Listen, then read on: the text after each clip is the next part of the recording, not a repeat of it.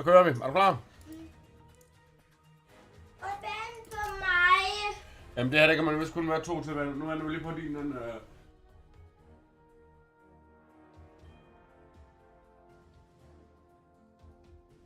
Sådan der, Hassi. Nu er der godt internet på din. Godt. Tak, far. Han vil bare lige finde et bedre tastatur. Jeg kan bare ikke forstå, at far han kun har 3. Jeg synes, at far han plejer at have mange flere tastaturer. Så jeg kan prøve at kigge her. Hvad er det, far han plejer at sige? Op med det.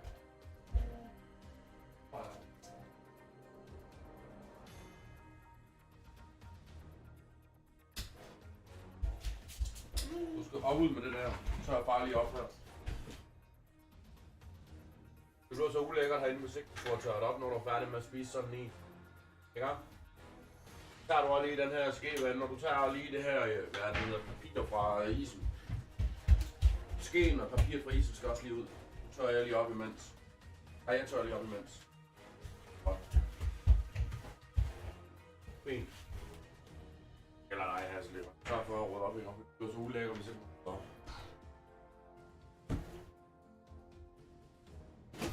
simpelthen ikke forstå, hvor det burde have et keyboard. Men det har jeg bare ikke. Keyboard.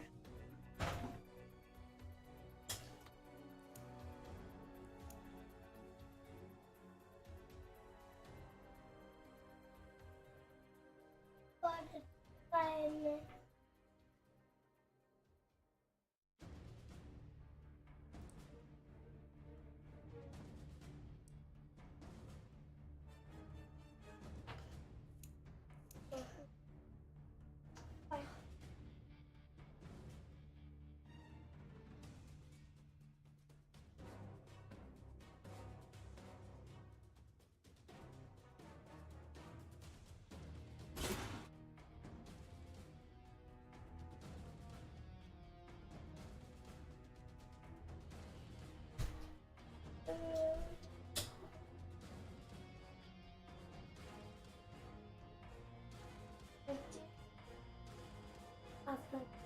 Og helt andet fred, det er med ugen, der bare placerer deres kids foran Ramachan.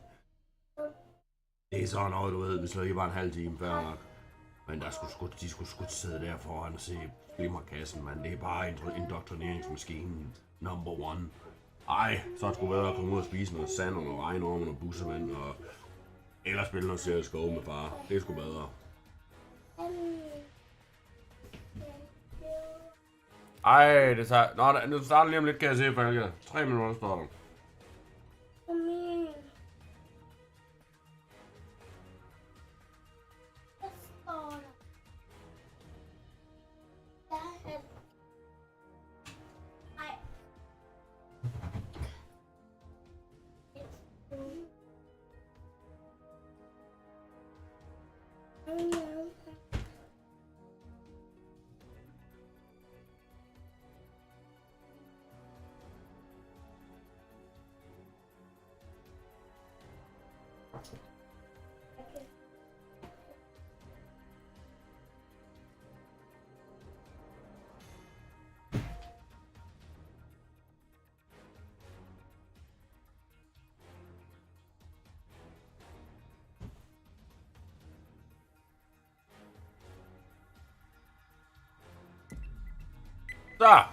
Så kører vi.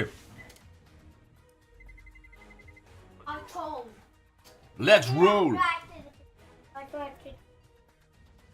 Ved I hvad, vi kan spørge mor, om vi skal køre ud og købe, måske finde et sted, hvor vi kan købe en ny tastatur til Hassi. Hvis der var kun mange, der kunne det sådan, så skulle... Jeg siger lige til mor, at vi kører til lagersalg i dag. Vi kan køre til det der lagersalg i Aarhus, der er vist nogle rimelig billige computergear. Hasland skal have en ny motortastatur. Så kan de lige få headphones begge to, hvis det er billigt altså. Så ruller vi. Ja, jeg skynder lige en og så bang. Den er skyder nu, der er ånding og...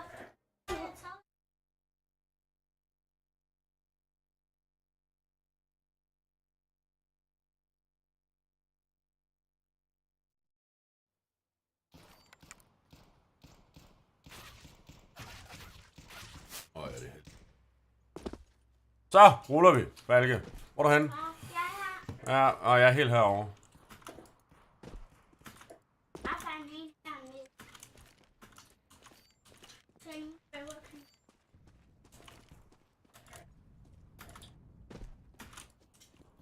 En ting er ikke over det.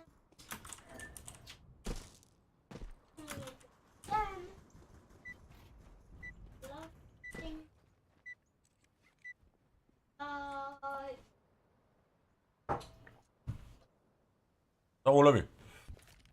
Hvor skal vi gå hen? Jeg er der. Prøv at tryk. Okay, så trykker jeg. Derovre. Ja, det er jo. Så tager jeg herover ved siden af. Husk at trykke herover. Tag med rustning og hjelm. Rustning og hjelm. Ja, godt. Så starter du med rustning og hjelm, tror jeg.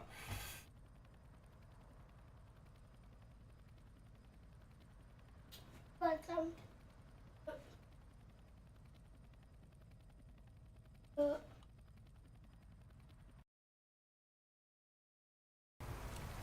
havde vi. Ja, sejt ven.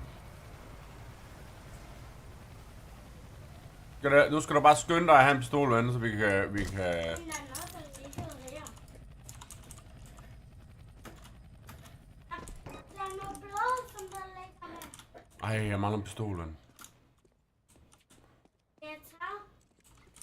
Hvor er den fra, far?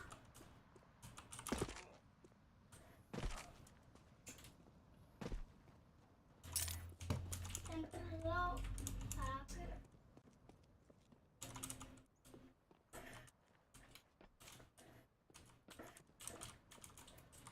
Ej, far, han mangler stadigvæk en pistol. Det her. Hvorfor er der aldrig pistoler til far? Jeg fandt en rød kasse. Og der er det bare min. The first wave of missiles are about to be fired.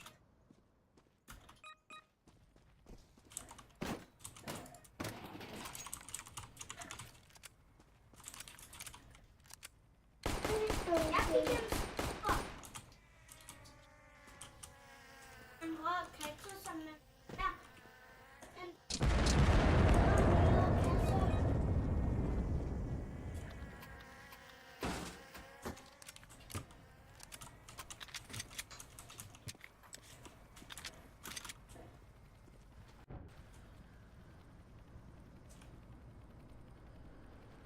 Jeg er en kæmpe skyder, og der er nogen der, som der går derovre.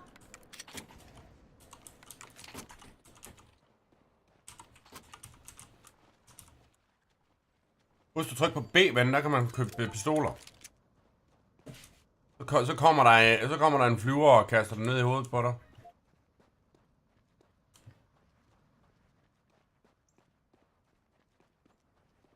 Der var en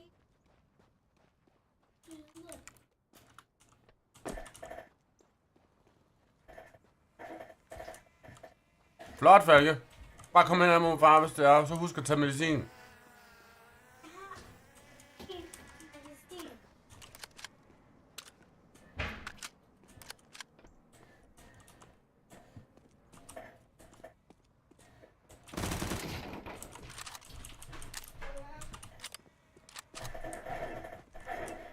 Nu fik han mig.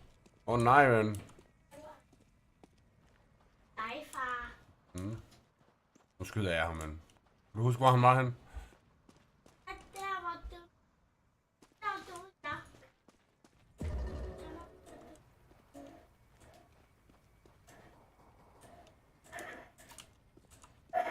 Nu fik han mig igen.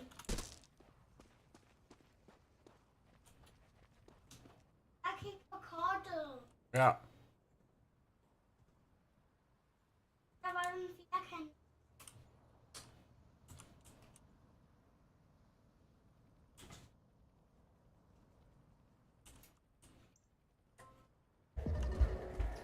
Far! Her! Skyd ham! Fik ham. Der får den. Far! Du må ikke... Åh! Nej!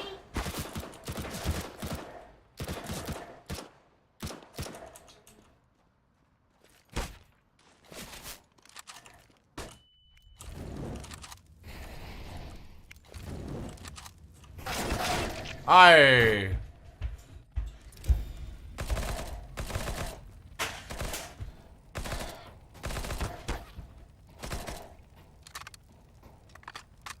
Jeg prøver igen, ven. Okay. Der er et, Hvad? der kommer et. Kommer uden mig. Du er også med? Så går ind i spillet. Nej. Kommer et. Jo, det er fordi, du trykker 2 gange, ven. Ja.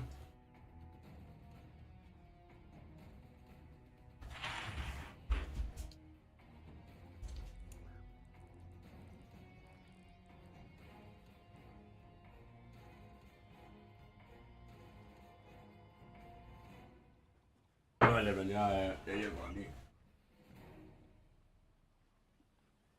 Jamen, din mus er gået ud nu. Der er altså noget med det her keyboard, vel? Ja. Jeg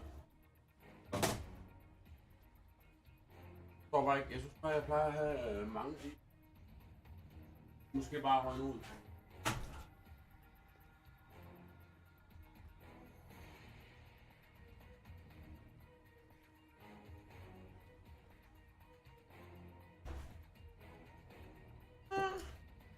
Nu var jeg godt lige sådan her. Far, kan jeg kan bonus. Bonus, far. Hvad?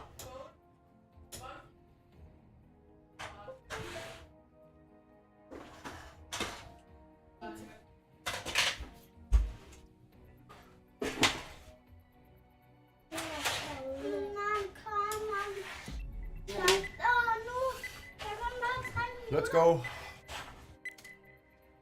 Du ruller.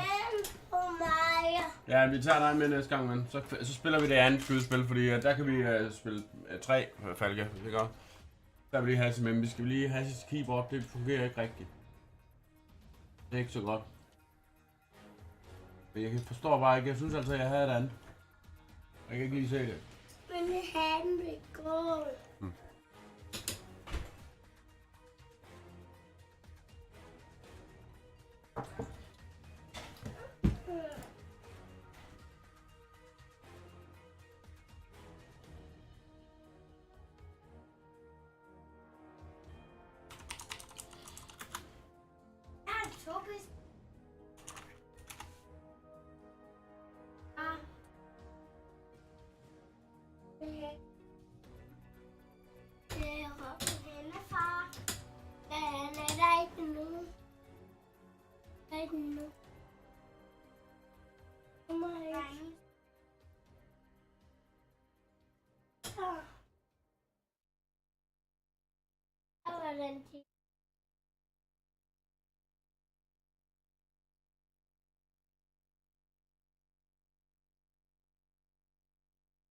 En stor hat.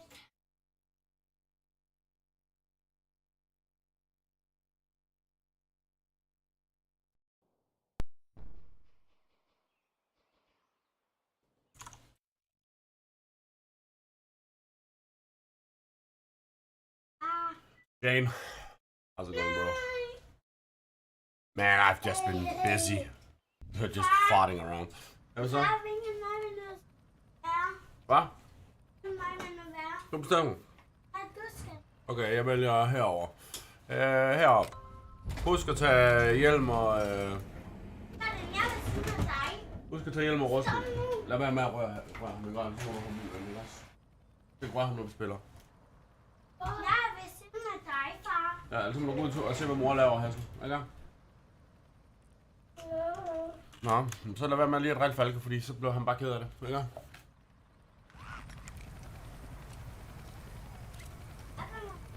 Så ruller vi. Så skal vi bare have en pistol hurtigt, ven. Og husk at trykke på B, så kan du købe pistoler, ikke?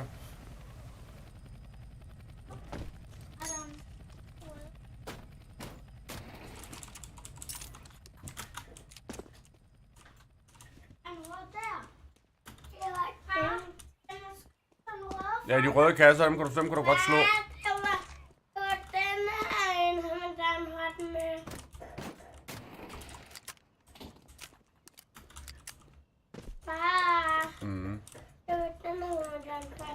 Det må man ikke.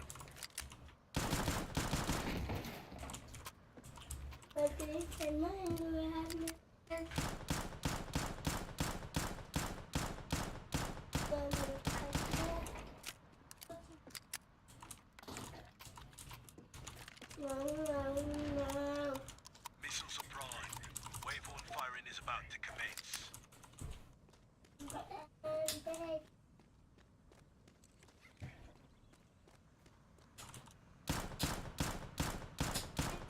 Ah, come on, baby. Jeg kan have set en herovre, Falke. What? Godt. Nej, du må ikke tage den, far. Du må ikke tage den. Nej, det gør jeg heller ikke. Kom så Jeg gå ud og fik spille. den her en.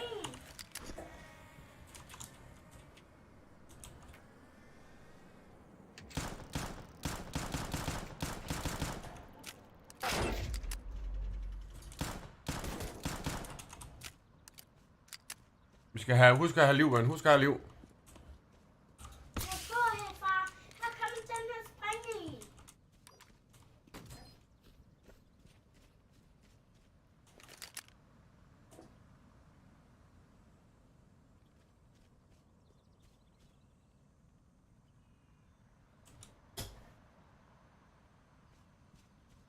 Den var bare... Papa, se. Den er lige hen.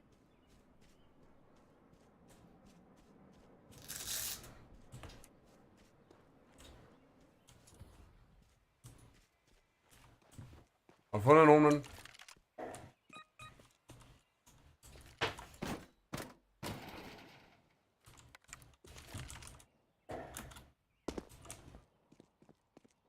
Yeah, that's the stage, Jane. Den røde en her, far. Der kommer nu. Skal jeg ødelægge den? Pas på. Der kommer nu herud. Fik ham. Der er far ikke sådan pinde. Den er mig. Nu kommer den røde zone, ven. Vi ruller.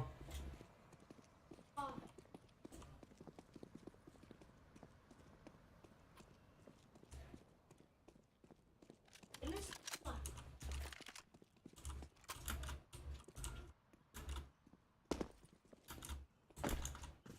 Jamen, se. Far.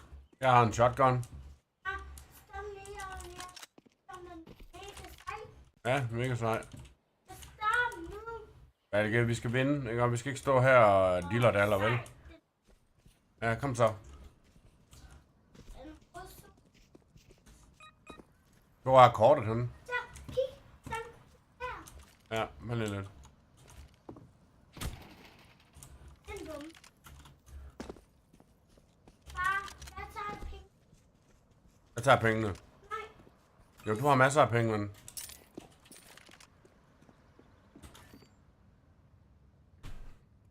Jo, du har masser af penge. Far har også nogle. Nej, overhovedet ikke, ven. Det er dig, der har alle pengene, ikke? Du skal huske at købe en masse pistoler. Ah, men alright, Jeg man. køber en kiv, far. Du sagde kiv.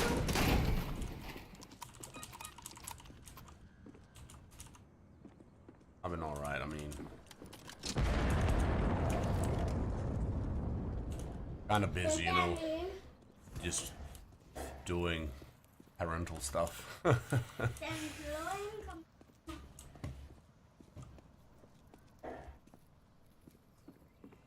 Just in between work and parental stuff. God damn! It ain't easy, man. Ah, der kom et skjold. Så kører vi. Du kommer til at tage... Ej, kniv. Nej, jeg har taget øksen. Den vil jeg hellere have.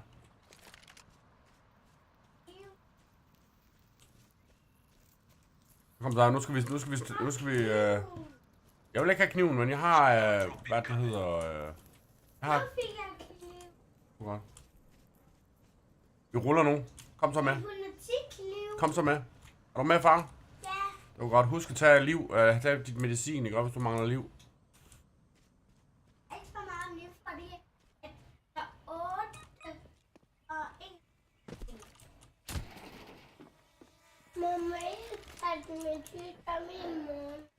Det må man gerne, når vi spiller.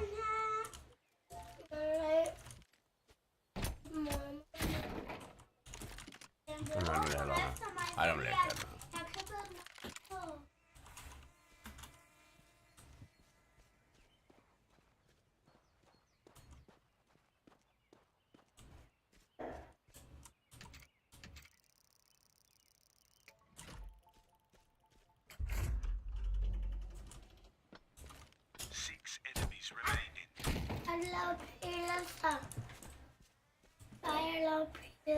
Nå, så skynd dig.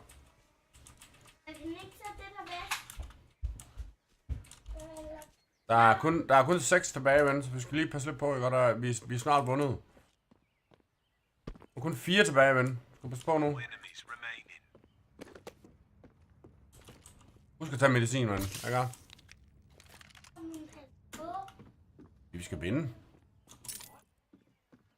Ja.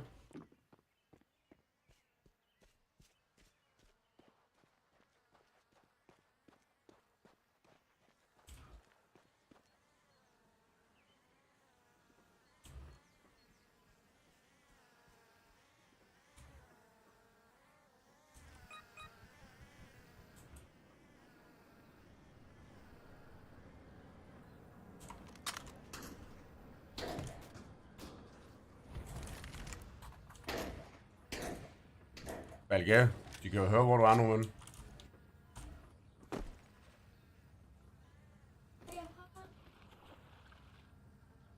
Far, han lister. Prøv at se, hvor far, han lister, ven.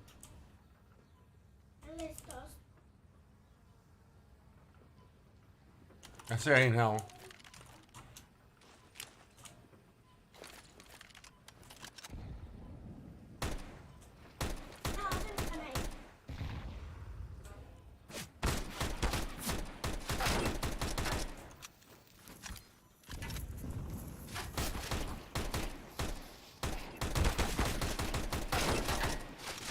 Hjælp! Ej, du er nede i vandet, det var ikke så godt.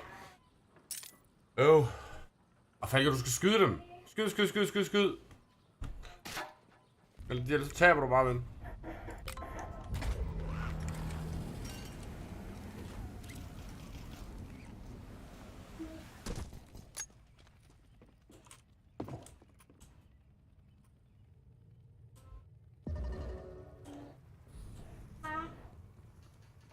Jamen, far, han skal have en pistol, den er ikke så godt.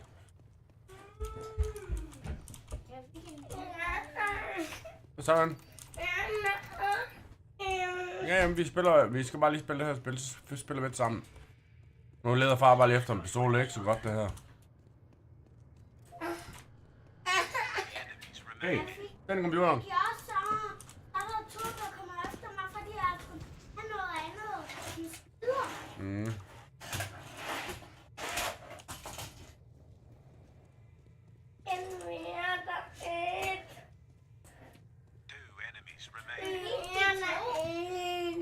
Virker den ikke? Ja, du skal bare trykke på den med hjelmen, den spiller vi bagefter, ven. Jamen, jeg har ikke nogen pistol, ven. Jeg har ikke nogen pistol, det er ikke så godt. Det er godt, så skyd dem, når du ser dem. Så finder jeg lige en pistol imens.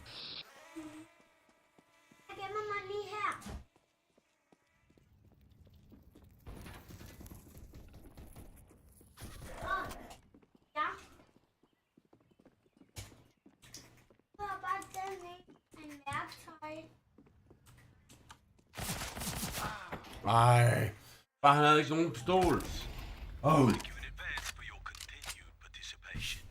Nå, vi spiller ud af det her, Falke. Nu spiller vi sammen med Hassi. Nu spiller vi spiller det der med hjelmen. Så gå ind i det.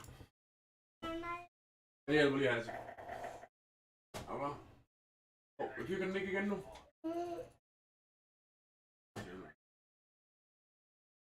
Jeg er lige nødt til lige at genstarte computeren. Hvordan så genstarter man? Du skal ikke trykke mange gange.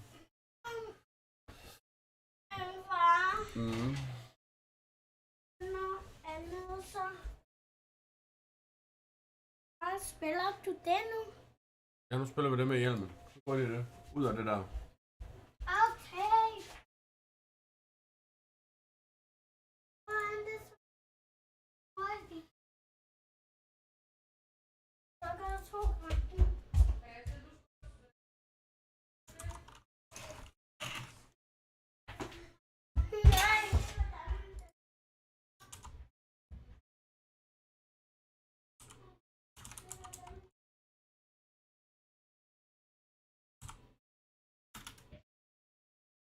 Ba-ba-da-ba. Player unknown's battle.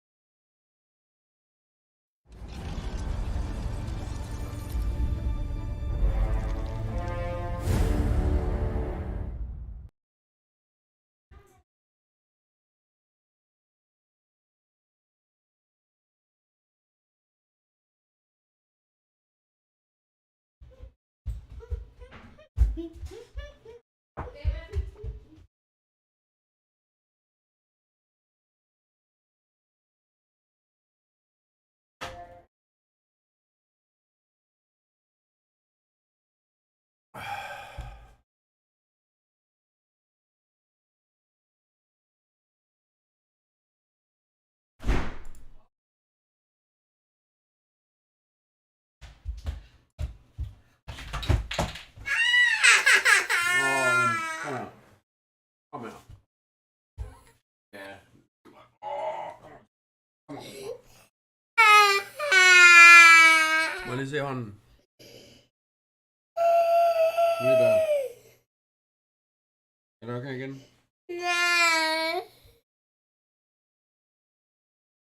Så.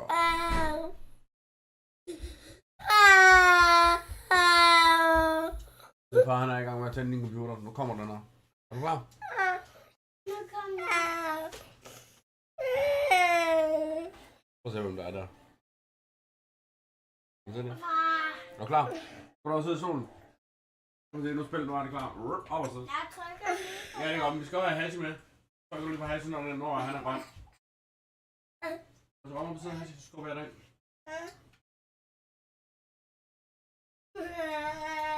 Sådan, roler vi. Så skal vi lige have Hassi med, ikke? Fordi vi skal have Hassi med, ven. Fordi jeg siger det.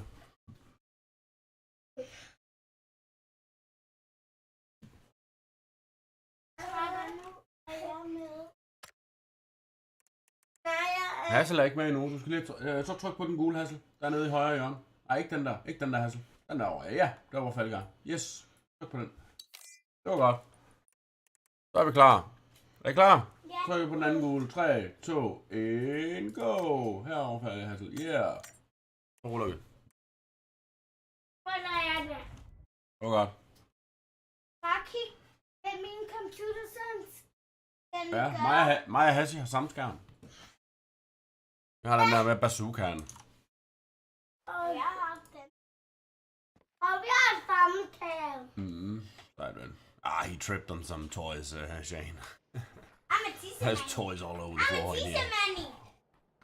I'm a teaser manny. I mean, that should teach him a lesson, but I doubt it will. Please turn off your microphone.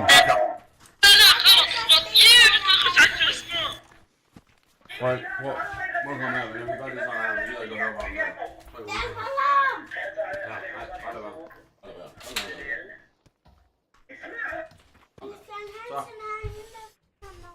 Så blev han muted.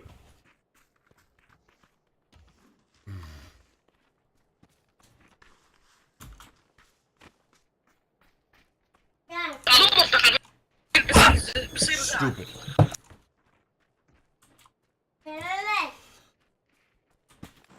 Så ruller vi, venner. Er I klar? Er det far, der skal tælle ned? Okay, så venter vi lige lidt. Hvis man har ud, så skal man hoppe ud. Ja. Ja, så Er I klar? 3, 2, er vi ude. 1. Go, go, go! Og Hassi, du er allerede hoppet ud, ven. Og Hassi, prøv at kigge nedad, ligesom far. Sådan der, så kommer du meget hurtigt ned. Jeg må fugl. Bare skynd dig at få en pistol, ikke? Hassel og Falke, så I kan skyde fjenderne. Fordi vi ellers så taber, man. Ikke? Det er mig, far. Og der er mange tasker inde ved far. Far, jeg vil gerne nå dig.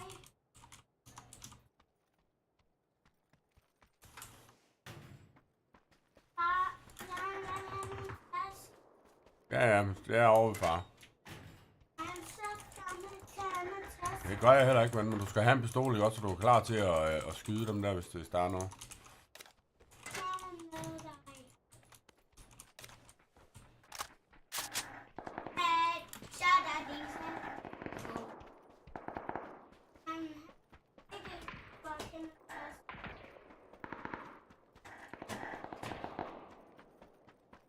Skynd dig at se, om du kan finde en pistol, ven, ikke?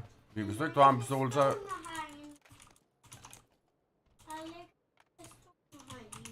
Okay. Nej, der var én pistol, den tog fra. Jamen, vi er nødt til at begge to have en pistol. Du kan ikke bare kun dig, der har en pistol.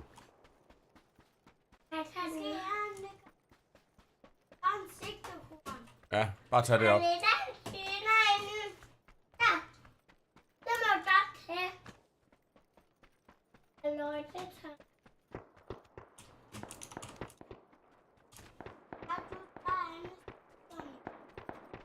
Ej, jeg gør ikke, men.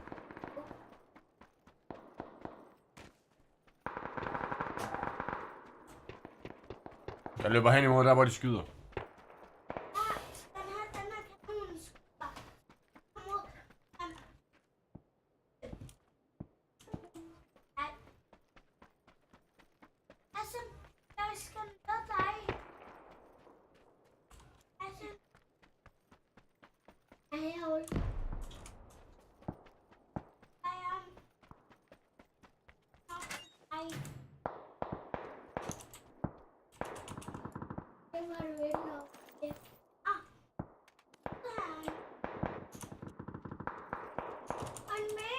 Der er mange pistoler herovre ved far, men mange pistoler herovre ved far.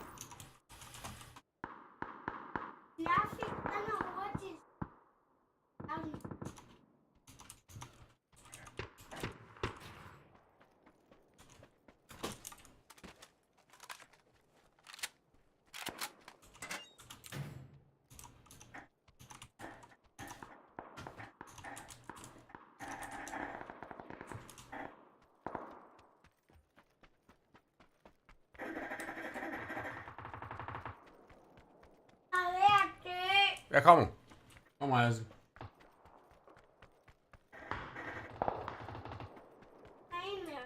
Jeg kommer. Jeg er på vej hen imod jer. Ej, der var nogen, der skød far.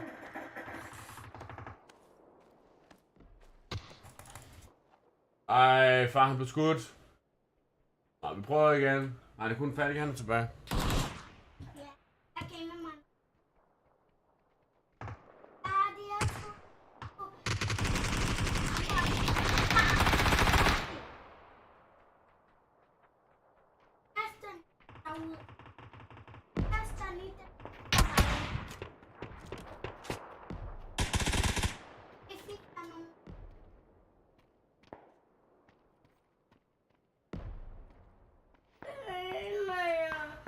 Ja.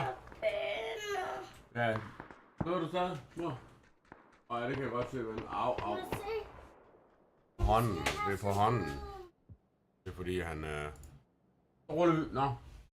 Vi venter lige på, at Falke han er færdig her, så går vi ind igen.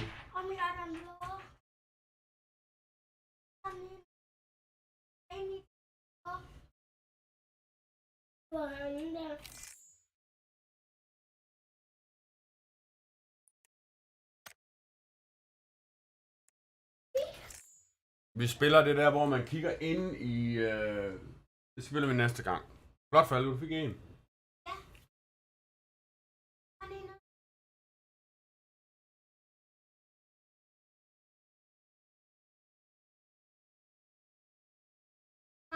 Hvad er det nu? Ja, så kører vi ud. Så... Nej, det er fordi, at det er snekasser. Jeg har en kæmpe. Okay, men det er i orden.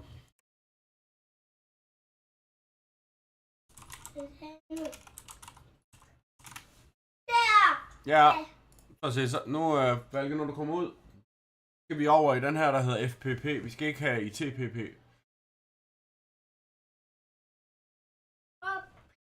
Den her over. Vi skal trykke på den her FPP.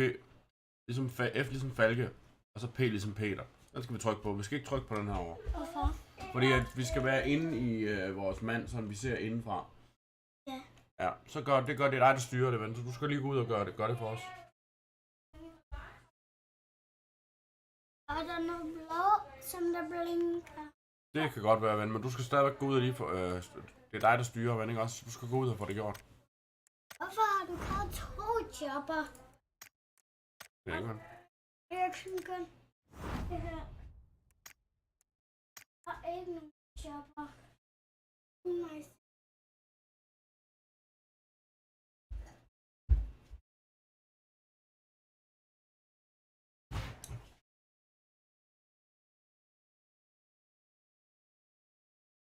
Hvad skal man så gøre? Hvordan kommer man ud af det?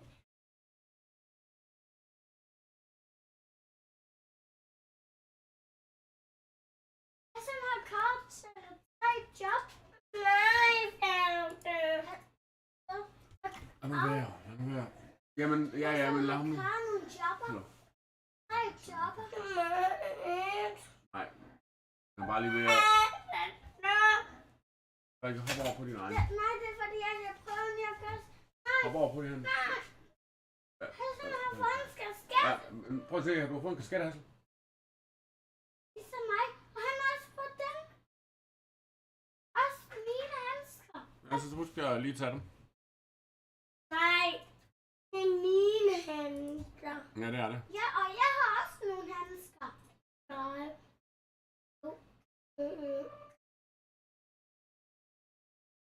Den har jeg også fået. Ja. Faldet stort titter med. Det er fordi, at Hassel, du kan en jobbet, og der er så mange. Nej, jeg gør det ikke. Sådan, nu har Hassel en kar. Nej, jeg ikke. Det er godt. Ud af det der, og så kom ud af det der falke. Hvordan gør man så det? Jamen, du skal bare ud. Escape. Tryk på op i hjørnet. Den der, ja tak. Tryk. Og så tryk den der nederste, anden nederste, ikke den der ja. Yes. Og tryk på gul. Og så du skal også ned og trykke på nede i hjørnet. Nu er ned og trykke ned på hjørnet, Hassel. Nej. Så må du ud og have plaster på den. Hvorfor bløder han? Fordi I ikke har fået ryddet op her, vel, ikke? Og så faldt han. I skal rydde op her. Prøv at se alt det her råd, I har. Alt jeres legetøj. Men den kan i hvert fald godt bløde på den her. Ja, det kan man i hvert fald. Så derfor skal man sørge for at få den ryddet op. Ja.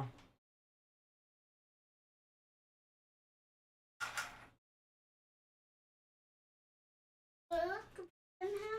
Er I klar? Har sådan blødt så på den her? Ja, det er det, jeg siger. Man skal sørge for at rydde op, ven. Nå, jeg lige min til en dame.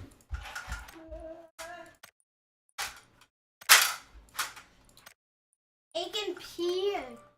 Jo, det må far godt være. Jeg kan ikke lide hende. Nå. Er Solvej en sød pige? Hvorfor ikke? Det er fordi, at jeg kan ikke lide, at du er en pige, far. Nej, far han laver lige en pige hurtigt. Sådan. Det er en rødhåret pige. Hvorfor ikke en dreng? Nu har jeg været dreng hele tiden. Hvor hun er lige gået ud efter en lillebror, kan jeg, tror jeg.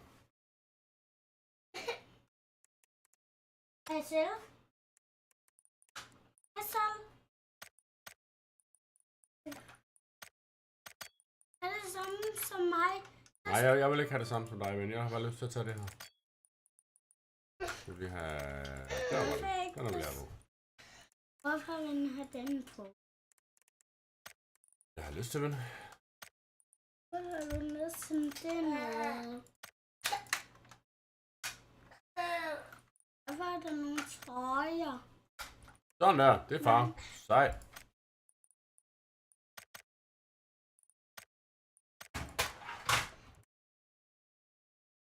Altså, i kasser, jeg har også det der handel på.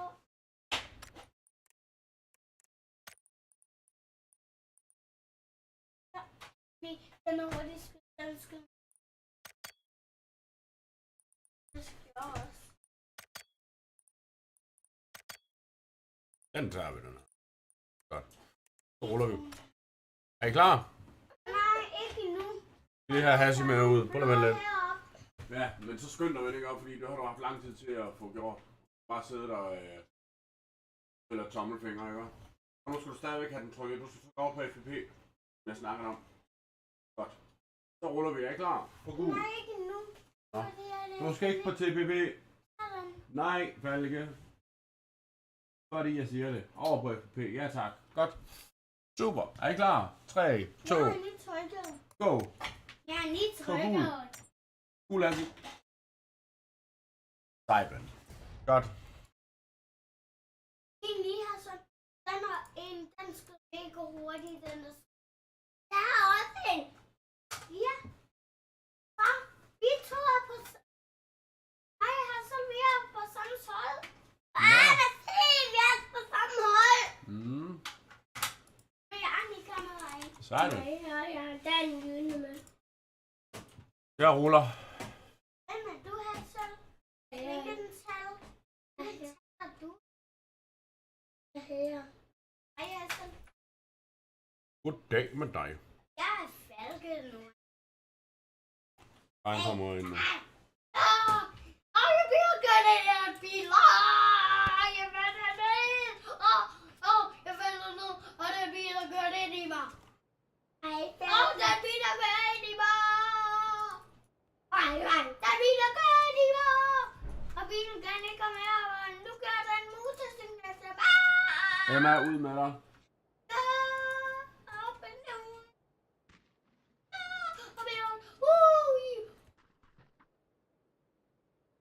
En håndmand kommer og skyder mig. What the? Kommer efter mig nu. Så, venner. Så ruller vi. Ej, vi er kun 3. Nå, det er on. Og så er det far, der bestemmer, hvornår vi flyver. Eller hvornår vi hopper. Ikke? Hassel? Fordi når vi hopper ud, så skal Hassan ikke hoppe ud. Ja, far bestemmer, så når jeg siger go, så flyver vi ud. Er I klar? 3. Nå, okay. Okay, 3. Nej. Og vi venter lidt. Mamma. Er I klar? Nu. 3, 2, 1, go. Jeg er lige hoppet ud. Go. Ud. Tryk på F, Hassel. F. På tastaturet. Yes. Godt, ven. Så ruller vi. Men det var samme hold. Skynd jer at finde en pistol, ikke også, sådan I er klar til at skyde de onde. Der ligger der mange der. Og der kommer der mange onde. En damn. Og så var han. Ja. Der var mange pistoler her til far.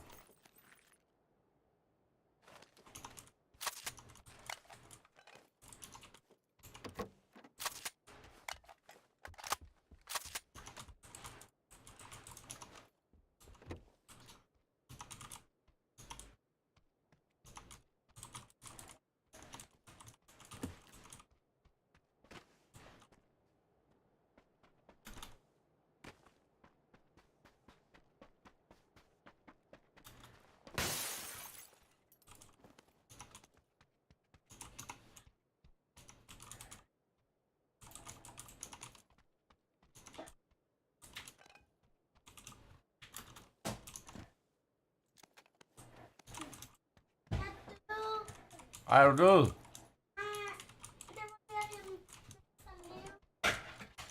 Jeg kommer. Hvorfor er du det, ven? Du skal flyve ned der, hvor der far han tager go. Det er derfor, man skal flyve ned til samme sted, ven. Ej, I er langt væk. Far han er slet ikke tæt ved jer.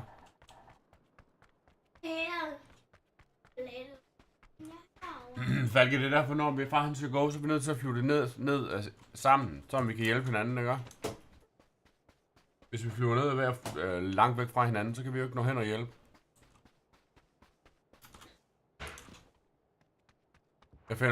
Jeg finder lige en... Jeg har fået en crosser herovre, Hansel, så kommer jeg lige hen til dig lige om lidt.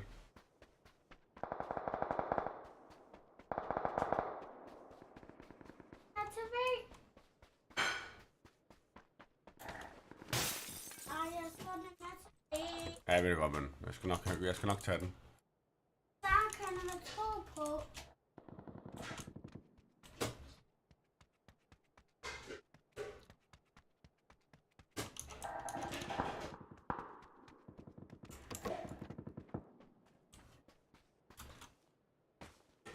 Jeg tager til min på hen til Hassi.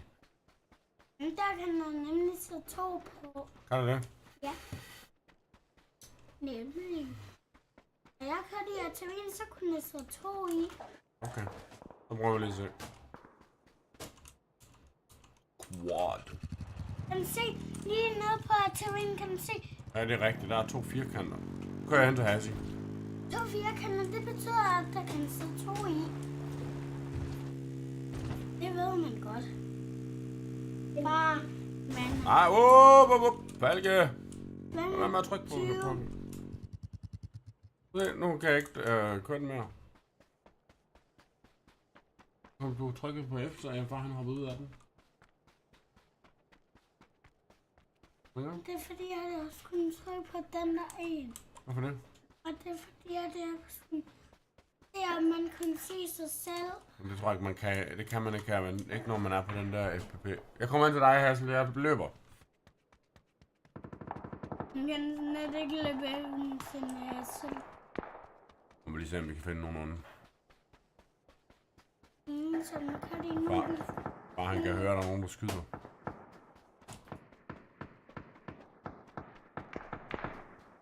Der er der nogen ude. Og har du ikke 2 skyder, Der er kun én. så skal man have nogle skyder. Ja, det er rigtigt. Du burde. Der er en der.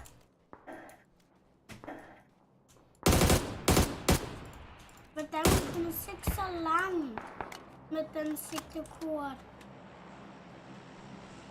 Hvordan kan man sigte så langt med den sigtekort?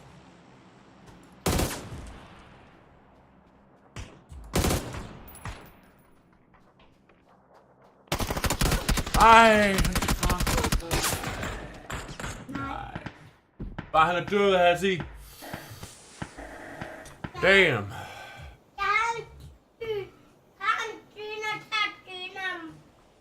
Godt. Ja, nej, Falke, lad ham selv. Nå, det er en rigtig god idé. Det har jeg. Det er fint nok, Hassi. Ja, han må godt sælge, Falke. Så sidder vi der og venter på, at Hassi han er færdig. Jeg starter lige igen. Og jeg starter igen. Nej, vi venter. Vi skal lige vente på Hassi. Det er en øl. Jeg starter igen måske. Ja. Du kan aldrig trykke, men vi skal stadig lige vente på Hassi. Hvad er det for noget? Det er øl. Fars øl. Han er i fængsel.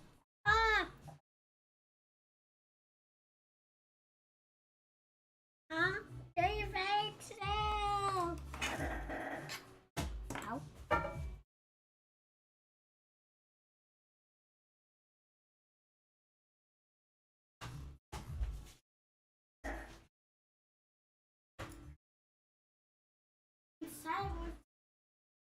Jeg tager den sejryg til at se mig i. Sådan, der kan jeg så meget i. Nej, ikke den der. Han må selv... Hey, Falke. Han må selv have lov til at bestemme, hvad han vil, ikke om han? Han ikke have 2 rygsæk. Han kan ikke have 2 rygsæk. Stop! Falke, lad ham være, ikke? Han må godt selv få lov at bestemme, hvad han vil. Han kommer ikke. Hvis han har lyst til at bare løbe rundt sådan der og lige kigge, så må han det gerne det, ven. Ikke? Røver. Der er noget tal, så er der, at der kommer nogle røver. Hvis der er nogle tal. Stop, Falke, hop nu væk, ven. Jeg strækker mig. Ja, men så lad være med at hænge dig op af hans stol. Du kommer ind til far i stedet for. Lærer dig.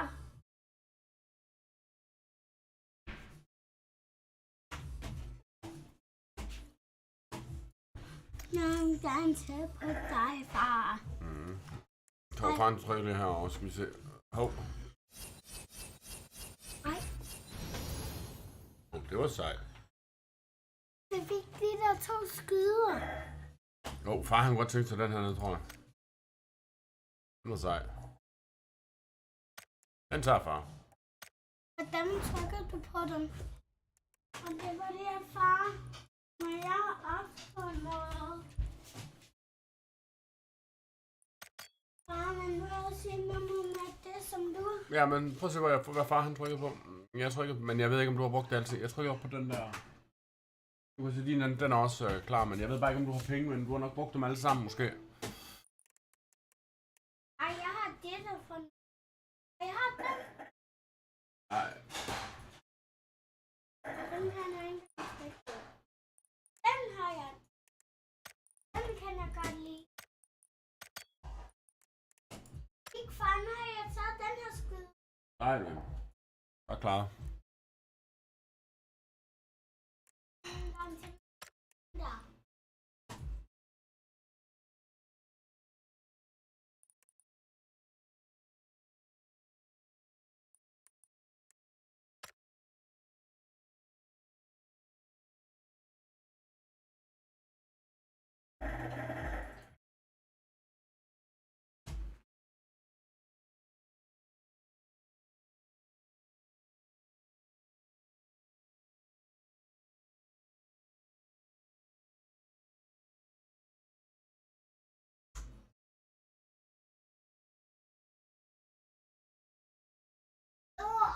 Nøgen!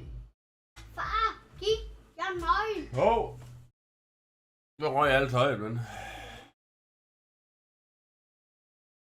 Jeg har jeg bare under bukser. Jeg siger det,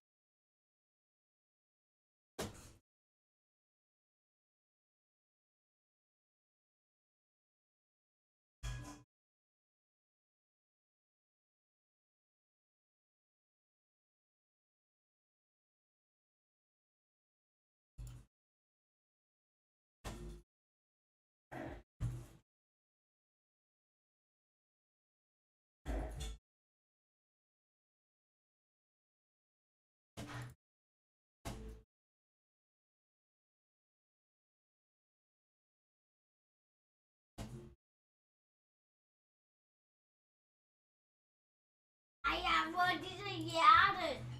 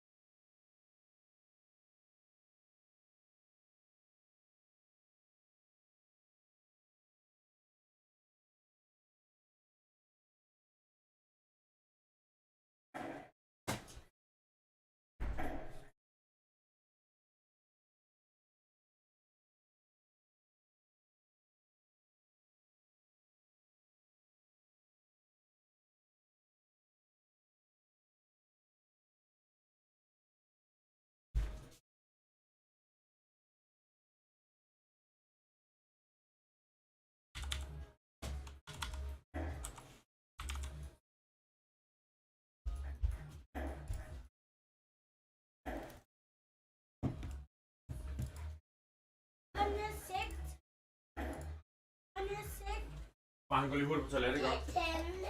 Ja, det kan du komme. Jo. Og så kan I gerne.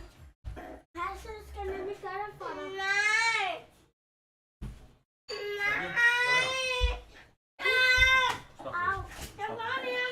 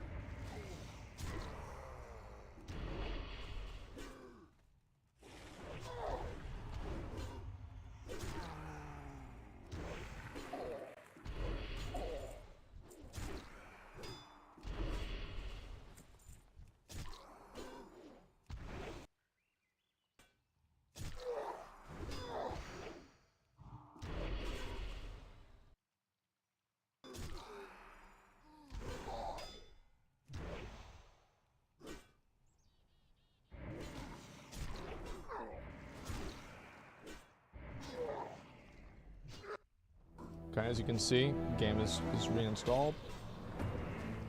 All right, here we go. Dude, that's crazy that like the only thing I could do would restart the game.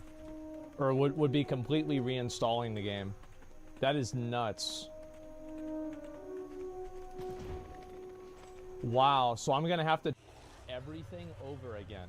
It just completely bricked everything. Oh, fuck. Jesus, man. Oh, I don't even know what to do. Jesus Christ. It's like, just to be able to play this game is like such a fucking headache, man. I just want to quit the game. It's like, these are darker than this one. I don't like this. It's not the way it used to be.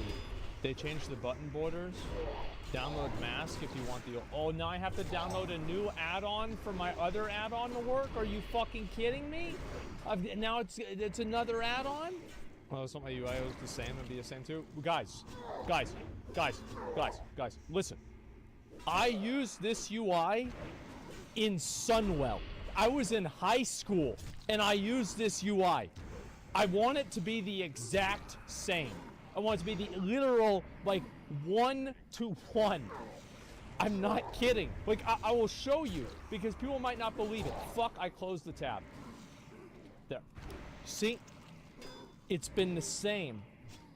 For all of this time, it's been the exact same. That's not the same, bro. It is. It's the same. And then they changed these fucking, these buttons.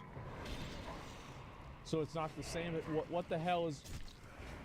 What the hell is going on with my inventory? Now my inventory's...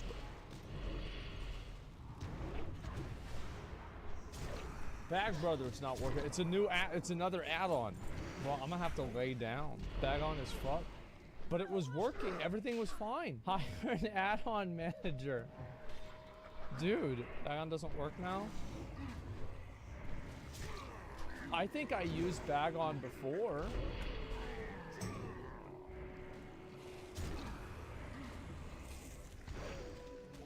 Where is it? Oh, it's not here. You don't need Bag on anymore? No, you don't understand. I've used Bag on since Sunwell, okay? I downloaded this add-on for the first time. Actually, it might have been in Wrath. No. We're not. We're not. Nah, bro.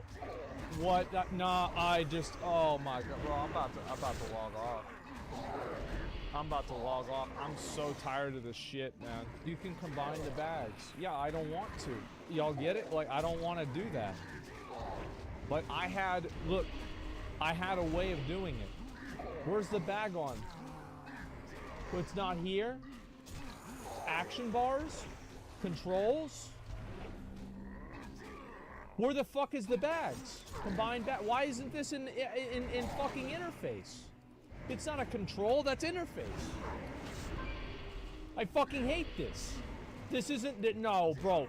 Bro, it was not like this.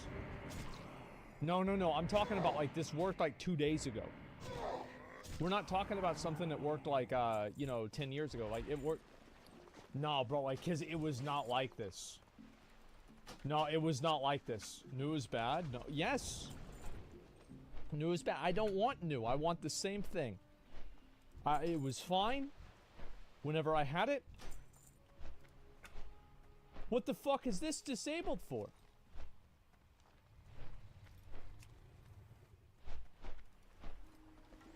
There. See? See, it's fine now. What? Oh.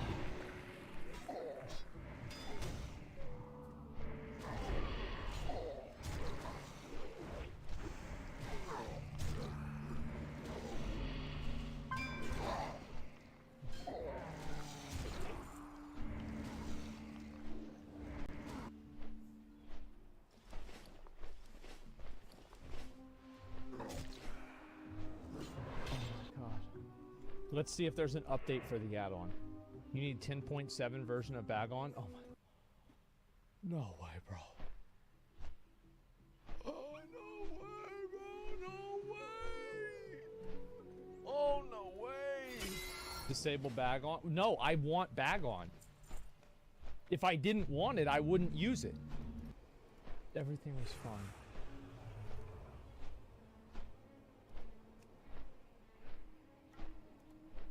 Everything was fucking fine. Everything was fine. And I just disable bag, brother. You fucking moron. If I disable bag, brother, it disables bag on because it's dependent on bag, brother. I just tried that. Do you think I wouldn't have fucking done that? Of course I would have done that. Holy fuck, what is this sound? Silver, is this silver fucking dragon?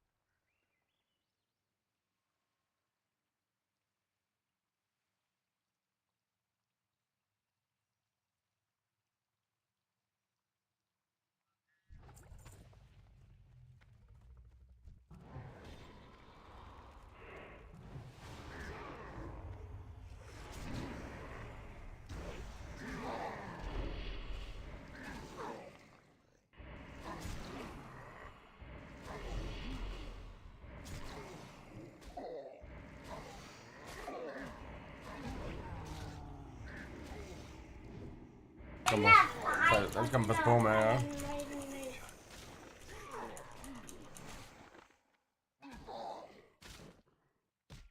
Hvad med det bare lige finde? Jeg finder på en familie.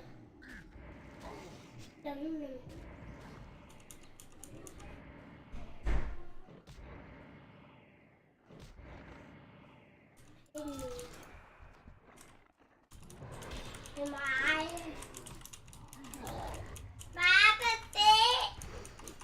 ja. Han der også en æble, og ham der også en æble. God æble.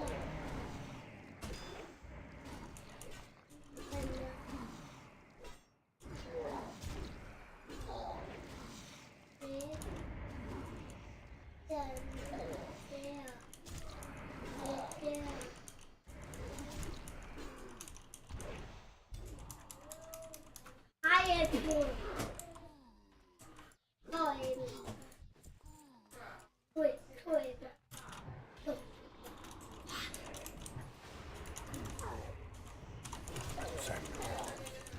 Ah.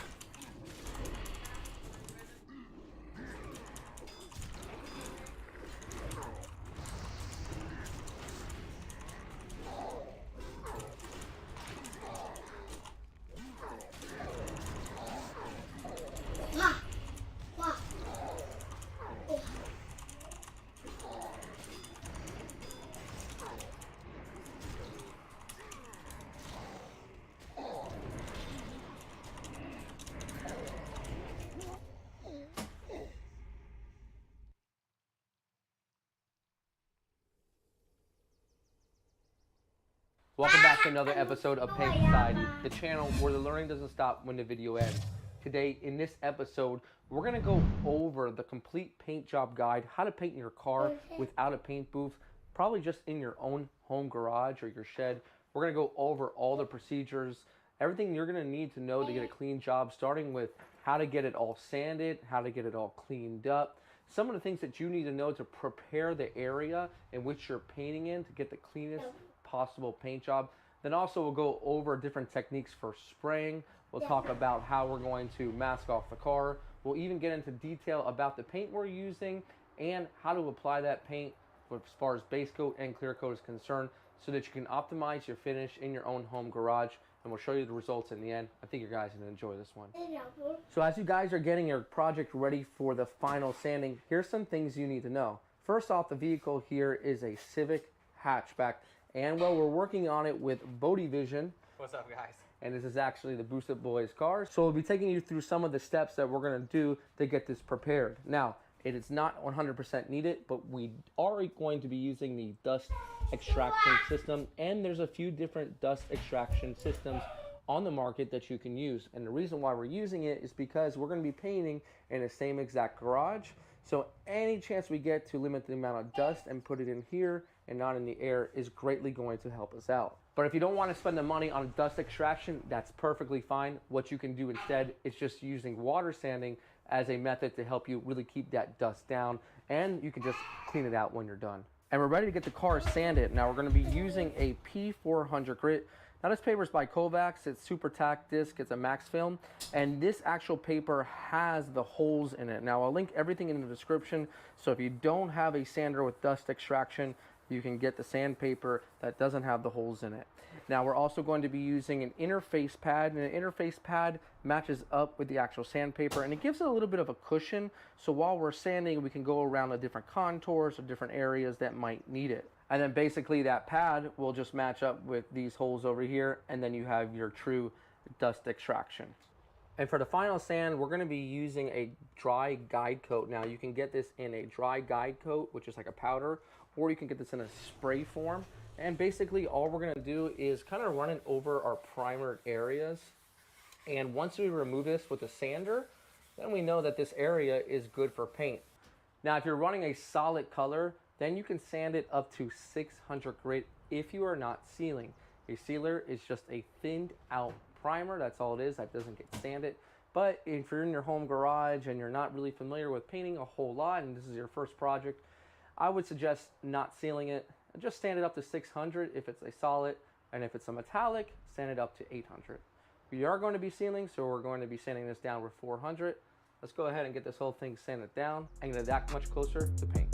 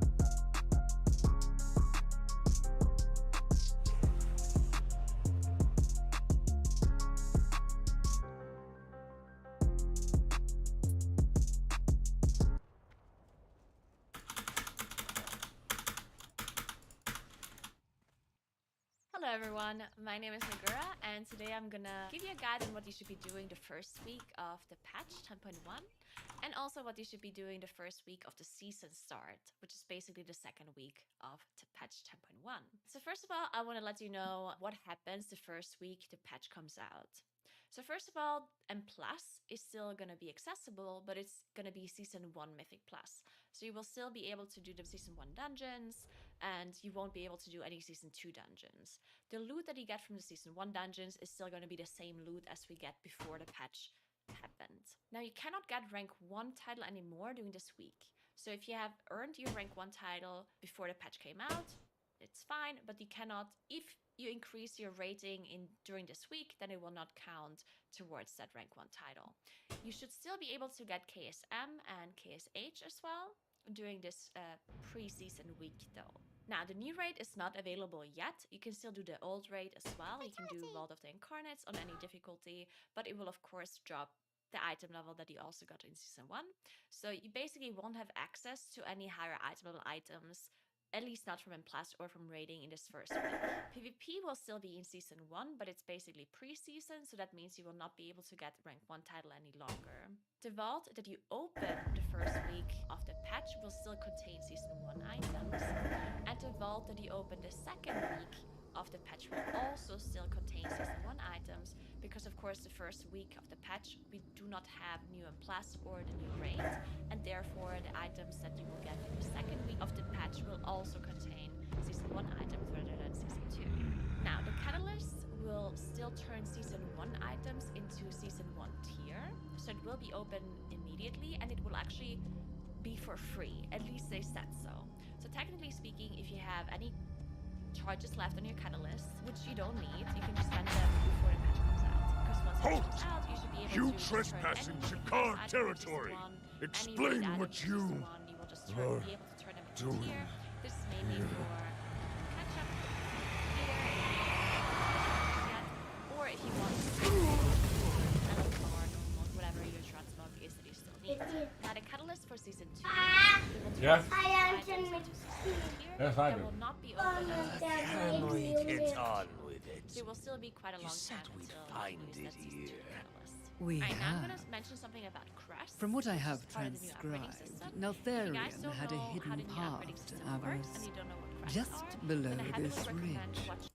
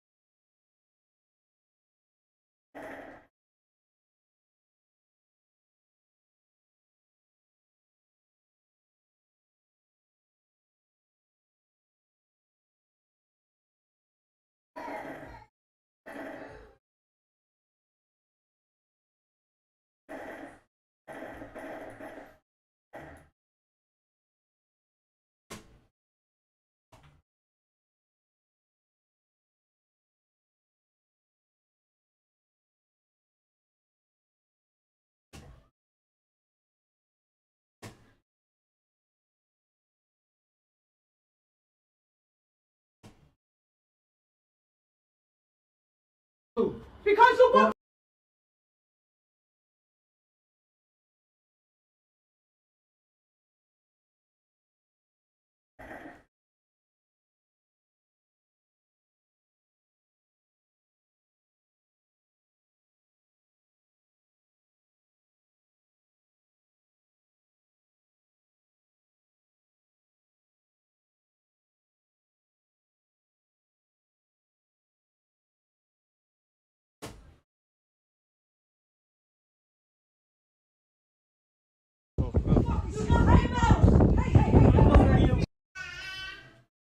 Because you walked up against me and I fucking popped you.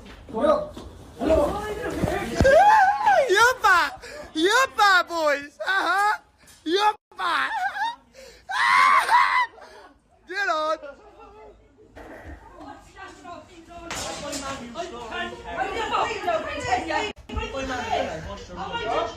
sleep. Walk it. Hej.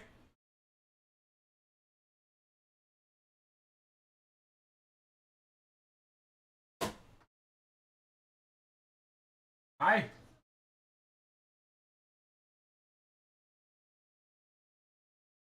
Hvad er det om overhængende?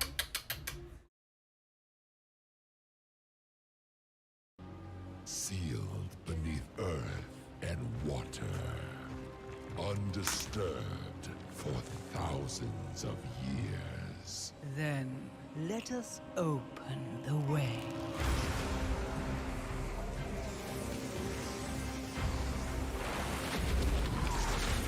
For rock, you will feast upon the elemental power below. Wake the elders from their slumber and incinerate any who stand in our way.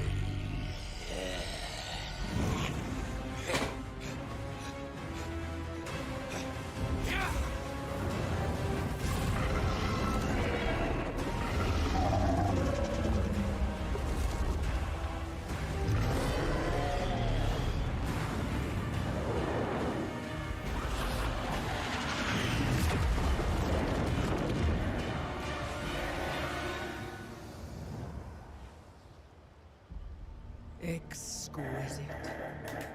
In his wake, the Drakthir will succumb to the temptation of avarice and unleash the aspect's darkest nightmares. Come. We have much to do. Hej.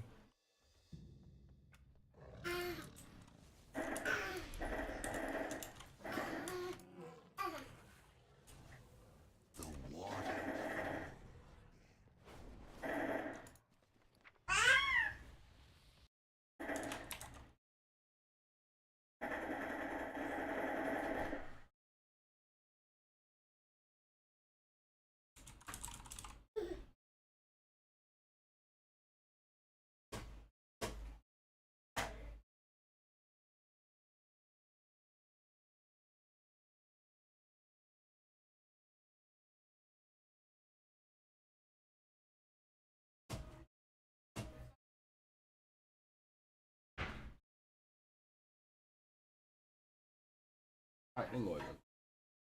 Og hvad se? Hvad er det med sådan Peter? Ja. Kom en blå zone, men så skal du skynde dig væk.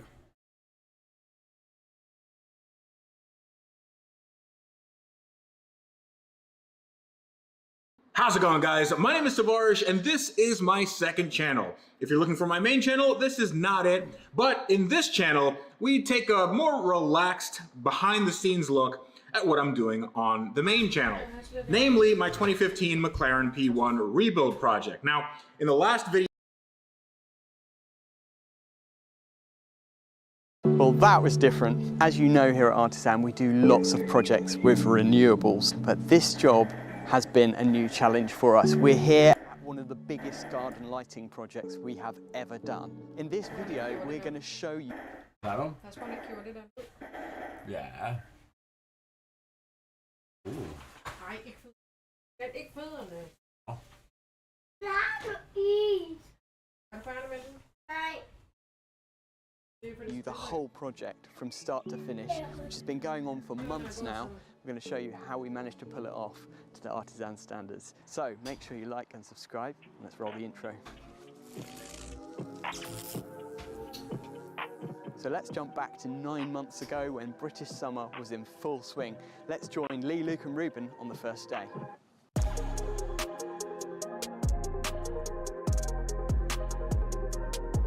All the ducts are in now, so what we're going to try to do today is put some blue rope in most of the ducts ready, and also where we can pull some cables through, just so next time when we come we can start second fixing bits. That's a good little Instagram shot, isn't it, on the barks. Stick that in your video.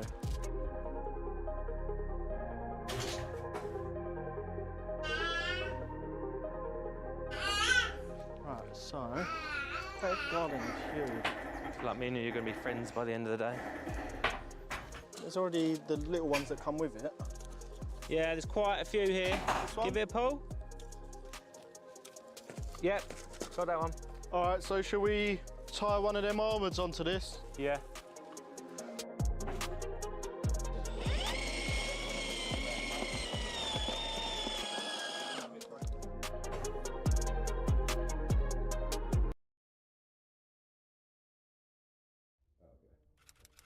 Alright, well, yeah. Our office, and we'd like to take you around and just give you a tour of how the PCs are actually made. This was, the first time I was here, I think this was a sheet of paper. Amazing how things have changed. So let's go. It's a hammer, by the way. It is a hammer. This is clearly supposed to be a talk. It's a hammer. Here at Starforge, we are committed to building the best PCs in the universe. Oh, well, it's on the wall, so you don't forget. It's on the wall, so we don't forget. And these are the PCs right here. Yeah, so here you can Look see at that. completed units, all from...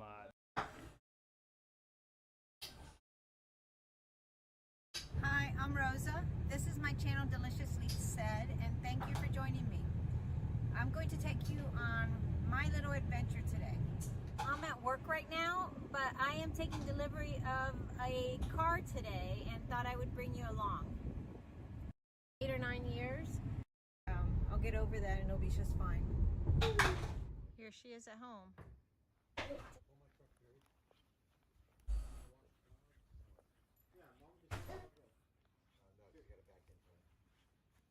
It looks good. This is the interior of the car. It's black on black with black wheels. Have my water bottle in the door already.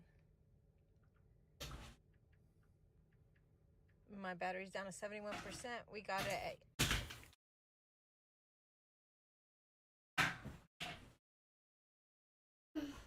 Guys, I'm injured. A bit of a mad weekend.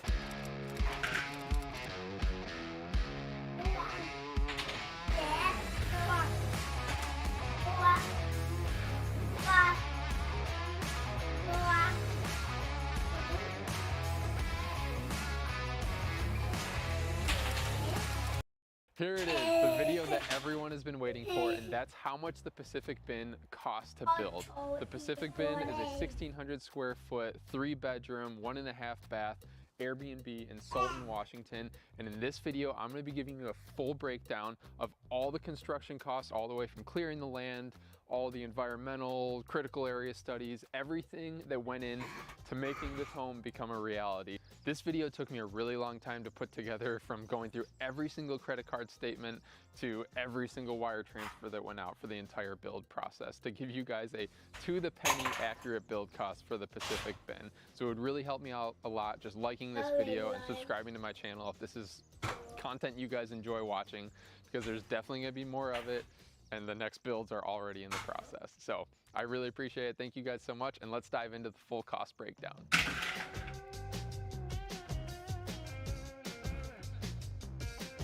So the very first step after acquiring the land was getting a critical area study. A critical area study pretty much tells you where you can build on your property. It tells you where the wetlands are, where any of the steep slopes are, which I have a whole other video breaking that down, the whole permitting process, if you want a more deep dive.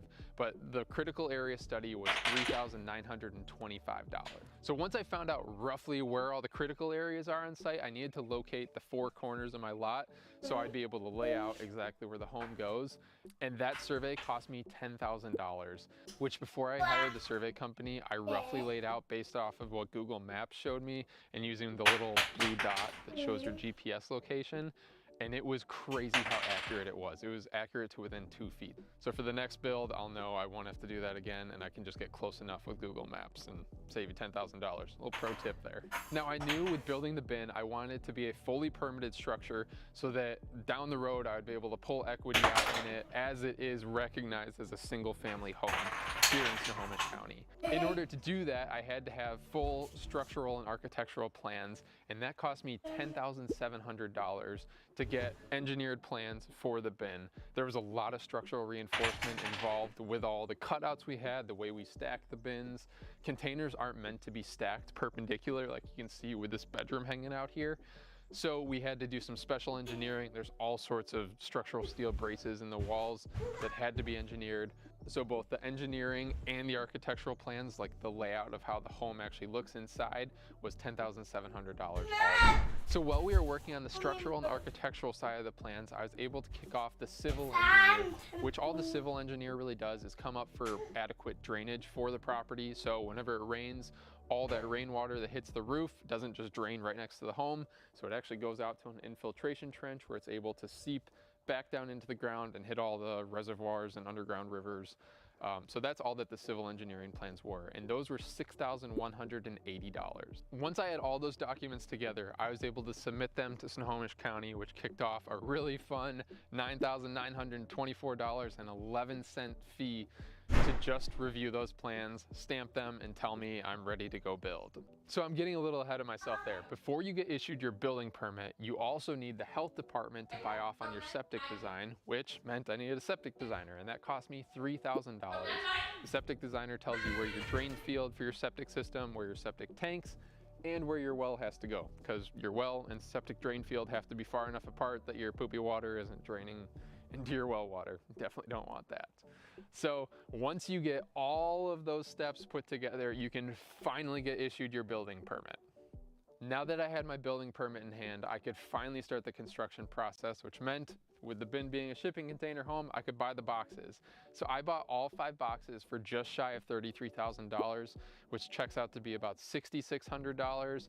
And a little pro tip, if you're buying shipping containers on the West Coast, make sure to buy right around Christmas time, because that's when China ships in all sorts of toys, and there's usually a surplus of boxes on the West Coast. So another little pro tip there.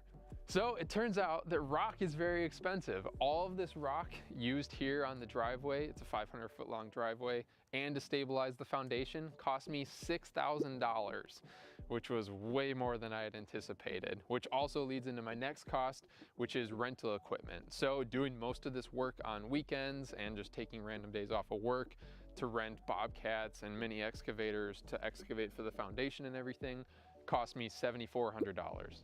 So now that we had a driveway to be able to get heavy equipment back here, we could kick off one of the first big steps in construction, which was drilling the well. So the well goes down 260 feet and it cost us just shy of $22,000. And that also includes all of the pumping equipment that's inside the pump house here to be able to draw water up from that well and push it into the house. Which leads us to the next cost, which is the pump house, which my brother-in-law and I built, which cost us about $2,400 in pouring the little concrete foundation, the rock underneath, framing the whole thing, metal roof, and insulating the walls so that when it freezes in the winter, the stuff inside, all the pumps and everything, doesn't freeze. You see that little box right there? That box cost me $27,000, which sounds absolutely absurd to me, but there's only one power company out here and they can really charge what they want, which if you work for a power company and can explain that sort of ridiculous cost to me, please drop it in the comments below. I would genuinely love to hear. That $27,000 pretty much includes the transformer and then running the lines from the street all the way down to my transformer and hooking it up to the meter here on the house. When doing shipping container construction, if you have a lot of large windows or you're stacking the boxes in a unique way, a lot of structural steel is actually needed to be able to reinforce the boxes, because containers are natively intended to be stacked on the 4 corners. They're not intended to be stacked perpendicular like we have them here at the bin. So there's actually all sorts of structural steel reinforcements. There's 4x4 angle that makes up the windows. There's some huge C-channel that are tucked inside these walls to be able to support the large overhang here.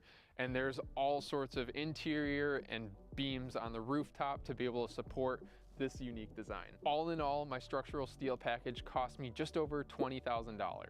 At this point in the build, I actually built out my website. So with the home being a vacation rental that you can stay at, which if you do want to stay at the Pacific Bin, the link's down below to the Airbnb or my direct booking link, where you save about 5% off of Airbnb. But I built out my Squarespace website, which cost me about $300 with the whole emailing campaign and everything that I'm able to do to utilize my own direct booking site. It sounded like it was a sponsored bit. It's not sponsored, I just genuinely love Squarespace. So after that, I ended up building my foundation here. So I hired a contractor and it cost me $23,000.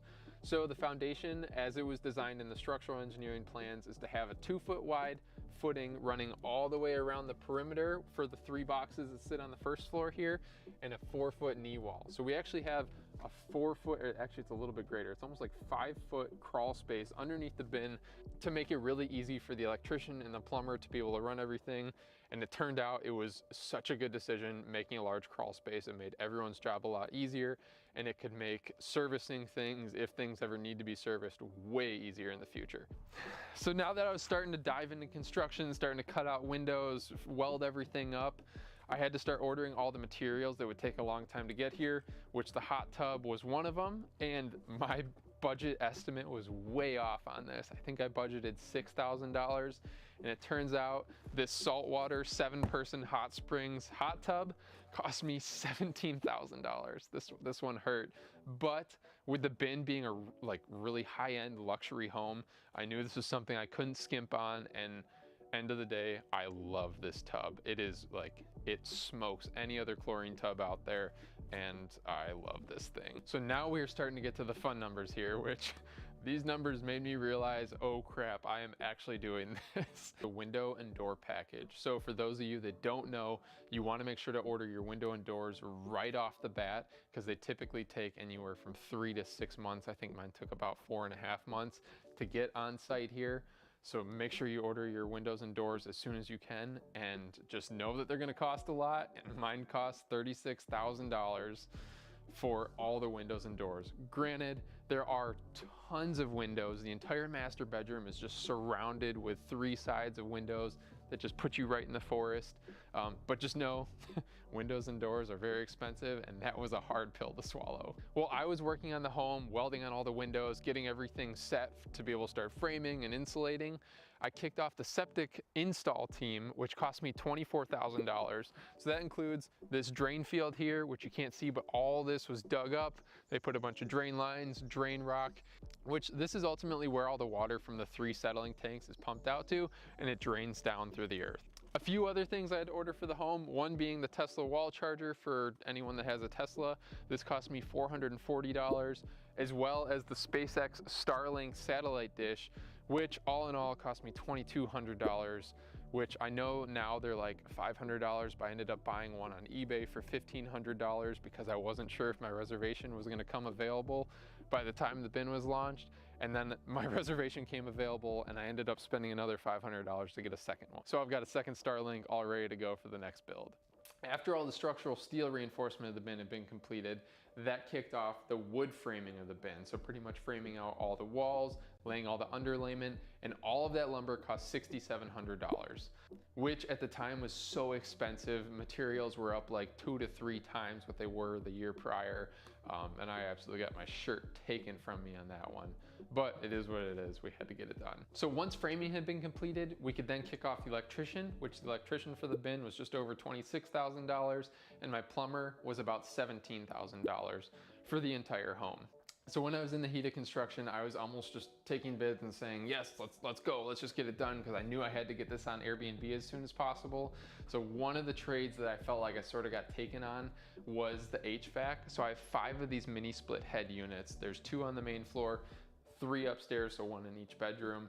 And all in all, my HVAC cost me $28,000, which, looking into it now, I got kind of ripped off. If you've been following the Pacific Bin on Instagram, you know that everyone had a heyday with this, but my deck, all in all, cost me about $26,000. That includes all the concrete for the footings, all the lumber for all the structural support underneath, as well as the TimberTech decking, which was almost like $18,000 in itself. Now this decking will never go bad. You'll have to power wash it maybe once every 7 or 8 years, but you'll never have to worry about replacing it like a cedar deck. And all in all, we have almost 1,000 square feet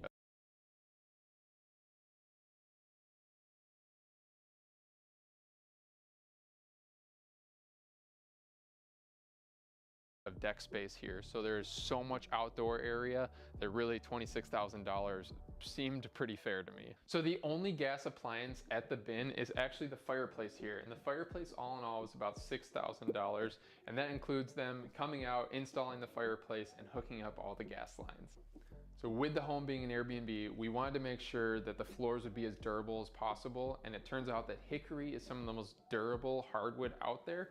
So we went with real 3/4 inch tongue and groove hardwood throughout the entire home, excluding the bathrooms, which have some matte black hexagon tile to meet the Scandinavian design theme. All in all, we were in $17,000 for the hickory wood flooring and the tile flooring in the powder room, the main bathroom, and also the steam shower upstairs. Arguably one of the coolest features about the bin is that we have 2 spiral staircases, one here in the main floor to get you to the bedrooms upstairs, and the other one on the exterior to get you between both of the decks. We are in about $15,000.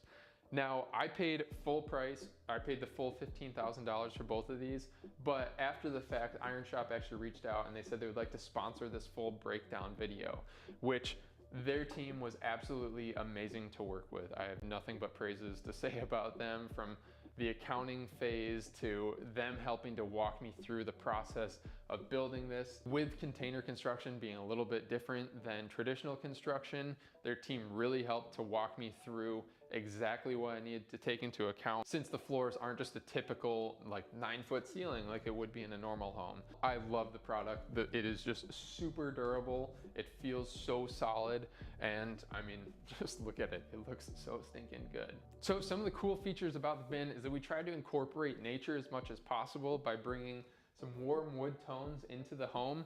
And between our live edge island top here and the resin poured walnut dining room table, we're in about $9,000. Keep in mind that we did do a collaboration for the table, so it was a bit cheaper. A normal table like that would be in the like $20,000 range. We went with quartz countertops here at the bin to almost mimic concrete for that more industrial modern feel, which all in, it was about $10,000 for both the whole kitchen package here, the powder room, and the main bathroom upstairs. I feel like this video is getting a little long, so I'm gonna do some rapid fire running through some numbers of the not so sexy things. So for all the paint, including the exterior and the interior of the bin, we're in about $3,100. The closed cell spray foam insulation cost was $19,500, and you do have to use a closed cell spray foam if you're doing shipping container construction. Otherwise, you're gonna have condensation problems with your insulation getting moist over time. So the closed cell actually bonds to the metal and creates that vapor barrier. There's a welding inspection, which was $432. I paid $400 in eye doctor appointments. There was actually 2 times throughout the build that I got a chunk of metal jammed in my eye and they had to go in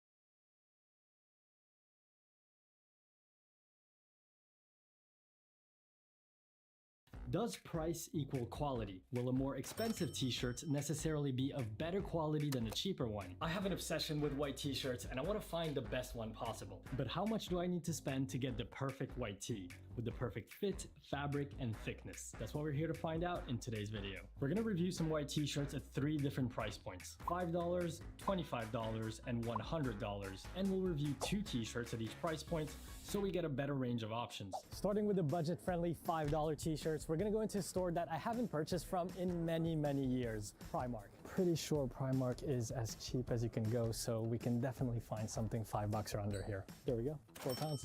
For our second budget-friendly t-shirt, it was hard to find another brand that sells a white tee at $5 or under, but H&M does stock a relaxed fit white tee at £6.99, which is about $8.50. That's pretty close, so we're gonna try that one. Oh, I think that's it. Relax fit. And we got it, $6.99. Now, for the t-shirts at the $25 price point, we've got the infamous Uniqlo U Airism oversized tee, which I have to be transparent, I am a little bit biased, because if you've watched my videos in the past, you probably know that this has been my go-to t-shirt for a long time. These are the Uniqlo U Airism oversized t-shirt, and for that reason, I was hesitating to even include it in the video to not make it unfair. But then I thought, you know what, let's give it a fair trial. They're not sponsoring me for this, I can say whatever I want, and I haven't tried other t-shirts in a while now. So let's give it a fair review and see how it holds up against other t-shirts in the market right now. I'm even gonna get a fresh new one that hasn't been worn or washed so that we can compare it accurately. For the second $25 t-shirt, we're gonna grab one from Cause. Cause is a brand that's very much into that Scandinavian aesthetic with minimal, high quality basics. So it'll be interesting to see how their white t-shirt holds up. Perfect. This one is 19 pounds, which I think is about $23, $24. So right on mark with our budget. Now let's move on to the more high-end t-shirts at the $100 price point. First stop is Studio Nicholson. Hello. Hi. This luxury British brand is known for their relaxed tailoring, minimalist aesthetics, and using the finest quality materials. It is a much more understated luxury brand compared to the big fashion houses you know. They focus more on quality and design rather than flashy logos. Their mid-weight compact cotton t-shirt costs £75, which is about $92 US, which is close enough to 100. I cannot wait to try this. Lastly, we're also going to review the Represent blank t-shirts. This brand has grown significantly over the past few years, and I've tried their hoodies before, which I quite liked, so I'm excited to see how the t-shirts fit. They're a bit cheaper than Studio Nicholson, retailing at £70, which is $86.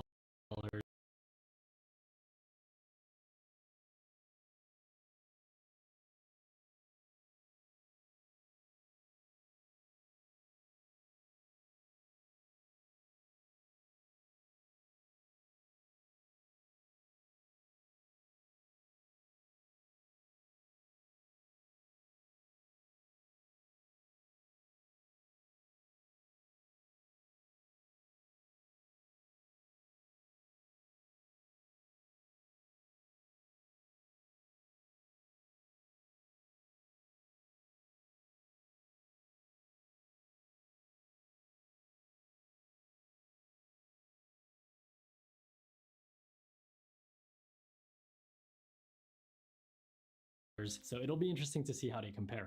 Okay, we've got our t-shirts ready, now let's put them to the test. Here's how we're gonna review the t-shirts. First off, the fabric test. Before even putting the t-shirt on, we're going to analyze the fabric. The things we're paying attention to are softness, thickness, and construction. Number 2, the fit test. We're going to try on each t-shirt to see how it fits, whether it's true to size, and the overall silhouette to see which t-shirt has the best fit. Number 3, the opacity test. I hate it when my white t-shirts are see-through, so we will test the opacity of each t-shirt under both natural lights and artificial lights to see how see-through it actually is. And number 4 is the wash test. We're going to wash each t-shirt according to the care instructions on the label, and we're going to pay attention to shrinkage, pilling, and fading to see which t-shirt holds up the best. Based on these 4 tests, we'll be able to determine which t-shirt is the best value for money and whether price really does equal quality.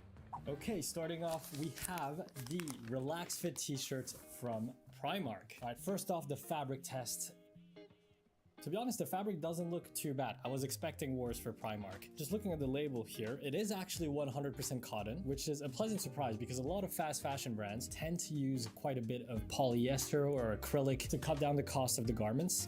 Made in Bangladesh. Just first impressions on the fabric, it doesn't look too bad. We'll have to see how see-through it is and how it actually fits. Okay, this So that's the extra small, relaxed fit. The sleeves are a little bit shorter than I would hope. So generally when it comes to t-shirts with a bit of a relaxed fit like this, I like the sleeves to be slightly longer, ideally just above the elbow or around the elbow, and for the shoulder to drop a little bit more than this. In terms of length, it's okay, a little bit on the longer side. We're gonna try the small just to see if there's any difference. And for reference, I am about 5'7" and like, I'm getting a little bit bigger now, 62, 63 kilos, I think. Not gonna lie, I like the fit of the small better. The length is actually almost the same. It's really not that much longer. And because it's a bit wider here, it just drops a little bit better. It's got a better flow to it. You know what? I changed my mind. After trying the small, I would say this t-shirt is not bad at all for the price. $5 for this, I think this is a really solid silhouette. For the fit test, I'll give this one a 4.2 out of 5. Okay, for a second t-shirt, coming in at about $8.50, we have the H&M Relax Fit tee. So we've got 100% cotton as well, made in India this time. Similar weight as the Primark one, although it does look a little bit more see-through on a first impression here. It does feel like there's a bit more stretch to it. A few imperfections here and there. You can see there's just a few imperfections with the construction, just like a few loose threads. I guess it is to be expected for a t-shirt at this price point. And funnily enough, actually, if you look on the label here, it's actually a typo. The T of fit just disappeared, or maybe it's a manufacturing issue. It's the Relax Fit t-shirt from H&M. Let's try it on. By the way, just a quick note, I am trying all of these t-shirts in a relaxed / oversized fit. That's just my personal preference in terms of fit. I like that more modern style with the drop shoulders, a more oversized fit. You can easily layer that with a hoodie or something. So take that into account when I'm doing the fit test. However, all of these brands do also have slimmer versions of each t-shirt, so you can still apply this information when deciding which brand to purchase from. Okay, the fit is similar to the Primark one, maybe slightly longer. The sleeves are roughly about the same, but just from the naked eye here, it already seems more transparent than the other t-shirt. I'm looking in the mirror here and like I can see my tattoo underneath it. So definitely more see-through. So I'm not sure it's gonna pass the opacity test here. Just for the fit, I'll give this one a 3.8 out of 5. Okay, next up we have my baby, my favorite. No favoritism here. This is the Uniqlo U Airism oversized tee. We all know it, but let's give it a fair trial. Like I said, we're giving it a proper test drive. Fresh version, unwashed, unworn. The white looks nice and bright. So that is one downside, is the fabric composition. It's 53% cotton, 30% polyester, and 17% elastomolyester, something like that. It does use some plastic-based fabrics, which is not the best for the environment. The stitching looks cleaner than the H&M t-shirt, and that's what I like about Uniqlo. I think in terms of the quality price ratio, it's really one of the best you can get in the market. Again, I wish it didn't include any polyester, but overall, it's still a very good fabric, good weight, and good color. So that's how it fits fresh out the box before being washed. The sleeves hit exactly where I would want them to hit. The body is a nice length, not too short, not too long for an oversized tee, and it's got comfortable room in the body without drowning in fabric. The only thing I would say, if it was me designing my own t-shirt, I would probably make the neck slightly smaller and the armhole a little bit lower, just because when it's oversized, I like the armhole being slightly lower, giving that more tapered shape to it around the sleeve. For the fit, I'll give the Uniqlo one a 4.6 out of 5. Okay, next up, we are looking at COS now. The fabric already feels super soft, very luxurious. I like it. I like this a lot. This is 100% cotton, made in Bangladesh. Stitching looks solid, no imperfections so far. Got a few loose threads on the back, but really nothing major. Overall, great first impression. I think this might be a solid contender to the Uniqlo one, you know? Oof, it feels so soft to the skin. I am loving the feel of it on the skin. It just feels silky smooth. Not a bad fit, but I have to say it is a little bit longer. And that's the problem with these Scandinavian brands. They just tend to size for 6'2" men. I don't know how they do their sizing, but this is the smallest size. It's an extra small. It might shrink in the wash, especially because it's cotton. Cotton is known to shrink a little bit when washing for the first, second time, but out the box like this, I would say this is too long. So I would not keep this if I was buying it for myself. With that said though, if you are genetically blessed with a good height, this could be a great t-shirt for you. Okay, now we've got the more high-end t-shirts closing in on the $100 range. This is the Represent Blank t-shirt. It is not as white as the other ones. That is because they did not have the full white version available in stock at the moment I purchased it. This is their vintage white. Okay, so 220 GSM cotton here. So even though it is more expensive than all of the other t-shirts, at the very least, you're paying a premium to get more heavyweight cotton. We've got some design details that the other t-shirts did not have, like the metal brand tag here on the hem of the body. So this one is made in Portugal. And that is probably why it's also a bit more expensive than the other t-shirts. Construction's looking good. I mean, to be honest, I feel like once you get past that $20, $25, $30 mark, the construction tends to be good on most items. Although the fabric does have a bit of a rougher feel compared to the other t-shirts we saw before. My question though is, will this roughness get worse over time, especially after we wash the garments? This one's a 4 out of 5. Wow, okay.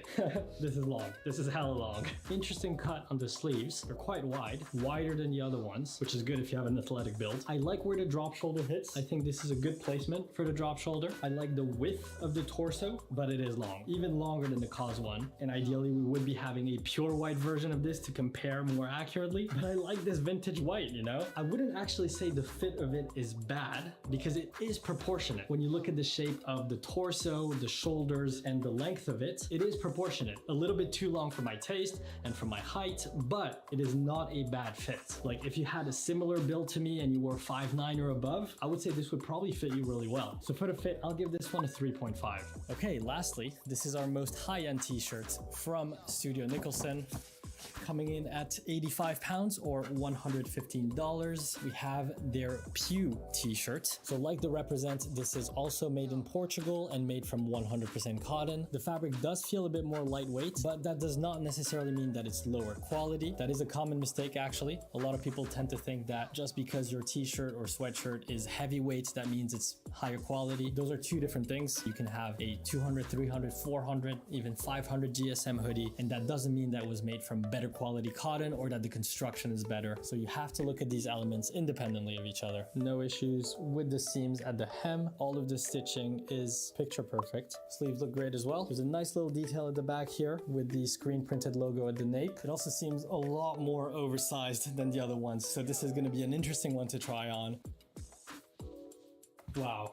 This is a completely different silhouette to the other t-shirts we've been trying. It's got that oversized fit, however, the drop shoulders are a lot more emphasized and the width of the body is also a lot more dramatic. Actually, it kind of reminds me of the silhouette of the t-shirts from that Yeezy Gap collab. If you have a t-shirt that's on the longer side, you also want the width of the body to be proportionate to that. The material is a bit more on the lighter side. Definitely a good standout piece with a nice silhouette that you can wear on top of like jeans and sneakers like this in summer would look great. I feel like one thing we can notice here is that as you go up in the price range, the designs become a little bit more intricate. The silhouette is a bit more intentional. There's a bit more play around the shape of the garment. But is it worth $100? That's for you to decide. For the fit, the silhouette of it, I'll give it a 4 out of 5. I would give it a higher rating, but for me, when it comes to white t-shirts, I highly value versatility. So I would look for something maybe a little bit less oversized, but as a standalone piece, especially when you're not layering anything on top, I think this is an amazing piece. For the opacity test, we looked at each t-shirt under both natural light and artificial light. The most see-through ones were the H&M and Studio Nicholson t-shirts, both scoring a 2.5. Primark was actually not as bad as I thought, although not the best, scoring a 3.5. And the Uniqlo, Cause, and Represent were all very good on the opacity, showing little to no transparency. Keep in mind for the Represent t-shirts, since this is a vintage white, not a pure white, this does help massively with the test, but looking at the density of the fabric, I do believe that the pure white version would score similarly. Now onto our final test to determine how these t-shirts hold up, the wash test. We want to see how much each t-shirt shrinks, how the fabric holds up, and if there are any changes in the shape of the t-shirts. So we measured each t-shirt before washing them and we'll compare those measurements to the ones after washing. And to make it simple, we took two measurements, the width of the t-shirts from shoulder seam to shoulder seam and their length. Okay, let's wash these up. We washed all of the t-shirts twice on a gentle cycle, cold, and on a low spin cycle. They were then left to air dry rather than tumble dried, as tumble drying can really mess up your clothes, so I would not recommend it. Okay, so after going through 2 wash cycles, the game has completely changed. And let me tell you, some of these t-shirts did not hold up. We also noticed that some of them did not iron as well as others. The Primark t-shirt shrunk by 1 centimeter in width and length, but also lost its shape quite a bit. The length is not even consistent across the t-shirt anymore. It varies depending on where you measure it from, so it scored a measly 2. The H&M t-shirt became more narrow than before, but kept the same length, giving it a weird shape that's not as proportionate as before, and it was also very hard to iron. The Uniqlo t-shirt shrunk in length by 1.5 centimeters, but had no loss in shape whatsoever, and it was very easy to iron, so it gets a solid 4.5. The COS t-shirt shrunk a bit more, 2 centimeters in length and 0.5 in width, but it was fairly easy to iron and no loss in shape, so we gave it a 4. The Represents t-shirt surprisingly gained an extra centimeter in width and length. I'm still trying to figure out how that's even possible, but my theory is that because it's quite a heavy cotton, the weight of it along with gravity pulled down the fabric while it was drying, causing it to expand a bit. Unexpected, but the fabric and shape are holding up well, so we gave it a 4. The Studio Nicholson t-shirt shrunk the most by 2 centimeters in width and 1 centimeter in length, but it kept its overall shape and proportions very well,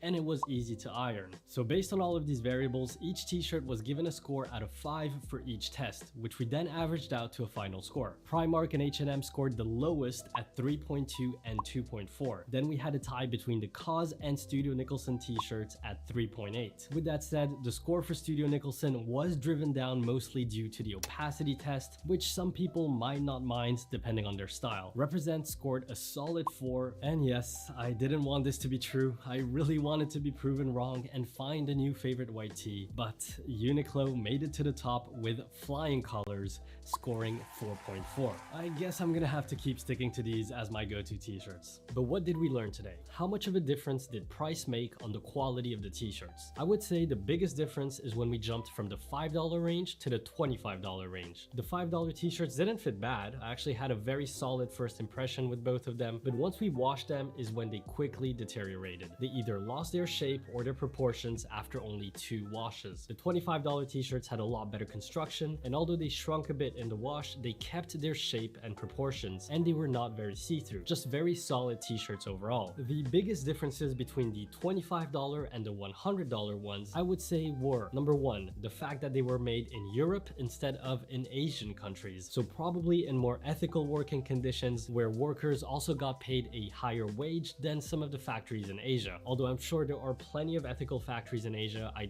don't want to generalize, but it does usually cost more to produce in Europe. 2, the weight of the fabric. The Represent t-shirt, for example, used more heavyweight cotton than all the other ones, which is going to increase the cost of the garment. And 3, the design. There is also a cost sink to good design, and smaller independent brands like Studio Nicholson will spend a lot of time and effort on the actual design of the product, paying attention to every measurement and minute details to make sure the proportions are correct. But I would love to know, which of these t-shirts would you buy? Even though some might clearly be better quality than others, budget is also an important factor, if not the most important. Some of you might be on a tight budget and would rather buy a lower quality $5 t-shirt anyways, or you might have the disposable income and the appreciation from well-made garments to want to invest $100 in a t-shirt. Or you might sit in the middle and find that the middle ground of the quality price ratio at brands like Uniqlo or COS works best for you. Let me know where you stand in the comments, guys. I'm curious to know. With that said, it's been a fun time. I hope you enjoyed the video, my friends. I wish you a beautiful day,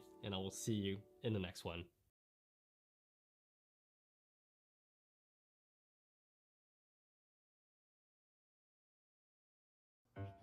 Identifying a fake Rolex can be tricky.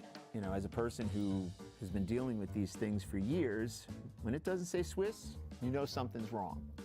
John Buckley is a veteran watch dealer who buys, sells, and repairs used Rolexes. And they're sometimes worth hundreds of thousands of dollars. Just perfectly done.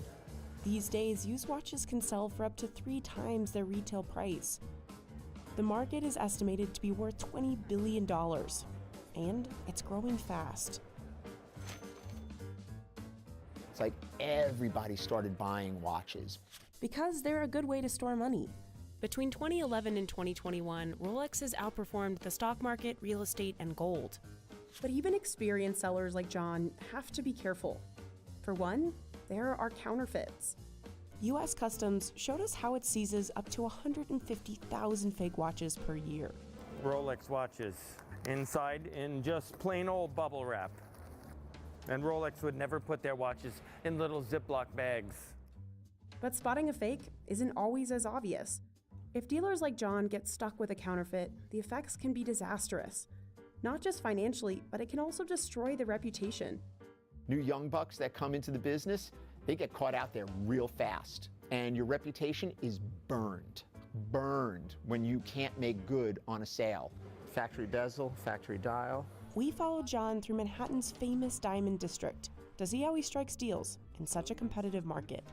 It's 13.3. You know, it's not so bad. Of course it's not so bad. Why do you think I'm offering it to you? This section of 47th Street is home to over 2,600 businesses selling gems, jewelry, and luxury watches. John buys and sells roughly a dozen watches per week here from stores and other collectors. Today, he's visiting two of his regular spots. Little Eddie's got a Patek that I need. Hopefully I could buy it from him, and I'm going to show him a couple of pieces that I've got. I got to find it first. Oh, that's good. What's good about this watch, it comes fully complete. Look at the condition. You got everything? Yeah. John already has a customer lined up for this rare Patek Philippe. I really like this watch for What's myself. the date on the papers? I'm curious. Not that it matters. He's hoping to get it for under $40,000. Listen, I know it's a nice watch. I'm not here to beat you up. You know I need it. 36,000? I thought I was pretty good at 35. 37,000, that's my final price. I think it's fair. You can think about it. I don't have to think. Mazal. No problem. You're the man. Thank you. This watch will be sold for 40,000 and change. So I'll make $3,000 on the watch, which is not bad. Down the street, John has his eye on a gold Rolex day-date with diamonds on the bezel, or the ring surrounding its glass. How much is this $21,000 watch? 25,000. Yes. 2, 3, 5. You like that, right? Let's do it. It's factory diamond dial, factory diamond bezel. 23.5. The deal, but I'm gonna do for you. I'm gonna obviously say yes, but. Really? It's beautiful. John typically has around 30 watches in his collection, and most already have buyers lined up. We like cash flow. I write a check, I want to know that, I'm going to have that money back, I'll make my profit on it, and move on to the next one. It's like the holy grail over here. I didn't even think they were still producing them. He doesn't want to risk getting stuck with something he might not sell, even if he loves it, like this diamond-studded Rolex from Qatar, which has an asking price of $175,000. When you look at these that they make on the street and you compare it to something like this, I mean, it's a different world. I don't have a home for it. Despite the high price tags, John says he rarely makes more than a few $1,000s per watch. Sometimes it's only a few hundred. There are very few home runs in this game. I mean, I don't know what is considered a home run. Making 10 grand on a watch, it's like that doesn't happen. Thank you, Yasha Mazal. And thank you. Thank you so much. In fact, he makes even more money selling obscure parts than the actual watches. These are interesting. These are called color change or tropical. And years ago, guys would never keep this stuff. But now, because they're unique, they keep them and they ask for a lot of money for them. These are Daytona dials, which are actually pretty cool. This is just tons of stuff, wallets, Rolex, duffel bags and hats. We have it all. We do. He's hoarded these Rolex parts in his workshop for 25 years. We're here in the lab. This is where I get to practice my guerrilla watchmaking skills. You have to have a very specific part for a very specific watch in order for it to command a very high price. John has seen demand for Rolex parts and watches skyrocket after 2017. That's when a Rolex Daytona worn by the actor Paul Newman broke a record, selling for $15.5 million plus fees. Selling officially at $15,500,000. Thank you for your patience, Natalie. It is history now. $15,500,000. What happened after that was this big bull run and I hate to use stock terminology, but that's what it was. It's like everybody started buying watches. In 2021, Rolex retail sales were estimated to be higher than the next 5 brands combined. So why are they in such high demand? First off, their reputation for quality. They're made by hand with materials like 18-karat gold, platinum, and stainless steel. And there aren't many new ones entering the market. Brands like Patek Philippe and Audemars Piguet each make fewer than 100,000 watches per year. Rolex makes an estimated 1 million annually. And that's still not enough to keep up with demand. For most people, the only way to get one is to get one secondhand. The result of that, in many cases, is higher demand than available supply, which causes prices to go up. Rolexes also last and can resist all kinds of extreme conditions. In fact, it started off as a sports brand back in the early 20th century. They began making highly functional timepieces designed to go underwater, top of mountains, and on jet planes. And these were professional grade timepieces for people that needed accurate measurement. These were not collectible watches back in the day, okay? You look at some of these, watches that are 6- and 7-figure watches, they sold for maybe $100 at a military PX or something like that. Edmund Hillary, one of the first to summit Everest, wore a Rolex Oyster Perpetual during his expedition in 1953. In the 60s, Rolex began sponsoring tennis matches, auto races, and a number of high-end luxury events. Rolexes also started showing up a lot more on movie screens. Actor Sean Connery wore one as James Bond. Marlon Brando wore one too. By the 1980s, Rolexes were sought-after collectibles. Today, a Rolex Daytona model is so popular, it's almost impossible to get on a waiting list. I'm still on a waiting list since 1996, just to give you an idea. But buyers are willing to spend a lot to skip the line, which is why used Rolexes can sell for 2 to 3 times their retail cost. And as demand soars, watch dealers like John have to be even warier of the biggest trap of the trade: counterfeits. Customs Officer Steve Nethersall showed us how they sniff out and seize counterfeit watches at JFK Airport. Before a package ever lands in the US, CBP gathers intelligence on the sender, container, and aircraft. He'll start by looking at the box. Well, I'm looking because I don't have my glasses on, so I'm cheating. The first, when it comes in, is the country of origin. Louis Vuitton, they're coming from France. The watch is coming from Switzerland. When it's coming from China, bing, that's your #1 red flag. Rolex would never put their watches in little Ziploc bags. They don't put these inside it, the silica gel. Rolex does not send to individuals in the United States. They only send to their retail stores. More than 90% of all the goods that we receive that are counterfeit are from China.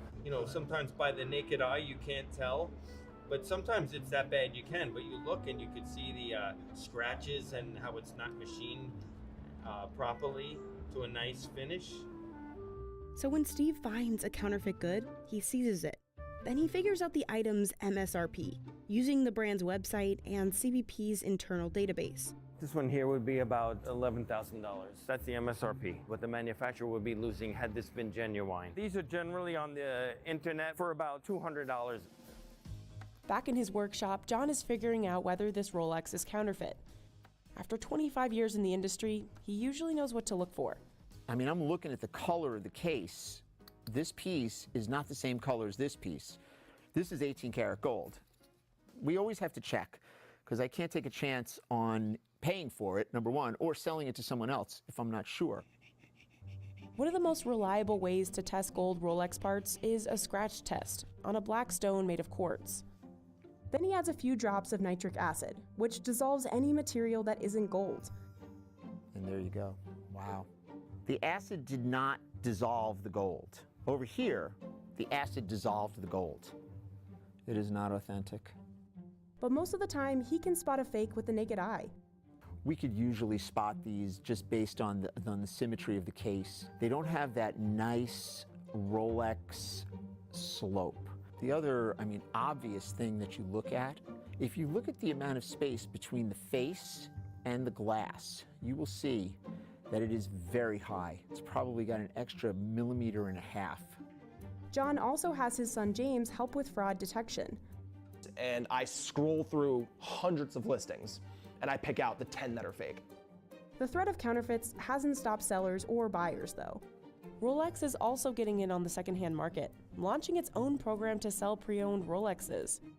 Younger generations are fueling this new demand surge, and they're finding out about these old watches on TikTok. I saw this watch. It's a 36mm white gold with a factory diamond dial. Can you pull it out for me? John's son and his friend Tyler McCorsky have helped him build a huge social media following. Buckley's with us today. Let's get it. The bread and butter is the negotiations. You know, people like to see them, so we want to give people what they want. But our other thing that we really do well is more so education content. Today, we're going to show you how to change the battery on Quartz watch. John teaches audiences the same lessons on TikTok he showed Tyler when he was still a kid. The first time I ever sold a watch for Buckley, I was 8 years old, and it was a rubber swatch. Remember those? The rubber swatch watches. And he says, I need $5 on each one. Go sell them wherever, school, wherever, and keep whatever's left after the 5. As far as the whole hustle and the whole grind, I got that Wimbledon for you if you want it. I actually enjoy the going out there and trying to make money aspect of this business. 15-2. Thank you. Despite all these new players, John isn't worried about the competition. You go by these guys who fancy themselves, you know, watch specialists, and they've been doing this for a year or two. You know, everybody's a specialist or an expert, okay? Listen, I'm a friggin' expert. I've been dealing with this stuff hand to hand. I've got the junk to prove it. McCorsky really left a cup of coffee down here? Did he really do that? That's just rude. That is just so rude.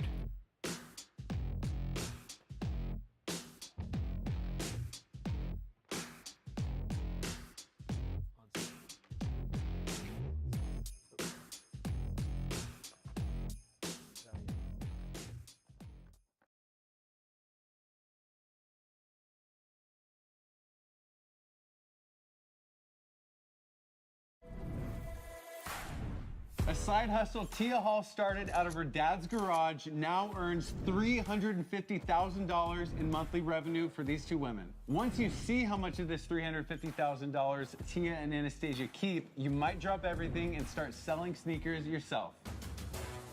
Our online orders, off the charts. These are not supposed to be there at all. That was an easy way that we found that you can make money. With those two things, we've built so many reoccurring customers. You can give it a sniff. How's it smell? I can tell that's real. Yeah, and we'll even show you how to start your own reselling business with only $50. Big thanks to Taylor Brands for sponsoring this video. Welcome to a new episode of Upflip. My name is Caleb Puvner, and we are here with Tia Hall and Anastasia Lemley. How's it going? So good to meet you guys. Well. Thank you for having us. Yes, so let's get right into it. Where are we standing, and why is this place important? It's basically outside of our personal house in North Seattle right now. This is kind of where we begin our day. We wake up, we get our shipping done, and then we head off to both of our stores to start our day of business. All right, Tia, so you're the one who originated the business, and Anastasia joined later on, is that correct? That's correct. About 5 years ago. Okay, great. So tell us how you got into the sneaker business. So basically, I used to just go to the thrift store as a hobby, and I eventually started to find some stuff in there that I was like, hey, I can make a little bit of money on this stuff. So I would buy it, take it home, list it on eBay, offer up. So it was kind of just a rinse and repeat of that process until I was able to save up enough money to kind of do it at a larger scale. When did you start your first store? So I resold through my dad's garage. He let me house literally everything in his garage for like 2 or 3 years. And then it just came to a point where we couldn't fit anything in there. He was kind of giving me dirty looks. You know, it was time to just make the move and grow the business. And that's when we started looking for our first brick and mortar spot. And that was in Seattle? That was in North Seattle, yes. Okay. So I think you eat, breathe, and sleep sneakers in your business, but what about in your personal life? Do you actually enjoy sneakers? We actually do, surprisingly enough. As much as we see them, we do have actually a pretty big collection if you want to go inside and check it out. Okay, let's go. Okay, let's do it. So this is our personal sneaker collection. Here we have stuff that we wear every day, some stuff that we don't wear every day. So in the beginning, would you organize stuff here and then take it out to the streets to sell in person? Basically, yeah. I mean, we would keep the stuff at our house, and if someone called us and they said they wanted to buy that pair, we would load it into the car, go to like a dark parking lot and just like sell the shoes. So that's kind of why we've transitioned into store. It's just a lot safer, and we've definitely moved away from doing that. Okay, yeah. This one is actually kind of a fun one. This is the very first Jordan ever made from 1985. So this is what, 38 years old? Wow. And it's still in great condition. It's just a great collector's piece. We don't, I mean, obviously it's too big for me to wear, but it's just a cool piece to have in our collection. What would you say makes your business what it is today? I would probably say our ability to authenticate and make sure a shoe is not fake, because that is a huge problem in the industry. The most important aspect of reselling sneakers is authenticity. Stay around to find out exactly how to identify a fake using overlooked details like smell and texture. So let's get started with your day. You say you started in the house and you head to the store. What do we need to do? Yeah, let's go load up some boxes and then just head straight to the store. I hope your back's feeling okay today.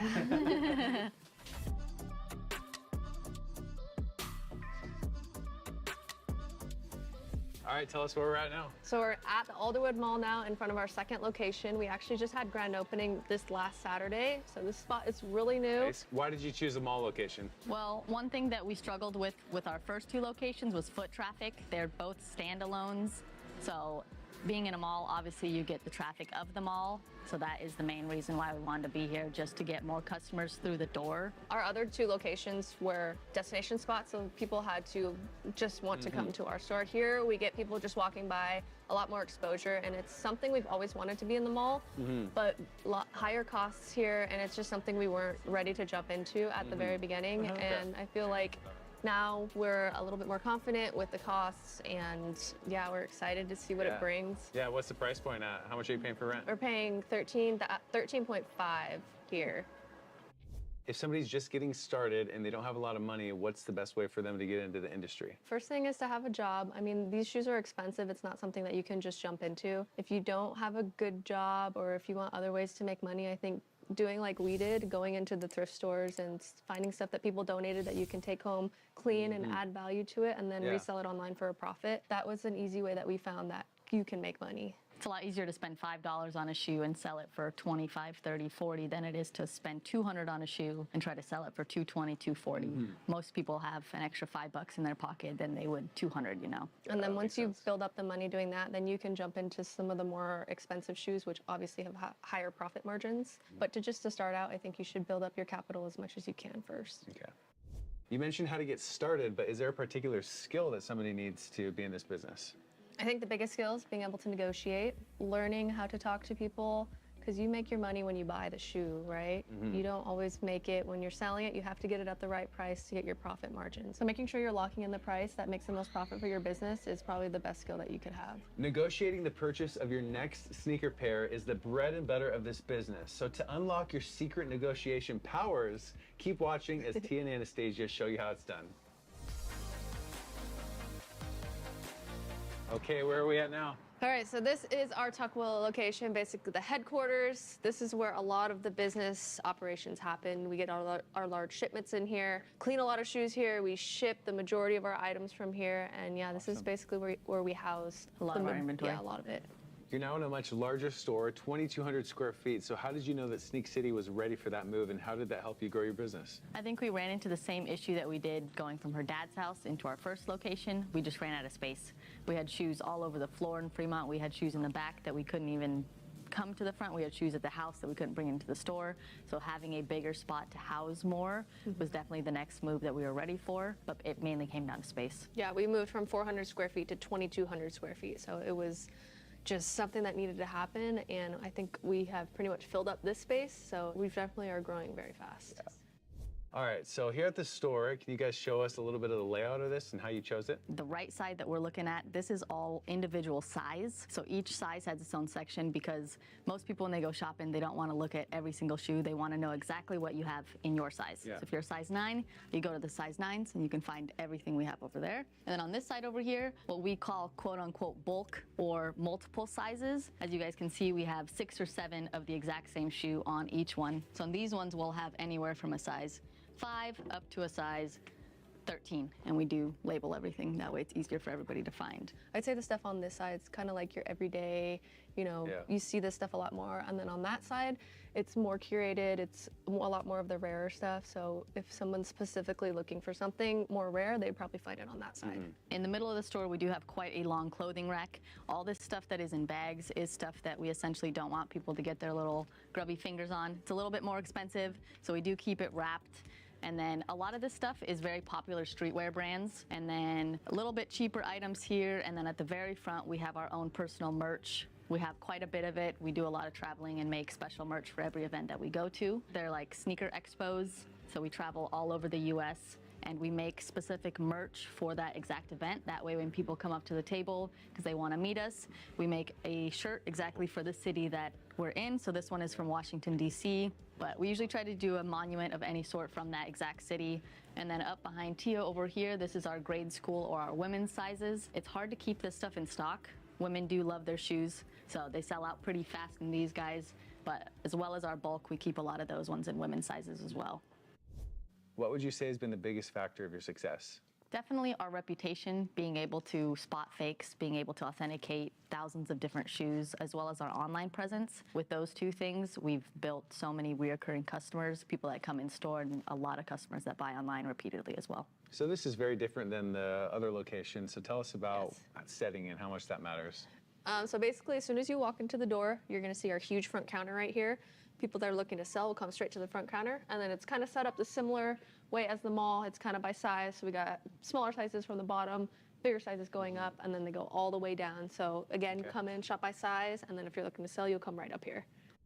Tell us about your team structure. Who's where and what sort of managers do you have in place? We have our general manager, Joe, who kind of swings back and forth between both stores. He knows pretty much anything that we would know. When it comes to buying, pricing, customer service, he's pretty much, you know, just a one-man do-it-all type of thing, which is really nice, hard to find. And then we physically are in the stores every single weekend, and then throughout the week, we're kind of just, you know, on call, whatever they need, we're here. And then 2 employees at each store every single day. Yeah, if things are slower on the weekdays, why have 2 people? Why not just 1? Safety is one thing, and then the second thing is we do get a lot of shipments in from people that are selling to us, and then sellers come in as well. So having 2 people to be able to process shoes and get everything listed on the website and have everything organized, all the photos are taken nicely, shipping is taken care of. It's just easier for 2 people to do it than 1. Do you ever watch these episodes and think it's great that they're making all these recommendations on how to handle a team, how to get a good one, but right now it's just me, no team. So if UpFlip could just recommend me how to get started in my business, that'd be great. If you've ever thought that, that's why we want to introduce to you Taylor Brands. Here you can go get your business set up as an LLC and get everything you need to make your business an up-and-coming, completely covered venture. You can get all the things you didn't know you needed in one place, such as licenses and permits, business documents, business insurance, a business bank account, and tax experts that specialize in getting small business owners the maximum deductions. And the best part, you can start your business absolutely anywhere. So if you want to get started right now without a hassle, use Taylor Brands.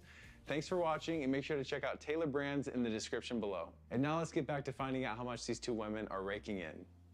What are your average monthly revenues today, and how much profit margin are you seeing on that? A typical month is about $400,000, and we're seeing about 20 to 30% profit margin on that. 20 to 30% every month, okay. Welcome. What are the biggest costs for a shoe reseller, and how do you keep these prices low? Boxes for sure, even starting out with your shipping items, your shipping boxes. So what we do is reuse boxes. If you order from Amazon a lot or anywhere else, reuse those boxes, save them. And the other thing we do is find a bulk supplier. That way we can buy 1,000 at a time. Right now our box cost is about $1 a box. So we have to counter that into our sales as well. About how much of your revenue is from online sales versus at your retail locations? I'd say it's probably 50-50 between our online market as well as our 2 storefronts. Okay, is there an item that sells better online versus in-store? Definitely the higher end or the higher dollar items move better online. And then in-store, I'd say like the $200 to $400 range. That's like the money spot for stuff selling in-store. Yeah. So why do you think that is? I think we have just a much larger reach online, and then in person, it's kind of just our everyday sneakerhead, you know, maybe not looking to spend that much every single day. So the $200 to $400 range is just, you know. Yeah, fits most people. Sometimes, yeah. Yeah. Why is it important for people to have a niche as a reseller, and how do you identify that early on? I think it's important to stand out. Individuality in this is very important. There's 10 sneaker stores around us. What makes us different from everybody else and what makes them different from us, you know? I think it's very important. Yeah, I think what makes us stand out is we make sure that every single thing that we have inside our store is listed online as well. Yeah. It's really laborious, but it makes a huge impact because people that can't physically come shop in the store, they can see it online and buy it. So it's a good conversion rate for us, and I feel like it just makes the shopping experience a lot better. Yeah. You have 130,000 subscribers on your YouTube channel? Yes. How long has that been? 2 years. Yep. 2 years, okay. 2 Well, tell years. us about that. How has that grown your business? I mean, I can't even explain how much it's helped our business. T and I are both pretty introverted and shy and just like in our own little bubble with our small friend group. So even starting YouTube was a huge leap for us. It was a huge, uncomfortable thing for us to do. But after we posted our first video, we saw the results right away. Our online orders, off the charts. The people that came in to visit us said, hey, I saw you on YouTube. Never knew you guys, never knew about your store, what you guys were doing. So it's honestly changed our lives. Yeah, I would say if you're even hesitant about starting YouTube or getting yourself or your business online, just do it. Anything that you're gonna grow from is gonna make you uncomfortable. And that's kind of what we told ourselves. We were really like, oh, should we start the YouTube? Should we not? And we kind of just put the camera up and just kind of went for it, and we grew over time, and so did the business. Can you share some advice on a seller using YouTube to grow their business? Yeah, I think customers and people in general just really appreciate transparency. So the more that you can put on YouTube about yourself, about your business, people are gonna appreciate that rawness. Not really. They look really fake to me, so I probably wouldn't recommend like selling them to anybody. And be drawn to it. I feel like that's what a lot of our viewers appreciate, and that's why they watch, is because we literally put the camera up, they see what we're paying for the shoe, they see kind of the everyday operations, and people like to watch that kind of stuff. Okay, so you're actually posting videos of your interaction with customers? Yeah, unedited for the most part, and just pretty much raw transactions, yeah. All right, can you list every social media platform that you guys are on? All of them. TikTok, Facebook, Instagram, YouTube, literally anyone that we have access to, we're on there. We want to blast our name, our business on every social media platform that we can. And which of those are the most beneficial, and how do you engage on them? I think the most beneficial ones would be Instagram and TikTok. I think if you post Reels, those are really popular right now. I know I sit in bed and I watch Reels at night, and so if you post Reels and TikToks, you're gonna get your business or whatever you're trying to do in front of people's eyes. You're posting shoes that are brought into the store on your social media, and how quickly are those selling once you post them? Sometimes instantly. Sometimes as soon as we post it, it'll sell. We have a pretty big turnover of the stuff that we add onto our website. Sounds important to post them then. It is. It's one of our main focuses throughout the day. Okay.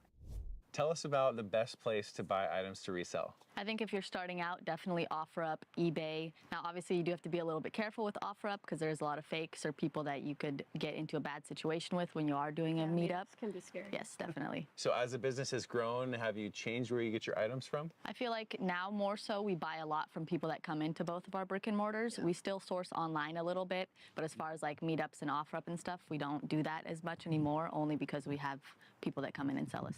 Do you have a guess as to what the percentage is of how much is coming from people bringing the shoes into store? I'd probably say it's up to like 80% of walk-ins, people selling to us, and then 20% of customers emailing us collections or different stuff they want to sell us that they would ship in. What platform do you use for your online store and why? We use Shopify. We found that it is the best integration with our in-store as well as our online, and the fact that it's so user-friendly. We can have 6 devices between our employees and us using it without any hiccups at all. There are some cons that come with it though. We do have to pay a pretty high transaction fee, so we pay almost 4% for every shoe that we sell on there, and then a monthly cost as well. And when it comes to storage, are you guys sending out from the inventory in your store? Or how does that work? Yes, all of the inventory that is in either store is listed on our Shopify website. So it just makes it streamline again for shipping. When something sells online or in store, it's in store and ready to go out. Okay. And when it sells online, it marks it out of stock on our POS, and then vice versa, it sells in store, it marks it out of stock on our online. Okay, so anybody watching right now could see your whole inventory that's in your store. They definitely could, yes. All right. All right, blitz questions. So you have 10 seconds to answer these. Can you do it? Yes. All right, let's go. North Idaho Handyman asks, with the economy tightening and people tightening their purse strings, what do you recommend selling on eBay now? And do you believe that this platform will increase or decrease in profitability? Yeah, I think eBay is great for pre-owned shoes, which have great profit margins. So eBay 100%.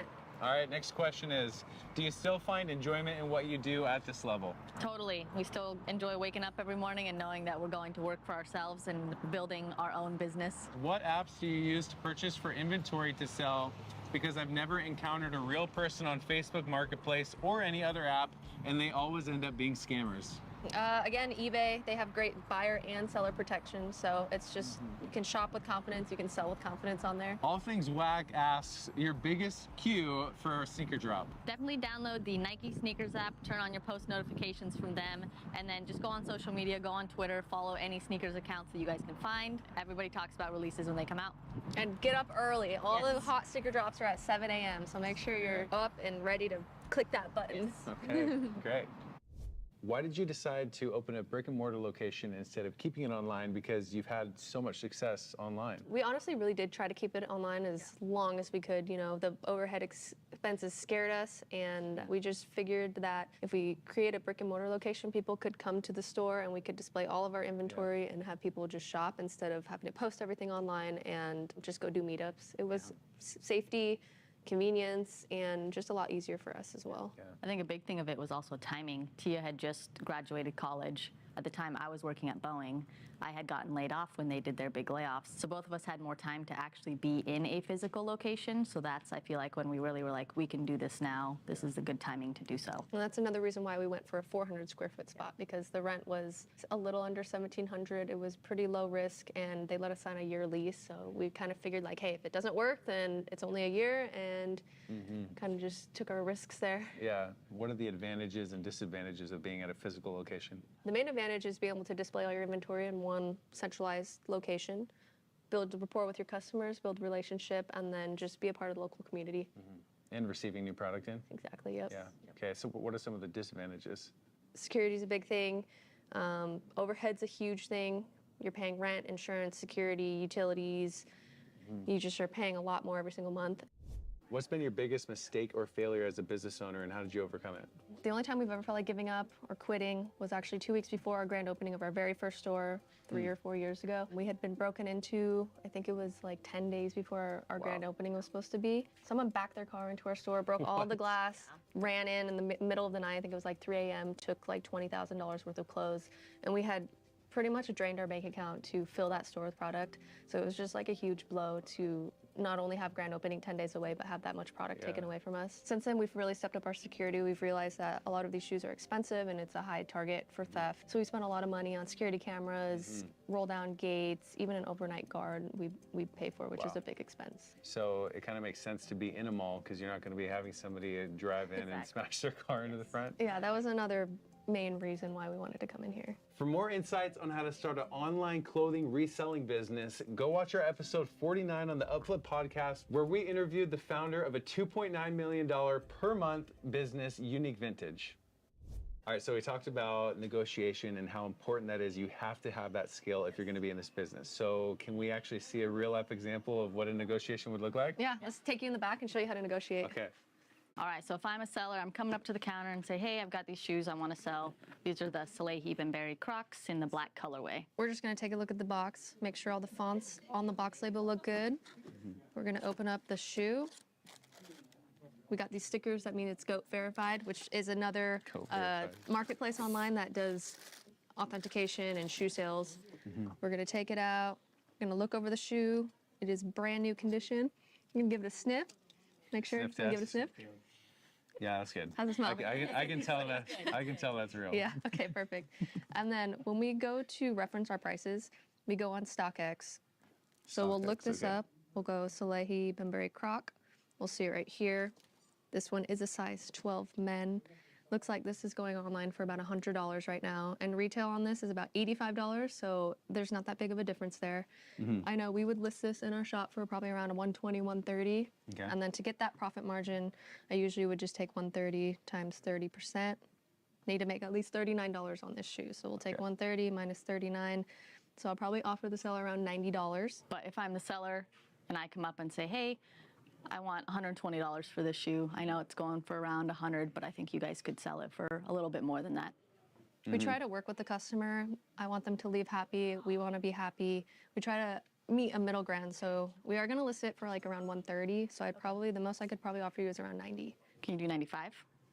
Yes, I can. Perfect. So even a $5 difference can make a big impact. She leaves happy. We're happy with the price that we got it at. And the profit margin is still there. So are people constantly looking to get ridiculous prices, or are people kind of know what the market value is? Honestly, it really just depends on the person. Some people come in and they understand the concept of the store, so they'll even tell us, hey, this is what it's going for. I want X amount. I know you guys have to make a little money on top too. And then other people come in and they want exactly what's shown online, exactly what that shoe is valued at. Yeah. So we do have some people that we don't buy from only because the margin is not there for us.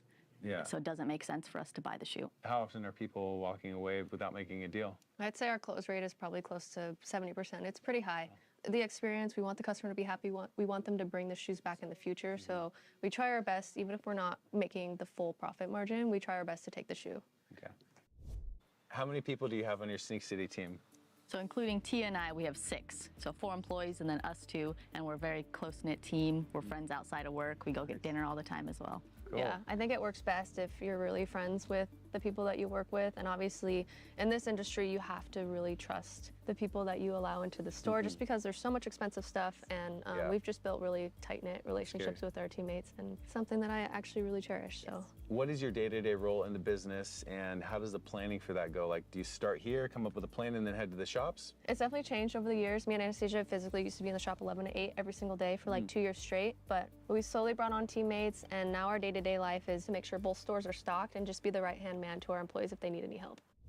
So before you were saying that what keeps your reputation high in this industry is your ability to spot a fake shoe. So can you show us how to spot fakes? Yeah, definitely. So this is a shoe that someone actually was shipping to us to sell to us. We deemed that it was not authentic, but we do keep them for, educational purposes, for our videos and for our employees. But the main thing that we saw with this shoe, you take the black light out and you're gonna see these marks on the toe box there. Okay, yeah. Kind of see along the toe right there. These are not supposed to be there at all. They're called stitch guides, stitch lines. A lot of the fake companies will put these on their shoes kind of to show where they're supposed to stitch. And Nike, I've never seen a Nike shoe with that. So that's the first red flag that I saw with this shoe. And then another thing is the smell test. Smell test, what's that? Tell me what you smell when you... It smells very chemically. Chemically, yeah, exactly. So Nike shoes, each of them have a certain smell, but when you get such a chemically glue smell, it is a huge red flag. And then on top of the stitch guides, along with the smell, and then the box as well, this is almost too bright. So you really just have to pay attention to the small details. I mean, the everyday person is not gonna see these and be like, oh, they're fake. So you really do have to be detail oriented and kind of know what you're looking for. Yeah, how about texture? Texture is a huge thing with fakes too. I mean, when you squeeze it, you can kind of just feel it feels a bit flimsy. Like not real leather, a bit plasticky. Yeah, it's just once you feel hundreds of pairs of Dunks and shoes a day, you kind of get to know how they're supposed to feel. They're not supposed to bend super easily. This is actually not too bad of a fake. This is one of the better fakes I've seen, but sometimes the shoes will you'll be able to take it and literally go like that. Yeah. But this is not too bad. But some of the fakes that I've seen, the materials are pretty bad. Yeah. All right, so I would have no idea how to spot this as a fake, aside from maybe that test, but how could somebody new to this industry start becoming a professional at that? I'd say the number one thing is to get a black light. I mean, this is the very first thing that we do. We just shine it with a black light. Okay. So that's most important. Yeah. And then smell, box texture, always look at the box label. Sometimes there's a sticker on the inside of the box. Those should have certain indications on there as well. How do you stay organized and manage your day-to-day workflow? Took us a while at first. Yep. Try to be the most efficient that we can. We used to take home all of our shoes and ship them at home after we got home from work, and we realized, oh, maybe it's smarter to ship them at the shop while we're already there. So just over time, we've learned kind of our flow, and we have it down to a daily routine now. I mean, we come in here in the morning, we get all our shipping done, and then from there we focus on adding more shoes to the website and helping customers in store. Are there SOPs you have in place, and how did you develop those? To be honest, I wouldn't say that it's necessarily this, and this, or an operations, essentially. We've just learned over time, like Tia said, of when we get a new item in, we clean it, make sure it's presentable, we take photos, we price it, and we get it listed on our Instagram, and then it does make it to the website instantly, and then hopefully it sells, we pack it, ship it, and then rinse and repeat. Okay, so what happens when you receive a shoe? Is it going into a system, the prices? Yeah, so basically this shoe, we just got it in. We have the price that we paid right here. On a sticky note.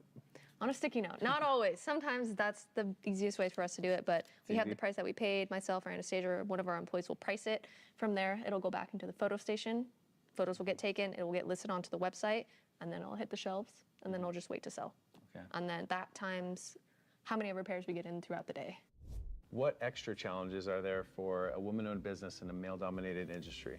Ooh, sneakers are definitely more male-focused. I try to just take the approach, you know, we have the same similar interests. We both like the same things. We're both here for shoes. And so I just try to relate with guys on that aspect. I mean, it's definitely different for a guy to walk in here and see, you know, 2 females behind the counter, but I try to treat everybody the same no matter what gender. I mean, it doesn't really matter to me. Yeah. And that's a wrap. I hope you enjoyed this episode. If you want to see another entrepreneur who started an online clothing boutique, go check out our interview with Urbanity owner Lee Smith, who makes $102,000 per month.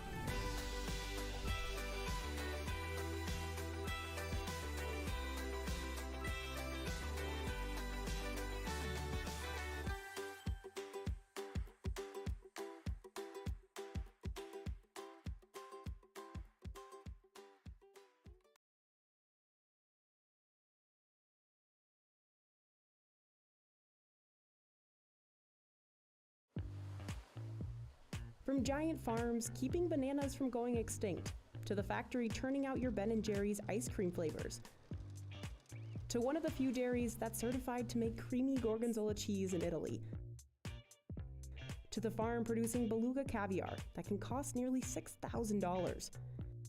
We traveled the world to see how all these foods we love buying from the grocery store actually make it there. Our first stop is Magdalena, Colombia, where we learn how farmers are protecting the world's favorite banana from a lethal fungus. You probably know the Cavendish banana. You can find this type of banana in every supermarket around the world.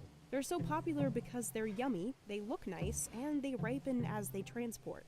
It's high yielding, so it's got quite a thick skin, and so travels well and tastes pretty good. Comes in its own package. But there's a problem. They are sterile, they don't have seeds. No seeds means Cavendish bananas are clones of each other. So the only way to propagate them is in vitro, or by taking new growths called suckers from the base of an older plant. But since they're all genetic copies, Cavendish are really vulnerable to disease. The domino effect, if you have everything wrong with just one clone, one disease can kill everything, plant by plant. That's exactly what's happening with TR4, one of the deadliest plant diseases out there. The fungus doesn't spread to humans, but it does eventually kill the banana plant, so no more fruit grows. Scientists guess the fungus probably started somewhere in Southeast Asia in the 90s and quickly spread across the globe. Then in 2019, it hit Latin America. Combined with the Caribbean, that area grows 75% of the world's bananas. Primero una reacción de mucho de impacto porque el fusario no estaba ni cerca en el continente y de repente aparece en nuestro departamento, en el departamento de La Guajira, en uno de los departamentos más importantes de producción bananera. To make sure the fungus doesn't spread, farms across Colombia have implemented biosecurity measures. Eva Norte 2 was one of the first farms in the country to detect TR4.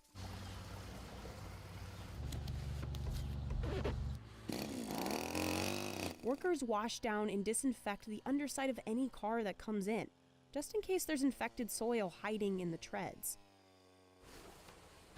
Entonces cualquier parte de nuestra indumentaria que entre en contacto con suelo puede convertirse en un factor de dispersión. Los zapatos los ubica en esta zona, se gira, se pone el overol y se colocan las botas de caucho con que va a ingresar al predio. El calzado es único, esto se considera zona sucia y esto es zona limpia. Zona limpia porque es la que está bajo el control de la desinfección que está de la salida hacia la finca.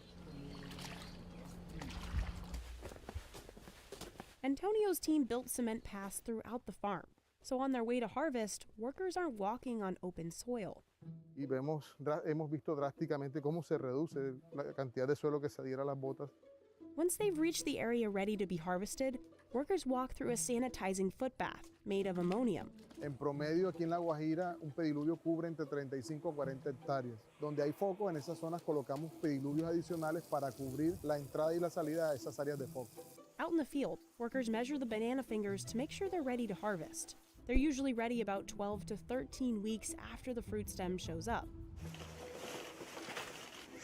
One worker cuts down a 65-pound bundle, while the other catches it and carries it to the cableway. That cableway system brings all those banana bunches to the packaging plant. First, workers sanitize the bunches with chlorine. Con el fin de retirar cualquier insecto que pueda venir del campo dentro de la fruta, como en el caso de arañas. Then they check the bananas for quality and any signs of fusarium damage. They cut off and throw bushels into a huge tank.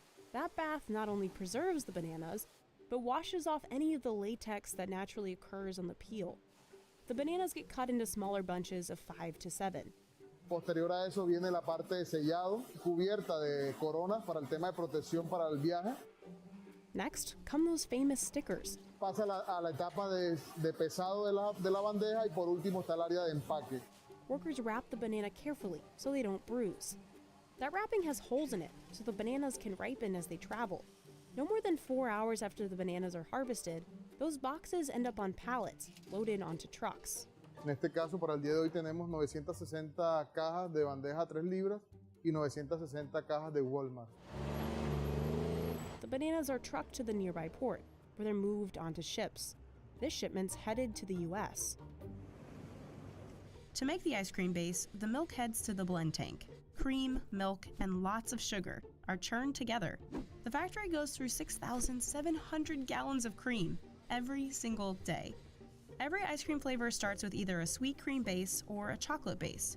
Next, the mix master will pour in eggs, stabilizers, and cocoa powder if it's a chocolate base. Then it's piped into the pasteurizer. You can't see it happening, but hot steel plates are heating up the mix to kill any harmful bacteria.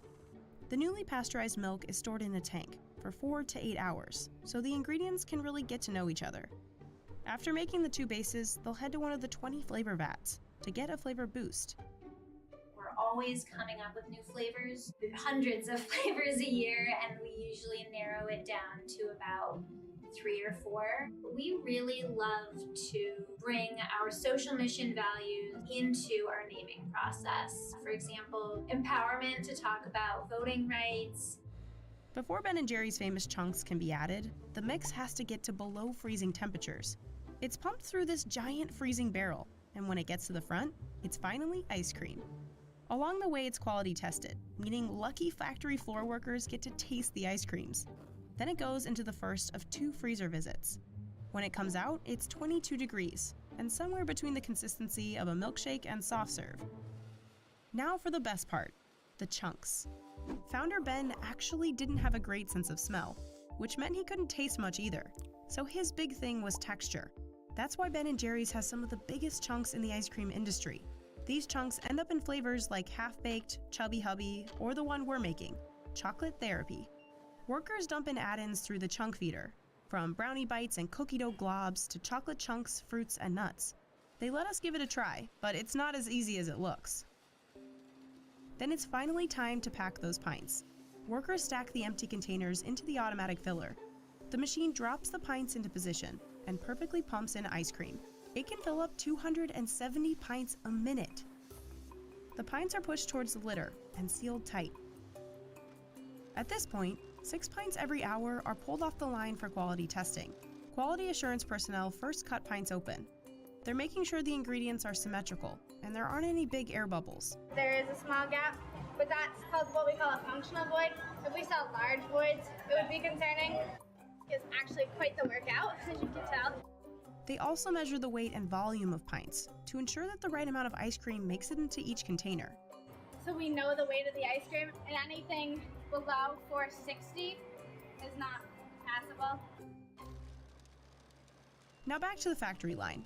It's now time for the pints to take a second spin in the freezer. The ice cream has to get even colder, down to minus 10 degrees. The pints travel along the spiral hardener, a corkscrew-shaped conveyor belt inside a freezer. With the wind chill, it can get up to minus 60 degrees in there. After 3 hours, the pints are finally frozen and ready to be packaged. They're flipped over and shrink-wrapped into groups of 8. Together they make a gallon. But you'll never actually see a gallon tub of Ben & Jerry's ice cream. because the company never wants its ice cream going bad sitting in the back of your fridge. Once the pints are packaged, they're ready to be shipped across the globe. Penicillium roqueforti, the fungus, is added to milk at the very beginning of the production process, in a big cauldron together with enzymes, rennet, and yeast.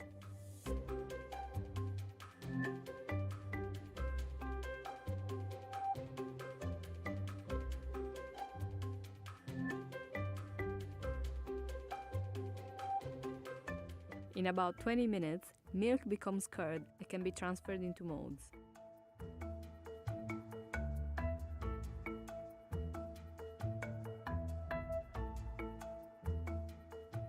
Each wheel is marked with the dairy's identification number. You can see number 60 here. That's Caseificio C. Invernizzi we visited. Here, between 450 and 500 gorgonzola wheels are made every day. To help the curd settle, wheels are turned 4 times and then left to rest overnight. Then they are salted a couple of times. At this stage, they weigh about 18 kilos, that's 40 pounds, but this number will drop to 12 kilos, 26 pounds, at the end of the aging process as excess whey is released. The salting rooms are warm and humid. This is also to favor the activity of yeasts inside the cheese.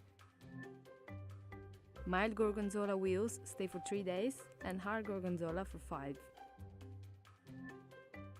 Then they are moved again into a cold room, where they are punctured 100 times on each side.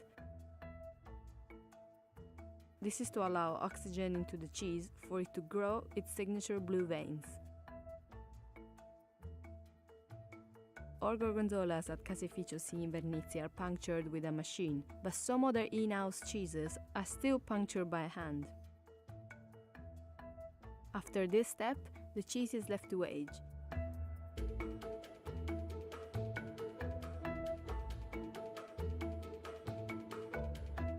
It takes 2 months for the blue, creamy gorgonzola and 3 months for the green, pungent one. Sturgeons take from 8 to 20 years to produce their eggs, depending on their species. At the top of the chain is beluga, which takes 20 years to mature. When ready, the belly of the fish is sliced open and the egg sac is removed.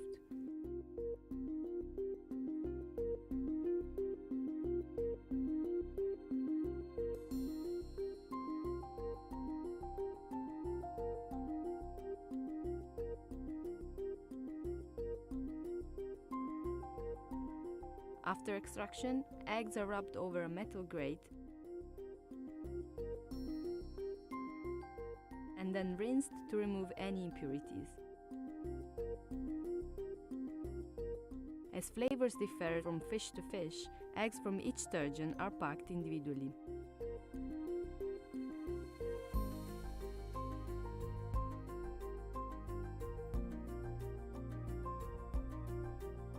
The eggs are then salted following the malosol recipe, which means there is a less than 3% salt content.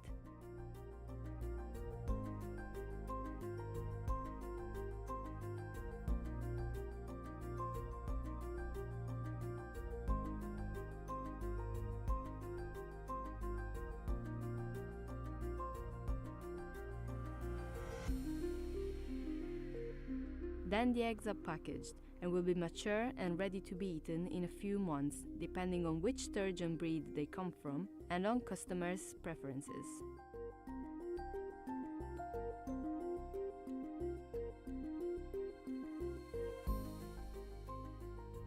Nós temos uma capacidade produtiva diária à volta de 300 caixas, mais ou menos. Fazemos 30 mil latas por dia.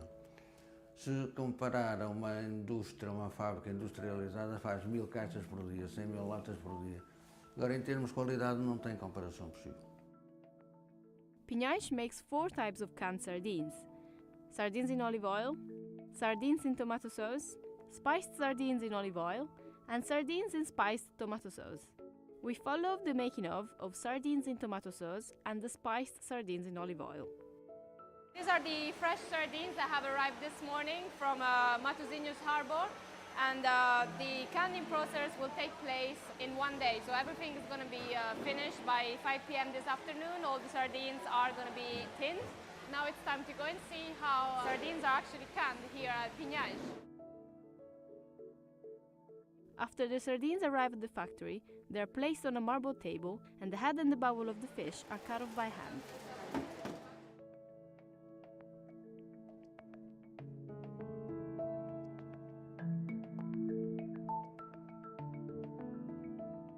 Then they are brined for about half an hour.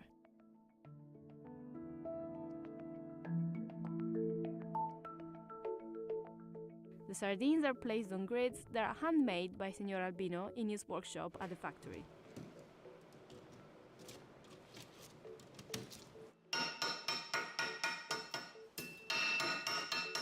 Then the sardines are rinsed to remove salt and steamed.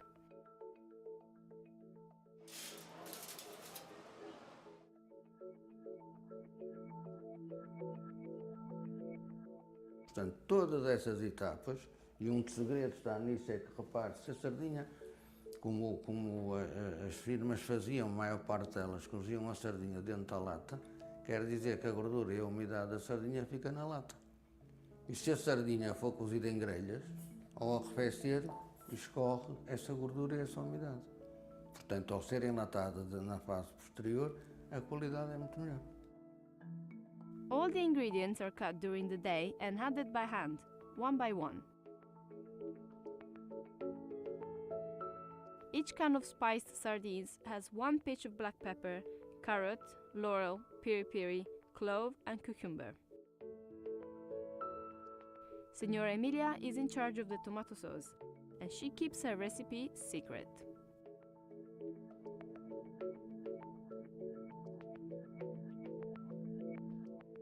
The fish are canned in tin plate tins, then washed and sterilized. These are the only two machines at the factory. These two ladies are in charge of quality control. They do that by listening carefully to the sound of each tin. This is the sound of a good tin, and this is a bad one. Tins are stored for at least 3 to 6 months. Whenever a customer submits an order, the cans are wrapped by hand, which, by the way, is not an easy job, as I had the chance to wrap a can myself. This one, okay. We have more than one there. First at the bottom. It's very slippery. With this hand and with this finger.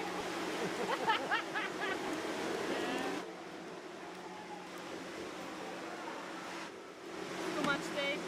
Bit big, no? Well, gotta see. Here at Brew Doctor in Portland, Oregon, the kombucha starts with 3 main ingredients: water, tea, and sugar. It's the same 3 ingredients that have made up the drink since its likely creation, in China, thousands of years ago. In Japan, it was made with seaweed, hence its name, kombucha. These days, brewers start the tea with botanicals, like rose, mint, and lavender. It's fun with these botanicals to think about the giant fields they come from. A single batch of kombucha needs about 85 pounds of tea to get it going. That'll make 66,000 bottles. In here, what we do is we bring in hot water. Then they add sugar. So essentially what we're doing here is making a big pot of sweet tea that will then get fermented into kombucha. Steeping takes around 40 minutes. Then it's pumped through this waterfall filter. And all the organic material comes out. And so we partner with our local municipalities to compost. To ready the vat for the next batch of tea, this guy crawls in to clean it out. And that already brewed sweet tea heads to tanks in the fermentation room, where the tea first starts to produce alcohol. At 500,000 gallons total, all the liquid in here would almost fill an Olympic-sized swimming pool. The room is kept at a steamy 82 degrees Fahrenheit, and it smells kind of sour. That seems to be where our kombucha fermentation is happiest. So we add the sweet tea into the tank where there's already a SCOBY. A SCOBY is a symbiotic culture of bacteria and yeast. Essentially, it's a living organism that kickstarts the fermentation process. As the kombucha is fermenting, the SCOBY forms in layers. Eventually, you'll just have layer upon layer upon layer upon layer. It's this guy's job to pop CO2 bubbles that form at the top of the tank. The SCOBY's bacteria eats up the sugar and creates carbon dioxide, which makes kombucha bubbly, and alcohol. As long as it has sugar to feed on, a SCOBY can grow to epic proportions. If this tank were as wide as a swimming pool, it would create a SCOBY the width of a swimming pool. This batch has been fermenting for just over 3 weeks. At this point, BrewDoctor's kombucha has about 3% alcohol by volume. Compare that to a light beer, which sits at 4.2 ABV. Dude, it's so good with alcohol in it. No. Cheers. Every fermented food, from yogurt to kimchi, has trace amounts of alcohol. You can't feed yeast sugar and not create ethanol. That's natural. BrewDoctor pays annually for a distillery license. But because BrewDoctor sells its kombucha as a soft drink, the team has to remove most of the natural alcohol, bringing it from 3% to under the legal limit of 0.5%. They use this machine, common in the wine industry. This column is heated slowly at low temperatures. Cones spin inside to spread out the liquid. A cool vapor evaporates, carrying the small alcohol molecules with it. It's a very elegant, mechanical way of taking ethanol out of a liquid without affecting the nature of the liquid. That fancy machine cost Matt $1 million. But now we're responsibly selling a non-alcoholic product to our consumers. Testing is also required by law, but it's another complicated and expensive step in the process. This alcohol testing machine can cost up to $40,000. Each bottle gets a label warning of the trace amounts of alcohol. At this point, the alcohol is well under the 0.5% limit. Next, it's packed and shipped. Hey, Mike. Hey, Allison. How are you, honey? Awesome. How are you? Well, it all starts here in the bog. You might recognize it from those commercials. Hi, we're Ocean Spray cranberry growers. And this is our 100% juice. Starting in the middle of September, the Gilmore family begins preparing its 100 acres of bogs for the wet harvest. Normally, the bogs look like this. Come right on. Dry fields. You can walk on this and not damage it. The cranberries grow just like this in a layer of sand, peat, gravel, and clay. We use water to harvest the cranberries, but they don't grow submerged in water. Some of the cranberry vines here on the bog are almost 90 years old. When it's time to harvest, Allison will flood the bog with about a foot of water. Once we add the water, the cranberries start to float on the vine. Cranberries have 4 pockets of air inside. To knock the berries off those vines, farmers use a cranberry harvesting machine. You can fairly easily take them right off. The harrow that Ben is using, he actually built that. The berries pop off and float to the top. Then for the fun part, farmers strap on some waders and trudge out into the water. The cranberries are all floating to the top and we're standing on top of the vines. There isn't anything quite like the experience of standing in a bog, but it does feel like I'm being hugged by all the cranberries. I do love that. As you can see, this is a wide open space and we've put in place all the CDC guidelines. We are socially distanced by the nature of when we are farming, and we've put in masks. From inside the bog, farmers use what's called a boom to corral all the berries bobbing on the surface. One of the things that is surprisingly difficult is pulling the boom. It's heavy. 100% of Ocean Spray's cranberries are grown sustainably. But not only is wet harvest environmentally friendly, it's also efficient. Allison's family can harvest up to 10 acres a day. We are harvesting in all different weather. We work every day for 6 or 7 weeks, whatever it takes, 8 weeks sometimes. The berry pump right over here, we can come over here and see. And as you can see, we're paddling and gently pushing the cranberries into that pump that's right there. The paddle helps to control the rate of which the cranberries are going into the pump. And the pump gently takes the cranberries up into a truck called the berry washer. The fruit is coming up through here. It builds up, and then as it moves along, it goes in here where there's a grate, and all the fruit gets washed, and it goes into the back of the truck. Those trucks say goodbye to Gilmore Farm and head out to the receiving station just up the road. Here, trucks coming from Massachusetts and Rhode Island line up by the dozens, waiting their turn to unload. Once in front, they back up and get locked into this giant lift. Hydraulics lift the front end up, and all the berries tumble out the back. The berries are cleaned again to get rid of the rest of the leaves and vine bits.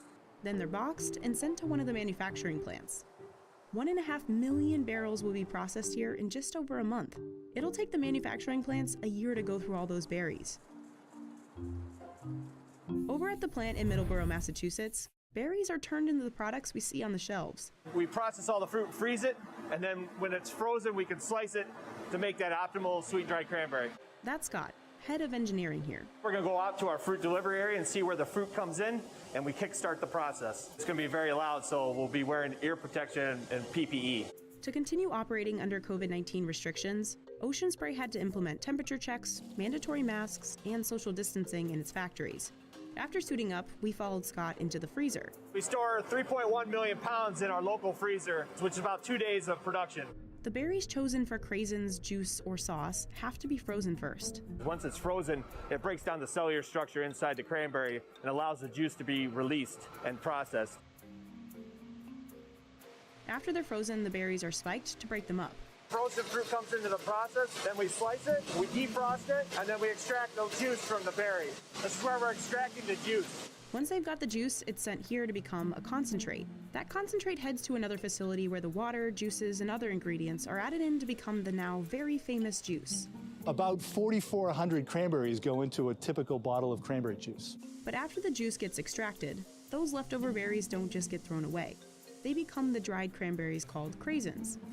As the fruit enters the dryer, it's a 210-foot dryer that has 3 stages where we dry the fruit to the customer's specifications. Once there's no liquid left, the dried cranberries can get flavorings. Today we're running strawberry on our production line. It smells like strawberry shortcake in the facilities.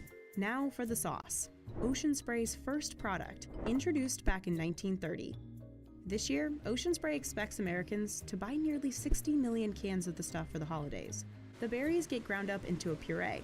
About 200 berries, along with sweeteners, go into each can of jellied sauce. The process hasn't changed so much. Some of the equipment we use and some of the training that's required of the personnel has, but the general concept has not changed in almost 90 years. Once all the products are finished, they're packaged up. And this robot does all the boxing. This is our finished goods cooler where we store product that's waiting to go out to the customer. We have 3,500 pallet spots in here and a total of 5,500 at the site. So less than 3 weeks, we turn all the inventory over here in the cooler. Between all the flavors of craisins, juice, and sauce, Ocean Spray has more than 250 SKUs, or product types, on shelves across the globe. 50% of it goes to Europe, and then the rest goes to our distribution centers here in the United States.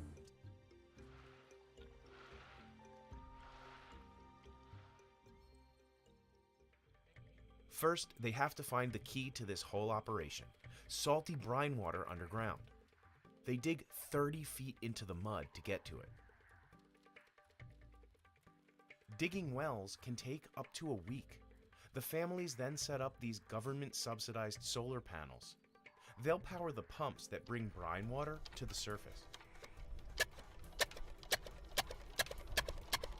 Then the Agarias build the salt pans, these expansive salt flats. જ્યારે અમે રણમાં શરૂઆતમાં આવી કામ કરવા ત્યારે આ માટીનું પાટા બનાવી અને ત્યારબાદ આ રોલ ફેરવવો પડે. The roller helps them flatten out the earth. અંદર કરી જાય રોલ ફેરવી એટલે જમીન મજબૂત બની જાય એટલે મીઠું સારું બને. They'll make 10 to 20 pans, all by hand. It's back-breaking work. Now, working in the desert is not a joke. Everyone in the family pitches in to help. Then the farmers will release the salty brine water from the wells. It flows between the pans.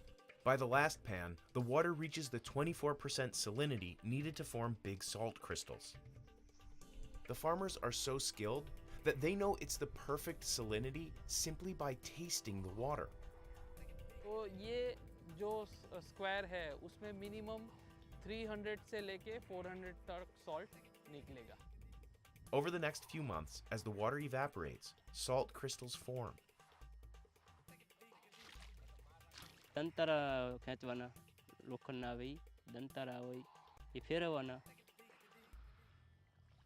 This rake costs $22, too expensive for many of the farmers.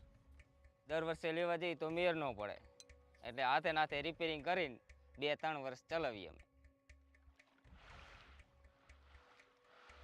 they have to rake the salt crystals every day for the first 3 months.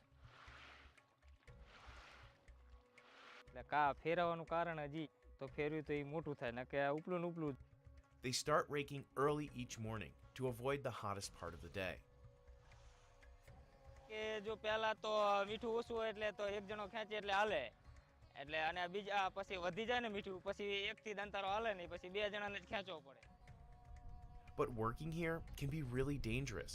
The life expectancy of a farmer is about 60 years because not only do they face extreme temperatures, They are dealing with subsoil brine, which is highly acidic. And you also, and exposure to that subsoil brine also comes with a lot of problems in skin. મને તો પહેલા તો ચામડીના રોગ થાય છે એટલે એક મહિના લગી તો રૂજ જ ન આવે અને ચામડીનો રોગ ઈ પહેલો જ કારણ કે પહેલા પેનિયાથી ને શરૂ થાય. many of the agariyas become blind from years of the bright sun reflecting off the white landscape. And because they're so far from the nearest village, accessing medical care is often too expensive. અમાર નાના જો આવડું મીઠું છોટી ગયું ને તે ભાંગતા હતા અને એમને પગે જાણકી ફોડકી દઈ ને પછી મીઠામાં તો રૂજ આવે જ નહીં રણમાં એટલે પછી વધતું ગયું જો દવાખાને લઈ ગયા તે તોય ન મટ્યું 1 વર્ષ 2 વર્ષથી 2 વર્ષ લગી એમને એ ફોડકી મોટી મોટીથી આખો પગ હડી ગયો પગ પછી કાપ્યો પછી 3 દિવસ જીવા 3 દિવસ પછી ડેથ હો ગયું. Despite these conditions, the agariyas live and work out here until spring, when the salt is finally ready. They harvest 3 times. The first produces the best quality salt. They leave in April, usually with over 1,000 tons of salt, and they'll sell it to a trader like Rafiq Rahimbai. नमक रण में से लेता हूँ, खरीदता हूँ. खुद का कोई प्रोडक्शन नहीं है. अगरिया से मैं खरीदता हूँ. His team picks up the harvest with trucks. Once it arrives from the Ran, उसको हमारा ऑफर में डालते हैं. उसके आगे हम उसको क्रशिंग करके दोनों स्क्रू में वॉशिंग करते हैं. वॉशिंग करके हमारा सेंटीपीस के अंदर नमक जाता है और सेंटीपीस वो पानी अलग कर देता है और नमक को अलग कर देता है. Rafiq employs 200 workers at his factory in Tikar, processing and packaging salt. He says he loses about 20% of the salt during the washing and draining process. फिर उसको हम उसमें अंदर आयोडीन डाल देते हैं. आयोडीन डाल के उसको क्रशिंग करते हैं. It gets packaged and sold as edible powder salt and as crystal salt to be made into soap, detergent, and baking soda.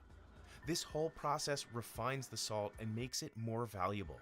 So Rafiq can sell his product for upwards of 60 times what the farmers make. Now the process of making peeps takes just 6 minutes from start to finish. So what's inside a peep? There are 4 basic ingredients: sugar, corn syrup, gelatin, and air. They all combine to make the marshmallow base. But making that marshmallow isn't easy. Cooking and setting it takes hours. It's very important because peeps have to be a specific density when they're deposited onto the belt to make sure that the marshmallow is stable. The 6 minutes begin when the marshmallows hit the production belt. For the chicks, those are just deposited for our 2D shapes. It's basically like a cookie cutter. There's already a thin layer of colored sugar on the belt.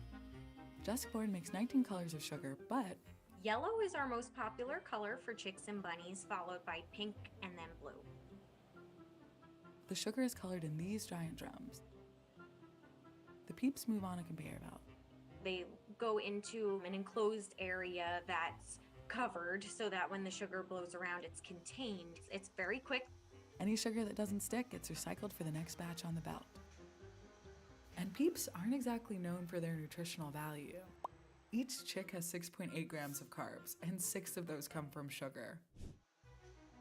Then it's on to the most important part. Peeps become peeps when they get their decorations. So when they're chicks and they get their eyes added, when they're bunnies and they get their nose added, that's when I would say they officially become peeps. The decorations are made with edible wax, then squirted onto the peeps with precision. We have an entire QA team that checks everything frequently throughout the entire production process. We also have associates who check for decoration and making sure that their eyes are in the right spot. We manufacture peeps all year long. We produce the most peeps for Easter season, but because they're on shelves starting really in January, we are producing them in the summer and fall. But there's a reason Easter is the brand's time to shine. Acme Smoked Fish is a fourth-generation, family-owned smoked fish company based in Brooklyn. You've probably seen Acme products in well-known markets, like Whole Foods and Zabar's. But what you might not know is that they also sell anonymously to some of the most famous bagel shops and specialty stores in the city. Meaning, if you've ever ordered lox on your bagel in NYC, there's a decent chance it came from Acme. You realize half of New York City would not exist for smoked fish if it wasn't for this place. The 100-year-old business produces about 15 million pounds of smoked fish products every year. To see how Acme makes its legendary products, I met up with Adam Kaslow, the company's fourth-generation co-CEO. So gross. Adam joined the business in 2006 along with his cousins and sister. My great-grandfather became a smoked fish wagon jobber in 1906 and was just competing for that American dream. His dream was to one day open up his own smokehouse, and he did that at the very end of his career. Today, we're in the fourth generation of Acme, and so the four of us are keeping the family legacy alive and well. Over the years, Acme has significantly expanded its inventory with products like whitefish salad and poke bowls. But there's one thing that really put them on the map. Their classic smoked Nova salmon. The salmon is expertly trimmed and scraped so that it can fully absorb the salt during the brining stage. It will brine for about 7 days before ultimately undergoing Acme's signature smoking process. The origins of smoking fish are really around preserving food for a later date. So in Europe, people in the 1600s would salt their fish to keep it for extended periods of time. Now the origins of smoked fish are a little bit up for debate, as some people say that as the fish were hanging out to dry, the smoke from the campfire gave it this added flavor, but it's unconfirmed. It's a really nice story. We don't know if it's true, but it's a good story. It's a good story. The salt gives it about a 30-day shelf life, and the smoke really adds that flavor. So this oven has been the original smoker that we've had at Acme since its existence. Back in the day, they would just light fires on the floor of the smokehouse. That sounds very safe. It was not safe. But the principles of smoking really haven't changed. We're gonna turn these fans on, they're gonna blow air throughout the oven, dry out the fish, and after about 3 to 4 hours, we'll turn on the smoker and fill this room with wood burn smoke. After smoking, most products are packaged and shipped out to stores across the country. Welcome to Oda Tofu. I get here at 2:30 in the morning, Monday through Saturday, make tofu and start the day. The night before, workers pull out giant bags of soybeans sourced from Iowa. And they're dried soybeans, so they're very hard. You could hardly break it with a hammer. And we soak them the night before, then they become really soft. It takes 10 hours of soaking. Depending on the temperature of the outside, we tend to soak them longer if it's colder or shorter if it's hotter. We want that pure white in the soybeans. Yeah, these are still pretty good. Cooks transfer the soft soybeans to one of 2 grinders. We grind the soybeans, make a slush. Then we put it into our cookers, which cook to about 100 degrees Celsius. Then the mixture flows through a giant pipe into a filtering bag in the pressing machine. This machine squeezes out the soy milk. The milk comes out the other end and drops into another filter. So we double filter it to get as pure of soy milk as we can. Okay, this is hot. What's left is a byproduct called okada, basically the leftover bits from the beans like the shells. So this nylon that catches the rest of the okada. People use it in like baking recipes and stuff like that. But also we give it to farmers to feed their cows and pigs. Some of the soy milk gets bottled by hand. It's sold across Portland, but the rest gets turned into tofu. Our tofu is made out of 3 ingredients: soybeans, water, and coagulant.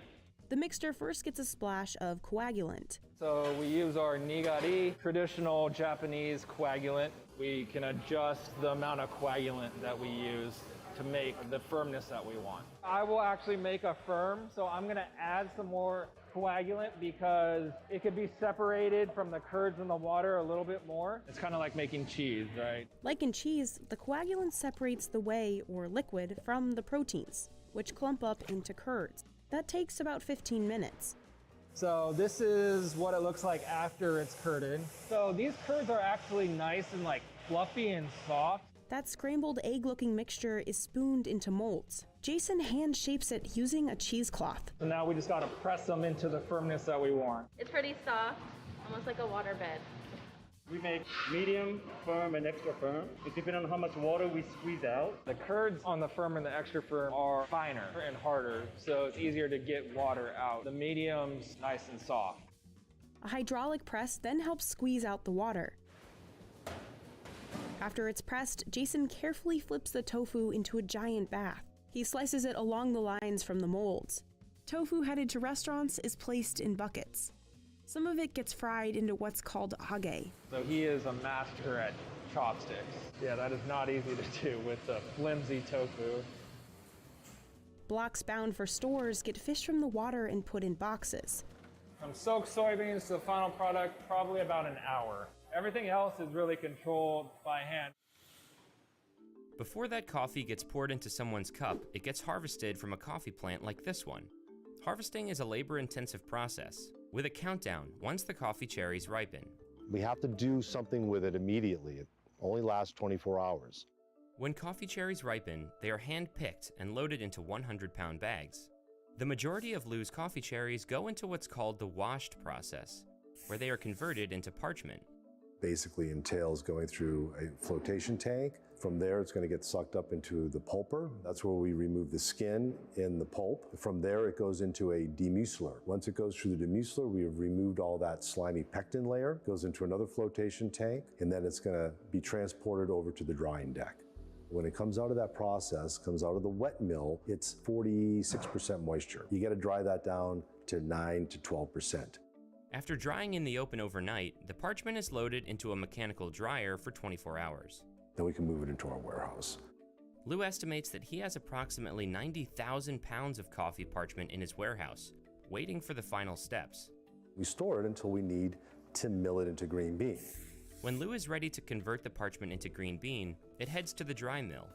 That dry milling process does several things. So first, it's going to hull it, it's going to polish it, then it goes into a classifier, which pulls out all the different sizes.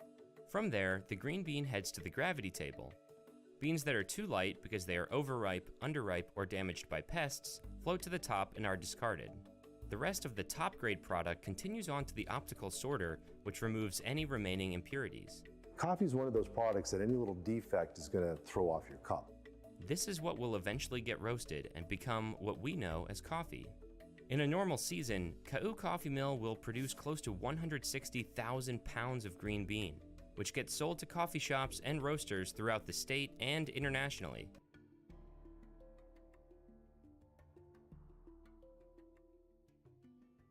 Each flower blooms for just one day a year. Izy kofa haniry asa foleran'ny lavany dia tsy maintsy fatsika ohatran'izao zegny ampiasaigna andeha haniriagna foleran'ny lavany. Raha atao meky zany fleur po mety ho simba. Tsy atao mafy a. Izay. Vita zany ny fleur. Raza Finsalama works alone and can pollinate up to 500 orchids a day. It takes about 9 months for a pod to grow. The price of this vanilla bean has skyrocketed in recent years due to rising demand and the destruction of crops by cyclones. In 2018, vanilla hit a high of nearly $600 per kilo, more than the value of silver. It's since dropped to $250 a kilo, but that's still a lot. And those prices are really attractive to thieves. Maharegny lavany lafo vidy dia lasa mivadiky ny lohany mangalatra. So many farmers in the region are arming themselves.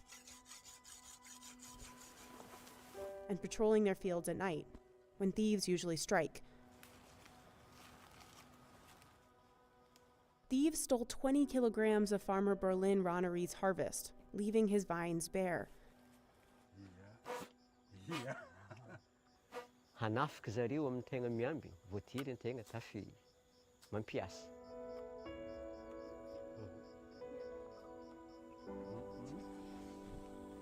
Nanomboka tamin'tao zao, nizaha reto saboho sy ny baskily reto, ko indesiko iarovako ny tenako sy ny fanagnako. In 2018, officials estimated 10% of the year's harvest was lost to theft. Eto zay ny tragno anaha, tragno fambolagna fitaova, sady tsy ampiasagna lavany. He often sleeps out here overnight. Lasa miasa loha lava zany amin'ny fiambiasagna azy satria mpangalatra andeha handroba, andeha handrava. Tegna tsy tafandry mieritreritra azy. And because farmers only get one vanilla harvest annually, raha ka fa very agnatin'ny taogno raiky, mijaly izy sahiragna, na ny hanigny hoanigny tegna ampanahiragna. some of the thieves are actually children, driven to steal because of poverty. They were held in overcrowded and unhygienic prisons in the northeast of the country for years without trial. Farmers have started branding their vanilla beans with identifying codes, making the crops easier to track if they do get stolen.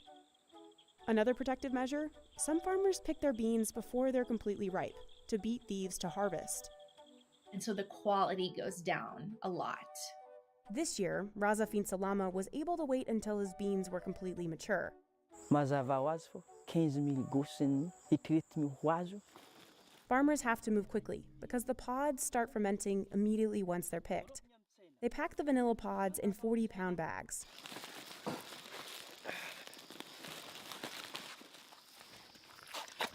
And haul the loads for miles along dirt roads to the market.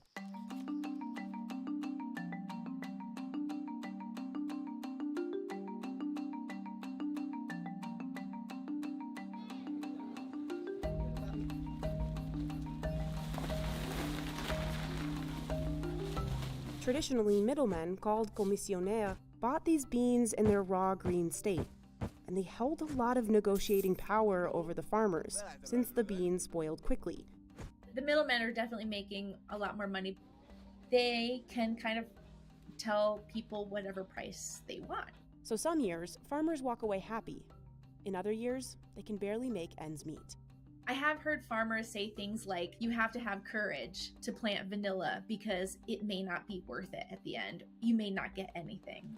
Nowadays, Raza Finsalama sells his pods directly to a cooperative called Sahanala.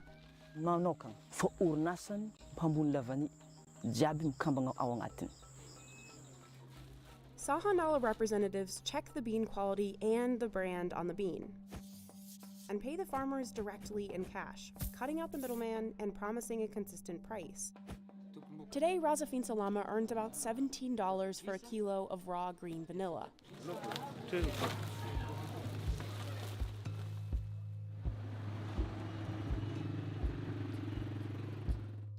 Sahanala takes the beans to one of its processing facilities, employing thousands of workers across Madagascar. But even these large operations still have to protect against thieves. Raha ny valeuran'ny vanille izay hitantsika eto amin'ity toeran'ity androany dia manodidina ny 2 380 000 euro. The facility has electric fences, surveillance cameras, and private security patrolling at night. Anisany antony mahatonga zany fepetra rehetra zany noraisina iarovana ny lavania ny asarobidiny sy ny valeurany. But it'll still be another 3 months of painstaking work before the vanilla is export ready.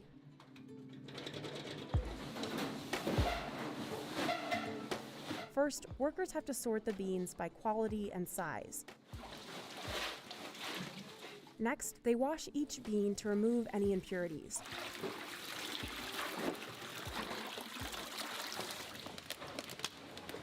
Then the beans get dunked in hot water to release the compound vanillin. That's what creates the distinct vanilla flavor.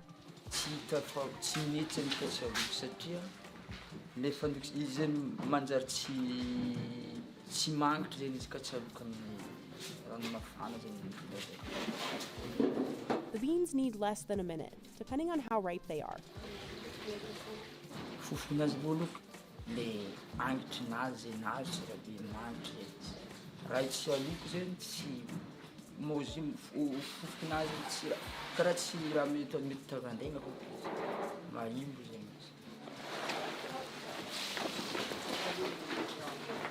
They have to run the bean baskets so they don't lose the heat from cooking. Workers move the cooked beans to boxes where they'll sit for 48 hours. When they take the beans out, they'll be brown.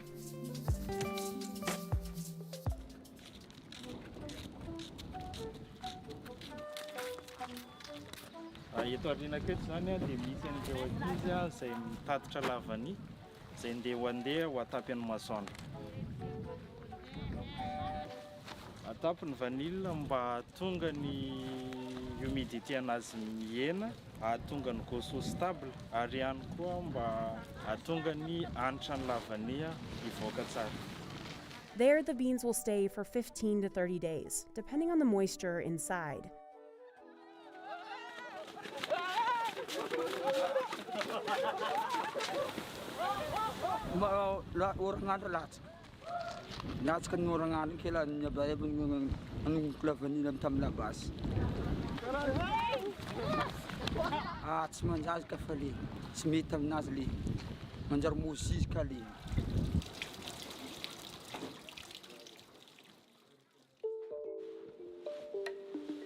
Zareo zany manao triage manala le vanille tsy mitovy ny couleur anazy.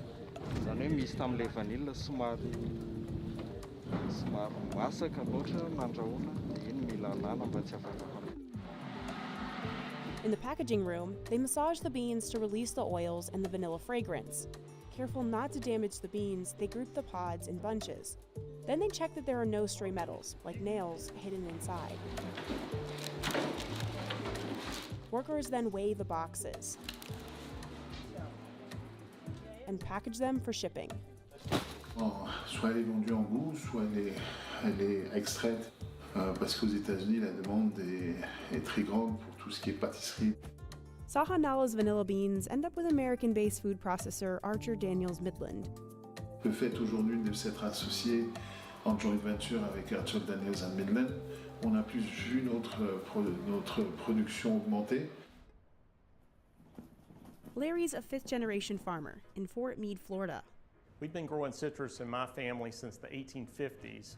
When I first started in the industry, citrus occupied over 900,000 acres in the state of Florida. In fact, some years we had too much fruit and market prices were depressed. Just 15 years ago, his family packed 1 million orange cartons a year. Mostly Valencia oranges, the big, sweet, juicy kind. You planted a grove expecting that to last for multiple generations. The first case of citrus greening was reported in China back in 1919. It quickly spread across the continent, devastating citrus groves in India and Saudi Arabia as well.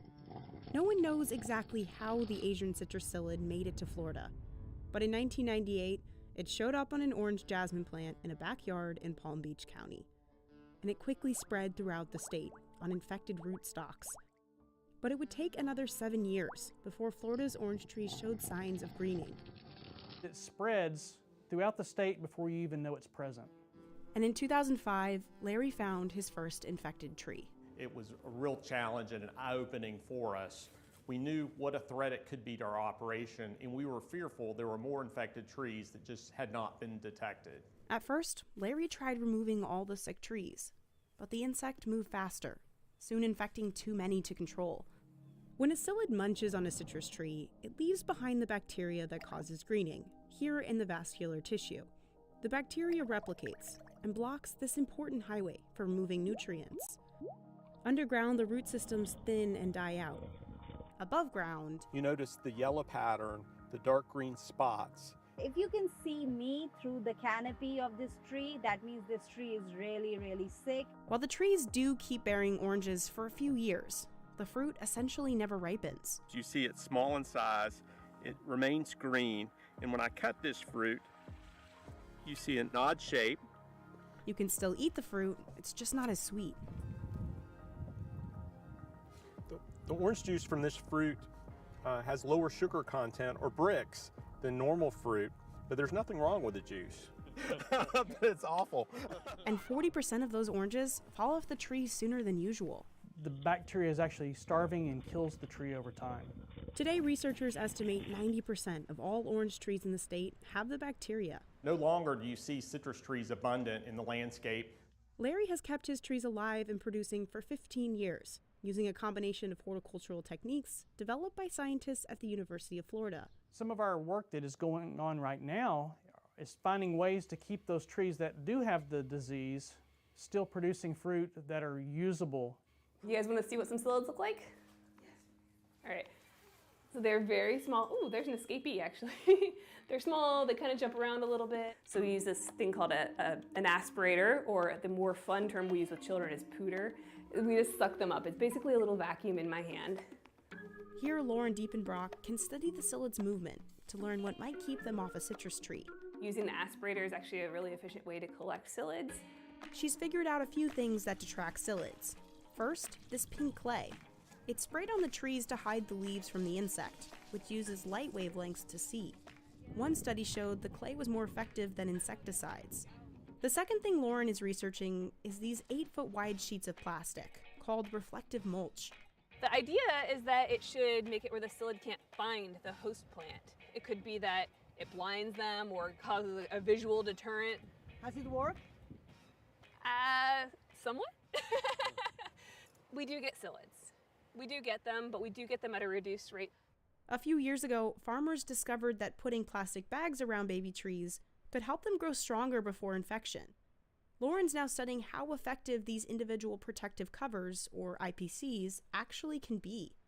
So this is IPC mesh, and as you can see, there's little holes in it. You can see my hand very clearly. Wind, sun, rain, it all gets through here. The goal is to really keep that Asian citrus psyllid off the tree. And then if you look underneath, this is our irrigation.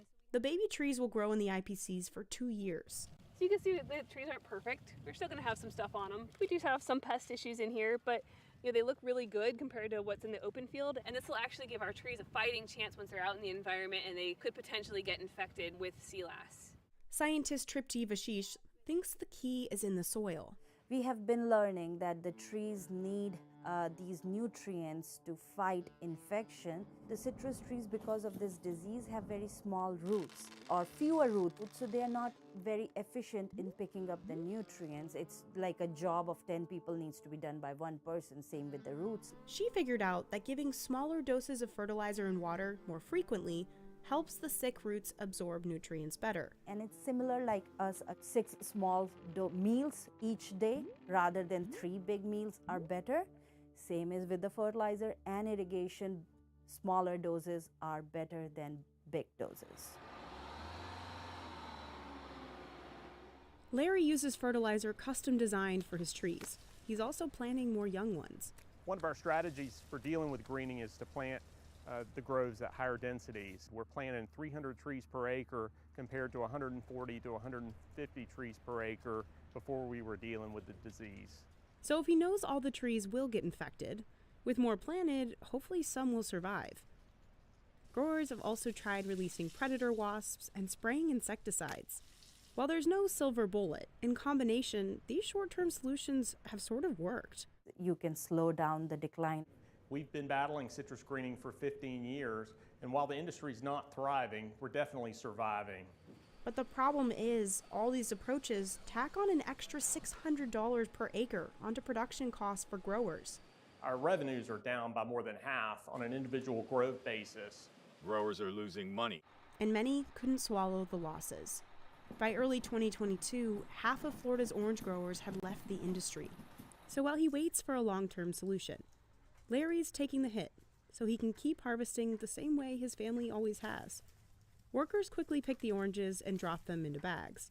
Once they've got a good batch, pickers dump them into baskets in the grove. Workers then truck the oranges to the packing facility just down the road.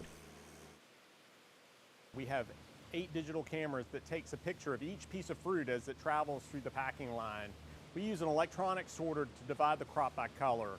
If they're orange enough, the fruit gets cleaned and hit with a layer of natural wax. It preserves the fruit, it extends its shelf life. Today, because of HLB, Larry packs half as many boxes as he did 17 years ago. If the oranges are a bit too green, Larry knows they'll be hard to sell on the fresh side. So he sends them to get juiced at the Florida's Natural plant in Lake Wales. Larry owns the juicing plant along with other local growers as part of the company's cooperative. About 90% of the fruit grown in the state goes to orange juice. But just like growers, the factory has been getting fewer oranges. So less efficiency in the plant. With a lower fruit volume, the factory had to shut down one of its 3 processing lines. Nowadays, 60,000 boxes of oranges arrive at the plant from cooperative farms across Central Florida. That's about 30,000 fewer than before HLB. Within 24 hours of harvesting, we juice the fruit. This machine squeezes the juice out of every orange. We pull out any seeds, and we also collect the pulp where we can add that back to whatever degree we want to do that. The juice gets pasteurized and then pumped into cartons. But remember, greening affects oranges' natural sugar content. So Florida's Natural has to blend infected oranges with sweeter ones from different regions or even seasons. It still tastes like orange juice, it's just not quite as sweet. Today, the factory pumps out about a third less than pre-greening. They need a home for their fruit where they can get maximum value, that hopefully can sustain their operations until a solution to greening is found. Many scientists believe the long-term solution lies with re-engineering nature, either genetically changing the bug itself or naturally breeding citrus trees. Ultimately, a tree that's resistant or tolerant to the disease will be key. That's the project Fred Gamitter and his team are working on at the University of Florida. They're trying to breed for an HLB-resistant orange variety, meaning even if the disease shows up, the tree won't get sick. To do that, he takes 2 different types of trees, maybe one with yummy oranges, and one that's resistant, and essentially has them mate. And their kid will hopefully still taste good, but won't get HLB. That's really the holy grail of citrus screening research. But that's not easy. Finding a resistant orange is like looking for a genetic needle in a haystack. It's extremely difficult to breed new oranges. We know of some kinds of trees related to oranges that are resistant, and we're trying to access the genetics of those resistant types by making crosses. Fred says it could take more than a decade. So it's long term. There's always an element of serendipity in this. But armed with that miracle-resistant tree, they could be better prepared to tackle future diseases. It's a global, interconnected world we live in. People and plant diseases move about pretty freely, and so there will be another problem, another disease come along. I believe science will continue to deliver new tools that will make growing citrus easier over time. I look forward to those days. I'm sure we'll have other challenges that we'll face in time, but today citrus screening is here to stay. This is John Vigliata. He began his career on the water when he was 13 years old. I started putting oysters in cages in 1995. This aquaculture farm sprawls over 884 acres, the size of over 147 Roman Colosseums. It includes a hatchery, nursery, and part of Virginia's Mobjack Bay. Farming an oyster begins in the hatchery. Here, biologist Chris Smith puts 3,000 adult oysters into a shallow tank called a spawning table. Then, he artificially creates the conditions that cause oysters to spawn. We're controlling the temperature in the tank specifically. It's the all-you-can-eat buffet, getting them ready to spawn. When the oysters spawn, they release their eggs and sperm directly into the water. The eggs and sperm are put into tanks, where they turn into oyster larvae. 1 billion oyster babies are produced in these tanks every year. They remain there for about 3 weeks, feeding on algae and growing shells. We grow about 7 different species of algae to create a menu for our oysters and clams. It's amazing to see the algae kind of bloom and then to watch the oysters and clams grow in our facility. It's very gratifying. When the oysters get to be about a 1/4 inch long, they are placed outside in upweller tanks. And it's a system in which allows a large quantity of water to be flown past the oysters, giving them a super abundant amount of food. After about 2 months of feeding, staff check on the size of the oysters. We'll take these oysters here that are larger, and they'll go in a cage to go overboard, and then these oysters here will go back into the system for a further grow out to where they can get to be this size and eventually go in a cage. The cages full of oysters are then tossed into the Mobjack Bay. We have about 2,500 to 3,000 cages. Contained in all the cages that we have out in the Mobjack Bay, you probably have somewhere around 30 million oysters. That is a lot of oysters. If all of them were harvested at once and put into your freezer, you could eat over 800 oysters every day for 100 years, and you would still have leftovers. Nicely done. Farmers monitor the weather closely. Excessive rainfall can dilute the salt in the water, which could kill the oysters. And water temperature is also a factor. Oysters grow best between 60 degrees Fahrenheit and 80 degrees. If you go above that, it just gets so hot that they will stop growing or slow down significantly. If it goes below that, they go dormant. If all goes well, after 6 months, the cages are removed from the water and the oysters are brought to a separator. This machine sorts them by size. If they are not big enough to sell, they go back in the water. Oysters can take around 1 to 2 years to go from hatchery to market. After separation, market-sized oysters are washed, tagged with order information, and boxed. Once the oysters come out of the bay, the clock starts ticking. The team has to harvest the oysters, transport them to the shop, add ice, package them, and place them in the cooler within 2 hours to meet FDA guidelines. The boxes are put into a refrigerated truck and shipped to distributors across the US, who pay around 40 cents per oyster. In Virginia, wild-caught oysters actually sell for less, around 30 cents. We probably sell our market oysters to 10 or 15 different states in the country, but our oysters end up everywhere. And occasionally, for local orders, John delivers himself. Gotcha. And then you have the tag here. All right, thank you very much. Okay. Customers say that they're fresh, they're delicious. Since 1996, they've gone from farming 100,000 oysters per year to 3.5 million in 2019. Besides selling oysters to eat, the company also sells around 70 million baby oysters each year to farmers up and down the East Coast. Aquaculture is one of the fastest growing food production sectors in the world. While the amount of seafood caught in the wild has not increased by much since the 1980s, demand is up nearly 150%. Aquaculture is filling the gap. It is predicted that by 2030, 60% of the fish available for human consumption will come from aquaculture. Virginia has made a big bet and doubled down on farming oysters. Today, the state is the largest oyster producer on the East Coast. But the pandemic has hurt business. Like no natural disaster that we've ever had. Oysters' market value and restaurant orders plummeted. So we're getting hit both with reduced orders and a reduced price for the product that we do sell. And on top of that, after a stellar 2019, John stocked the bay hoping for an abundant future. We have a record amount of product in the water and our sales are off almost 50%. While 2020 was a roller coaster ride for Ward Oyster Company, sales have finally started to pick up. John is optimistic about the future. No matter what happens, he plans to be on the water. I love being out on the water. My office is on the water. You can't get it much better than that. And salt water is in my veins. Workers can harvest about 2,000 limes in a day. They load them onto trucks headed to the packaging facility.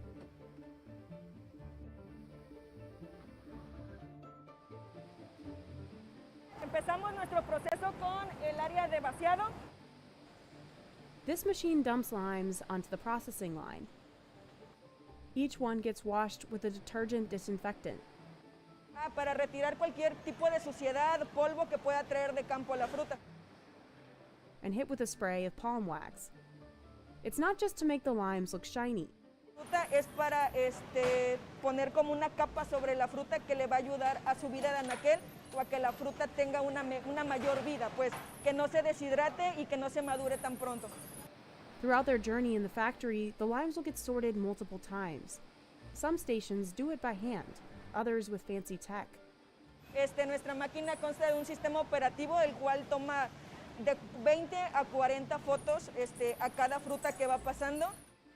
Using those pictures, the machine separated them based on their size. Ones that aren't the right size will go directly to Mexico's juicing industry. The perfectly sized ones will head on to get exported. But first, there's quality control. Este limón es para exportación a Estados Unidos. Tenemos un limón con una buena cáscara, un buen color, un color uniforme y si lo partimos o lo abrimos, tenemos una buena cantidad de jugo.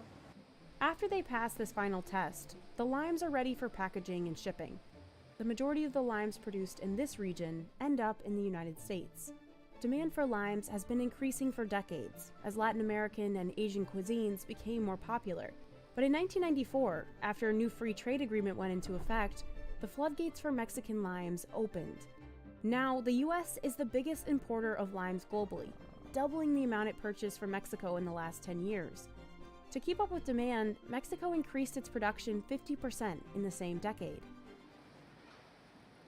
These trucks can come up to 3 times a day to load up the supply of fresh milk and transport it to the Cabot plant.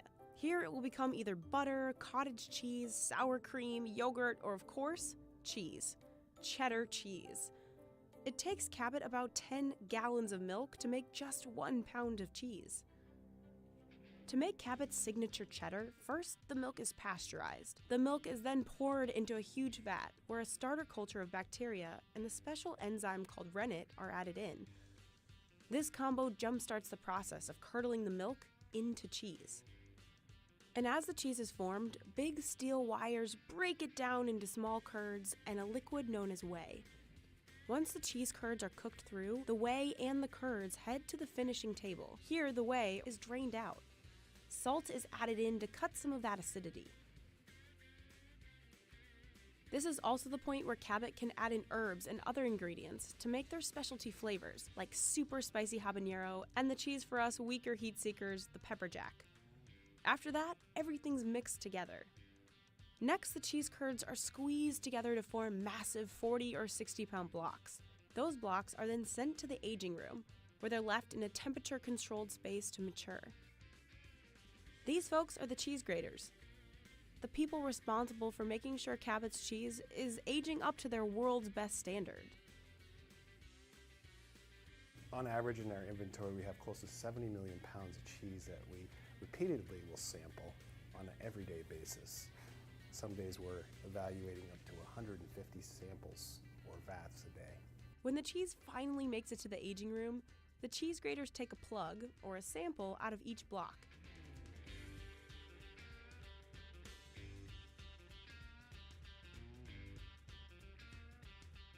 Good flavor.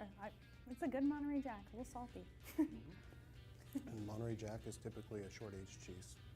Younger cheese, it's got moisture added to it, make the unique profile. As the cheddar gets older, the flavors that develop become more intense. Yeah, every batch tastes a little bit different. 1,000 different farms, I mean, the mix is always going to be a little bit different. Cheese is a living organism. Graders like Gina and Ted determine when a cheese block is ready to be cut. The blocks head back to the factory for the finishing touches. An industrial slicer breaks those puppies down to a more edible 8-ounce block. Then it's sealed in plastic and boxed up in crates. Those boxes of Cabot's signature cheese and all 50 of their other flavors will end up in stores across all 50 states. This is definitely one of the landmark Chicago staples of food that you have to try if you're in town. There's usually a line out the door. The popcorn starts off with a hybrid of butterfly and mushroom kernels, which are grown just for the company. The kernels are then air-popped, which means no oil is necessary. Once air-popped, the kernels are set aside while the caramel heats to an optimal temperature. There are a total of 7 ingredients in the caramel crisp flavor. Garrett Popcorn wouldn't tell us all of them, but it did say 2 were water and caramel, while the other 5 can be found in most pantries and refrigerators. The smell of the caramel is overwhelming and it's beautiful, and it's taking all of my willpower not to just grab a piece of that caramel crisp. I'm really surprised that none of the popcorn itself is being crushed by the weight of the caramel. That's because the caramel crisp begins with butterfly kernels. And butterfly kernels, as the name denotes, have wings on them. So when mixed in with the caramel, the larger surface area on each and every kernel allows for more caramel to be glazed on top without crushing it. Next, the vat of coated popcorn is poured onto a cooling tray.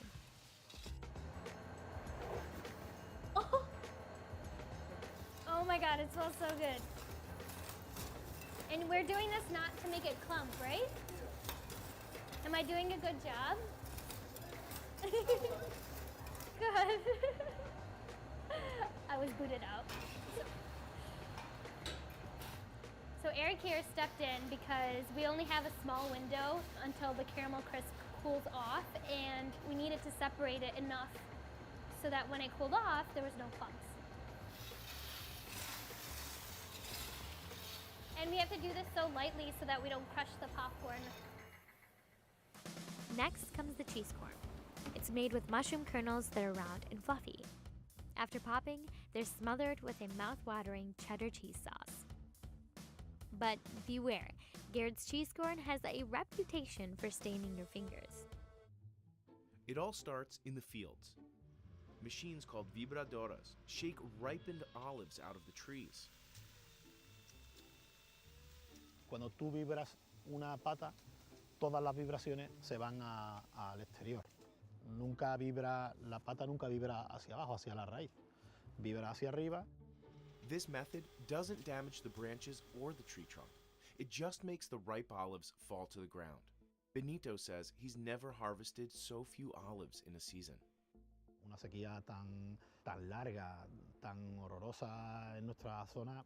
Satellite images show just how dry this area has become. Winter precipitation was down by more than a third. Trees that don't get enough water are tougher to farm. It's harder to pull the olives off the branches because el olivo está chupando la poca agua que pueda tener el producto, el fruto. Entonces está tomando, es como si estuviera comiendo un poco de la aceituna, por así decirlo. In 2019, Benito would gather around 8,000 kilos of olives in a day. Some days this season, he barely gets 1,000 kilos. El olivo, ahí hay muchos olivos que no están en condiciones ni de que este año ni del que viene puedan volver a una producción adecuada. It's also stiflingly hot. En mayo, una época muy importante para la floración del olivo, en nuestra zona vinieron unas calores que quemaron mucha flor. Eso hizo que se perdiera mucha cosecha. Benito says winters are also less severe, and without enough water, the trees won't grow. Pues se ve un poco mermado en su deficiencia y no tiene sustento donde poder recuperar esa energía, digamos. The damage to the trees gets worse every year of the drought. Here's what happens to the olives that do survive.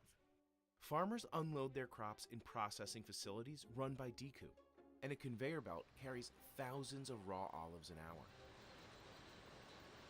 They're gently washed to remove any remaining dirt from the groves.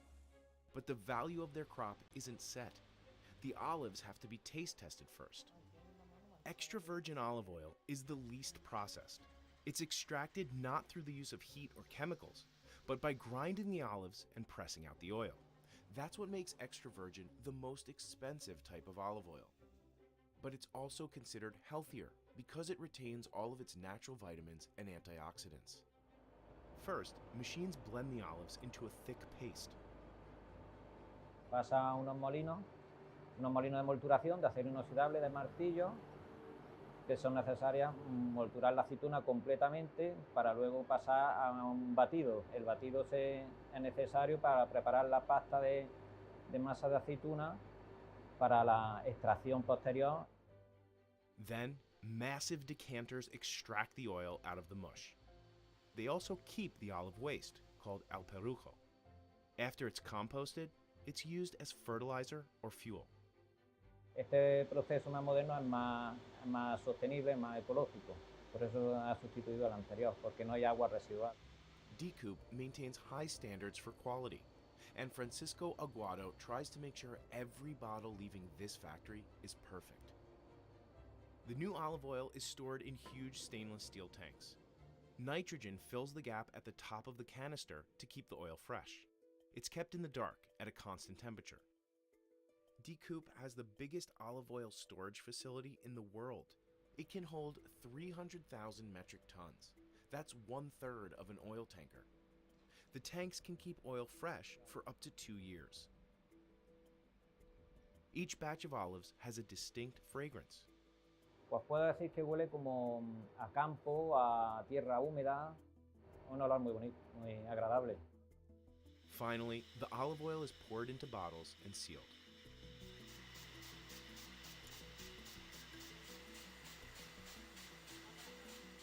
Now, it's ready to be delivered all over the world. Workers gather early in the morning, and they pass around handfuls of coca leaves. Then they call to Pachamama, or Mother Earth, to help them get the job done quickly.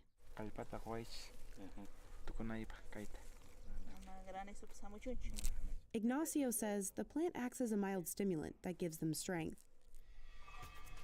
Ignacio and his family sow the seeds after the soil has been harrowed and fertilized. About 7 months later, they harvest the crop by hand.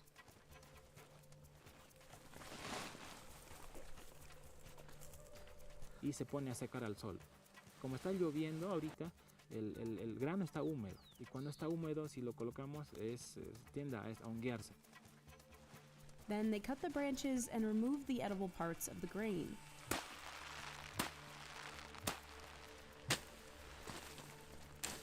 El trabajo de la cosecha de la quinoa es cansado, sí, es cansado.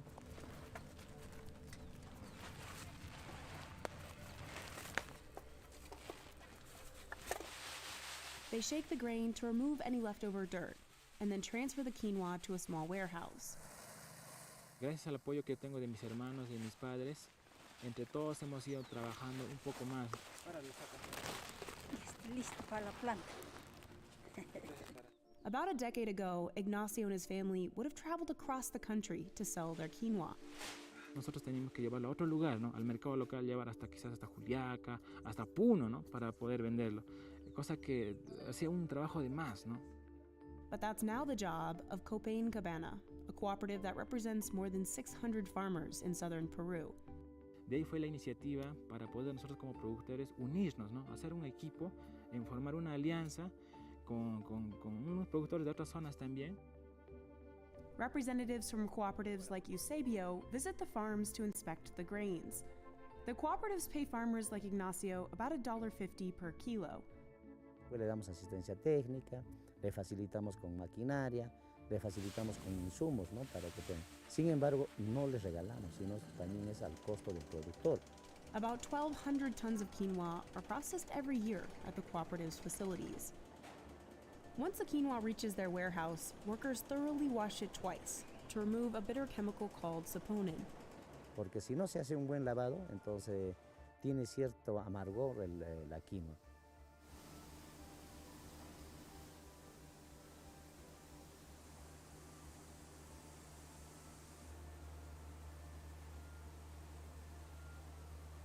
They split the quinoa into categories, remove any impurities, and then package it. It'll make its way overseas. The cooperative says it exports to the US, the European Union, and Japan.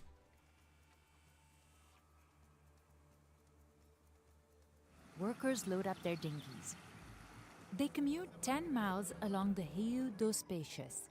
Then they hike into the rainforest. Evanuson Krishi Morima is the president of the Piacá tribe. Mas para identificar outra pessoa que está em longa distância, né? Para a gente saber a direção certa. They're headed to Brazil nut trees that grew thanks to these guys, the agoutis. The rodents bury the fallen pods to eat later. So when the rodent has a bad memory, there will be a new tree. If a rodent is eaten by a jaguar, there will be a new tree. The Brazil nut trees can live to be 500 years old. They reach 165 feet tall, as high as a 15-story building, and their trunks over 6 feet wide. Because they are usually above every other trees, the canopies. Collectors wait for the pods to drop naturally between November and May.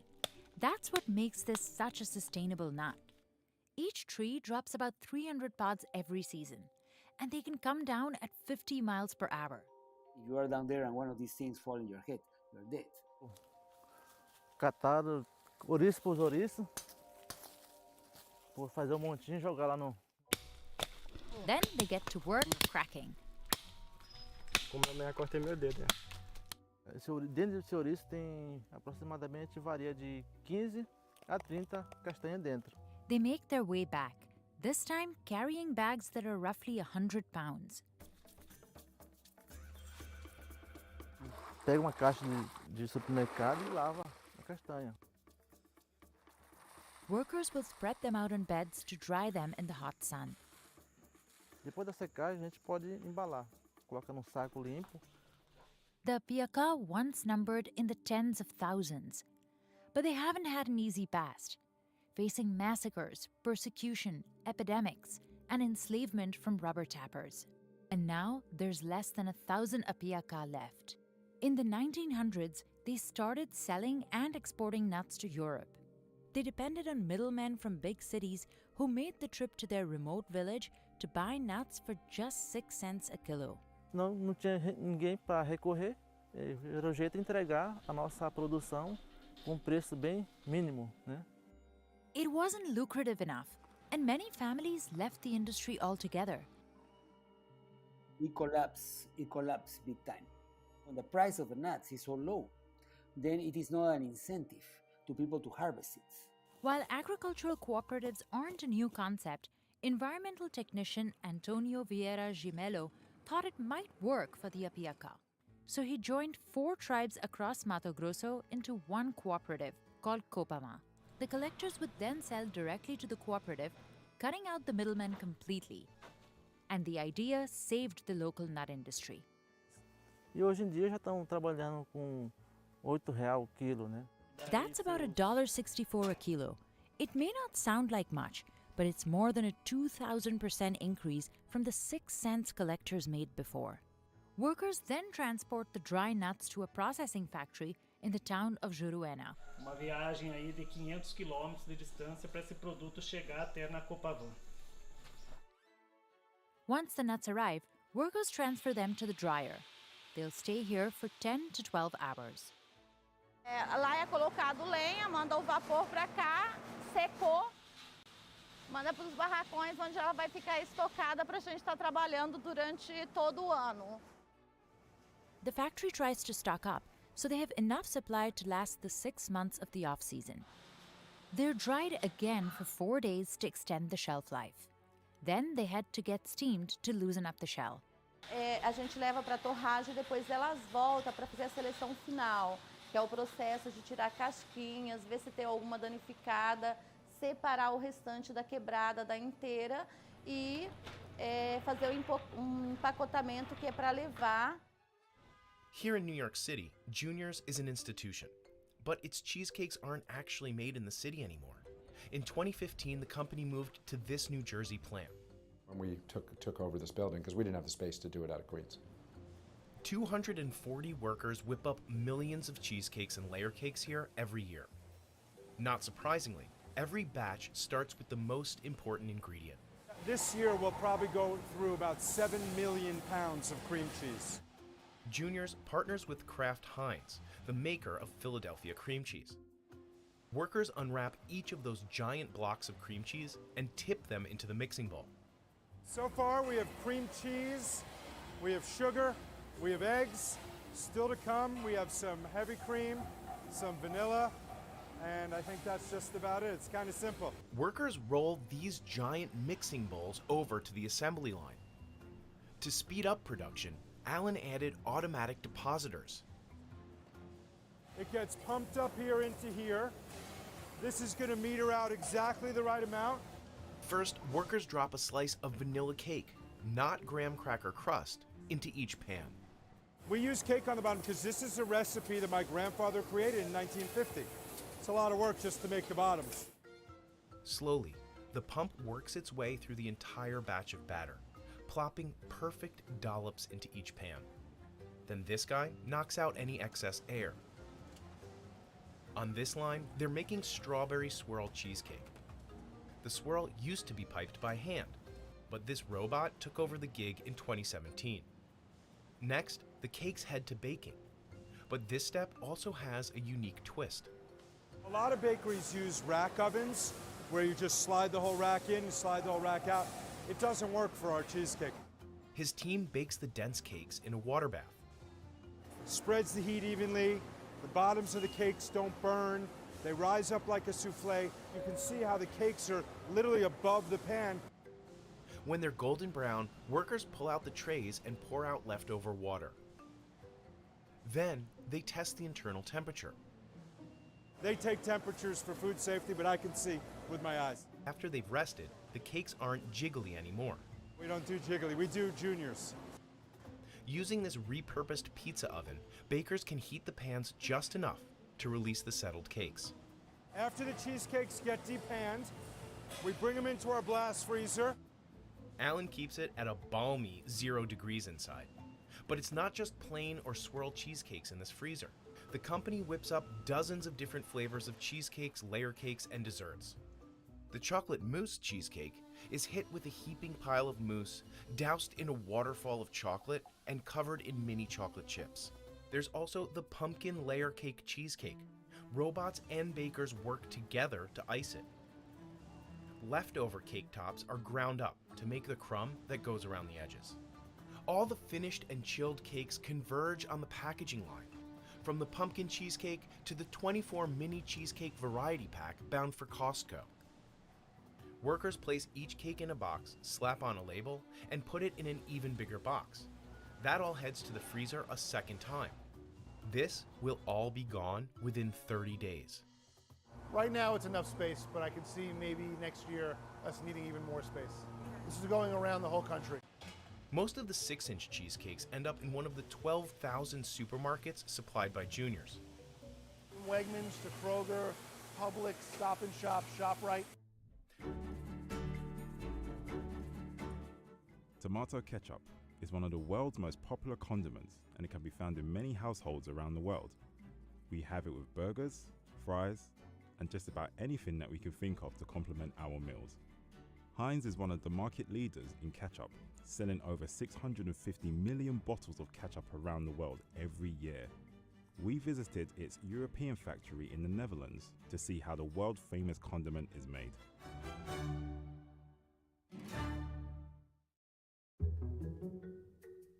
Here in Elst we make sauces for the Kraft Heinz company. Our main product is ketchup, that's 70% of what we do. We make about 1.8 million bottles a day, and that relates to about 175,000 tons of ketchup a year. The ketchup making process starts here, where crates of tomato paste weighing 1,300 kilograms are transported from the Heinz warehouse using automated forklifts. The crates are opened and then go to the paste dumper, where these huge rolling pins squeeze the paste out of the package.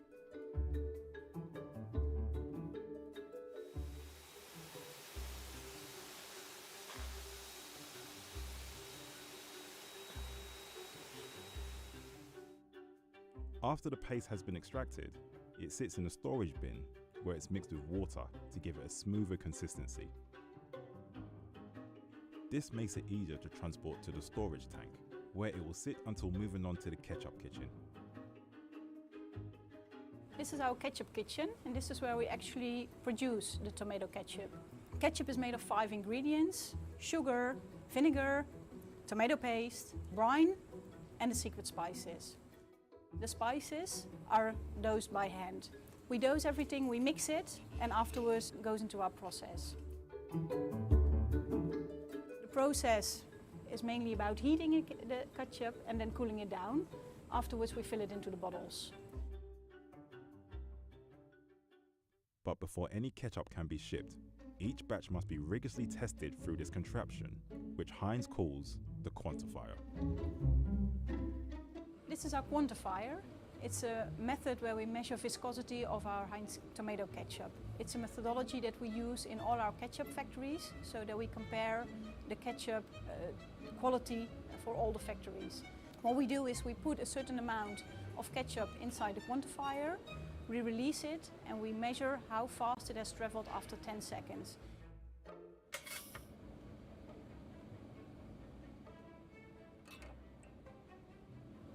.5 within range.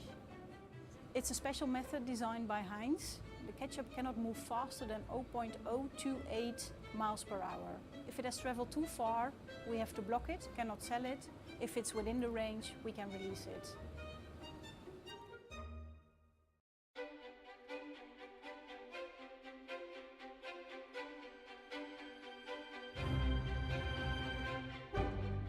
For the empty bottles, they go into the filler. We have 70 filling heads. It's a filler that works by weight. So a bottle comes in, we check the weight of the empty bottle, we fill it to the proper weight with ketchup, and then we check again if we reached the filling weight. The boxes with caps are emptied at the bottom floor by the operator and transported upstairs.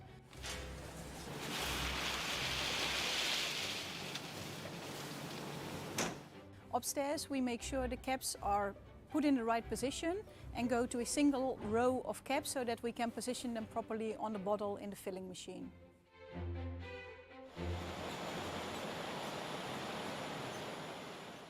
And for this bottle we have 3 labels, so we have a neck label, a back label and a front label.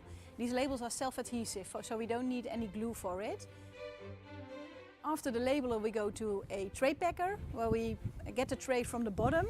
We fold it around the bottles. After that, put a shrink wrap around it and make sure the bottles are tight and packed in the tray.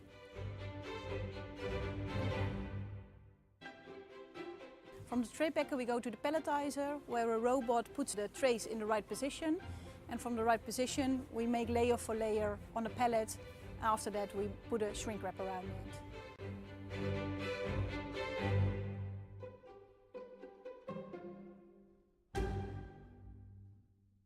Now that we've seen how its iconic ketchup is made, how did Heinz become the prominent brand it is today? Heinz was founded in Pittsburgh in 1869 by a 25-year-old named Henry John Heinz, who began his business by selling his mother's horseradish recipe. Over the years, Heinz expanded his catalogue, selling pickles, vinegar, and eventually tomato ketchup, which launched in 1876. It was a roaring success, and in 1886, the company began shipping the sauce to the UK. Following the overwhelming popularity of Heinz ketchup, Heinz started producing 13 million bottles a year and exporting them all over the world, which explains why you're never too far from a bottle of Heinz tomato ketchup.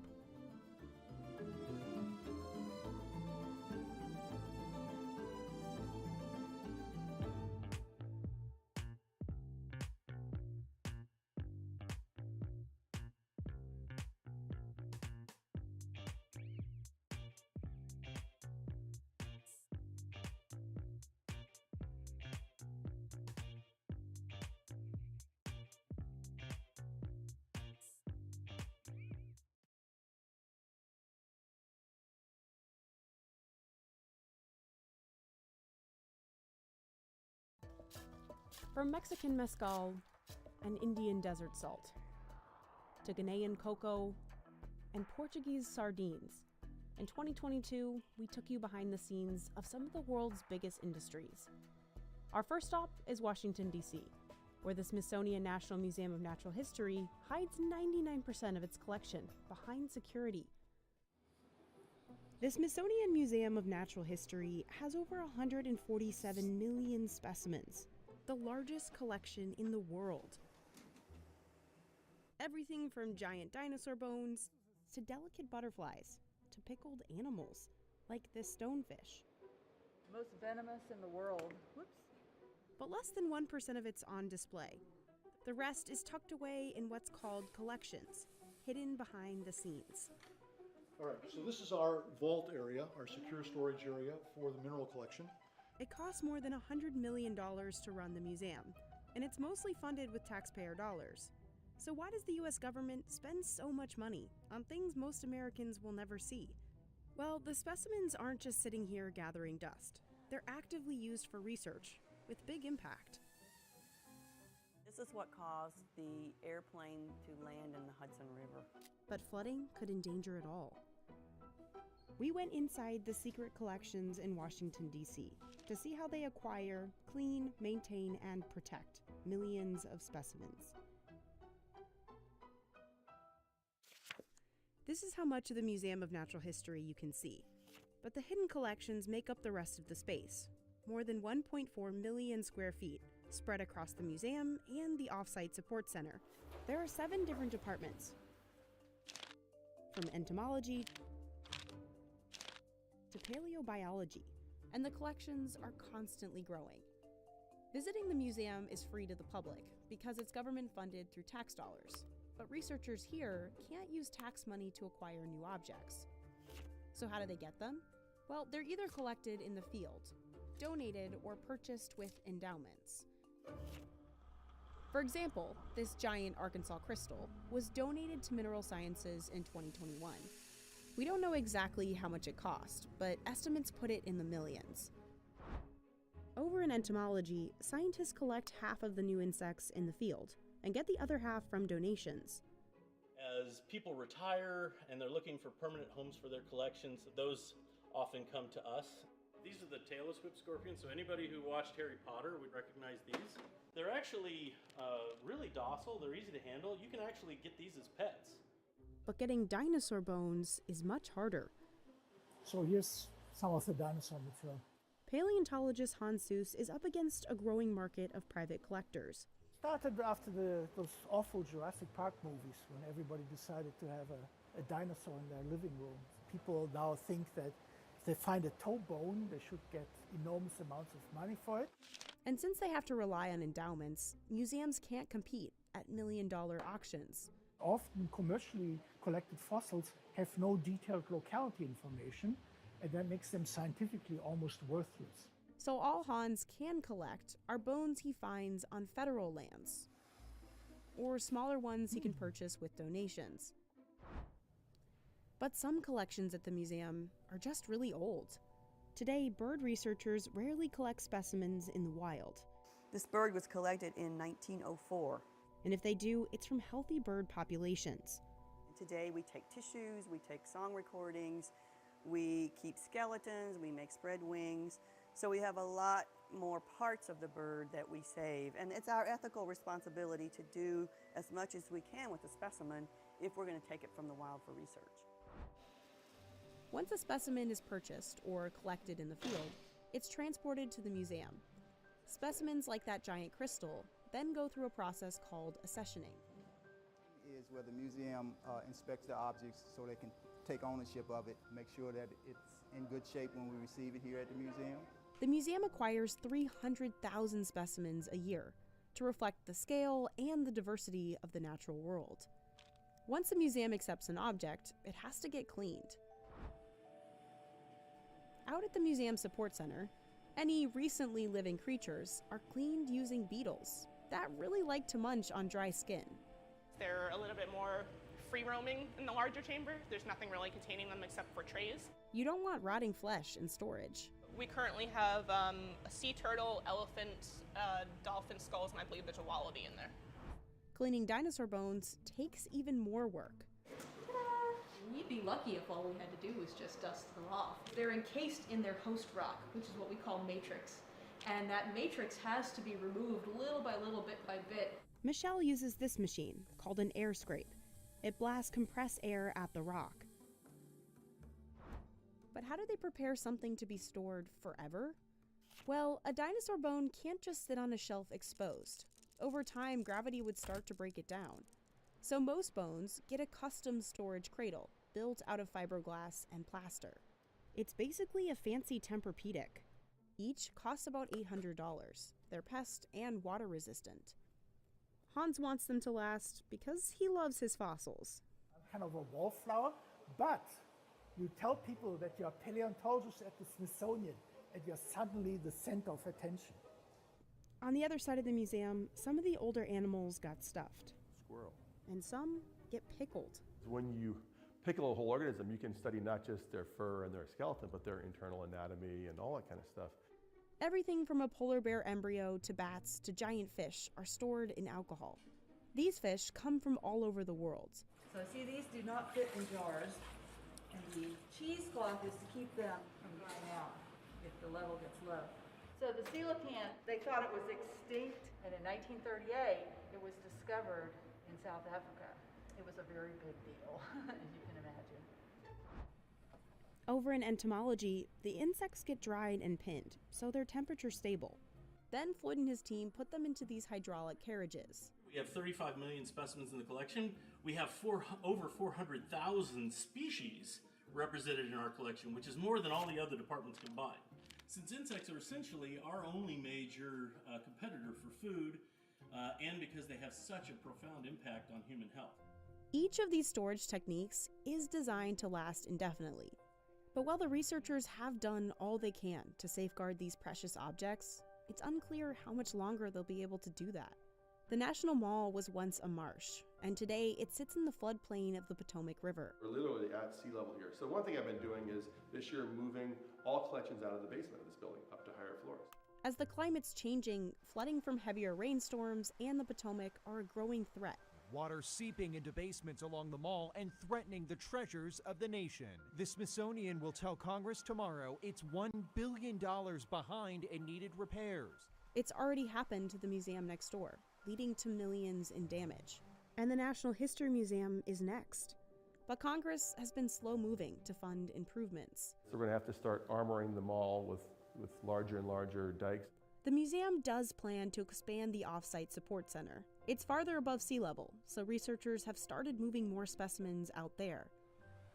For now, to preserve its collections on the National Mall, the museum has begun creating digital scans, starting with easier-to-handle objects like plants and flowers. All of our flowering plants have been digitized so far. That is about 3 million plant specimens that we have run on this conveyor belt. Today, this digital archive has over 9 million specimens, but the museum is still years away from getting the entire collection online. So why put in so much effort to store things most people will never see? Well, for research.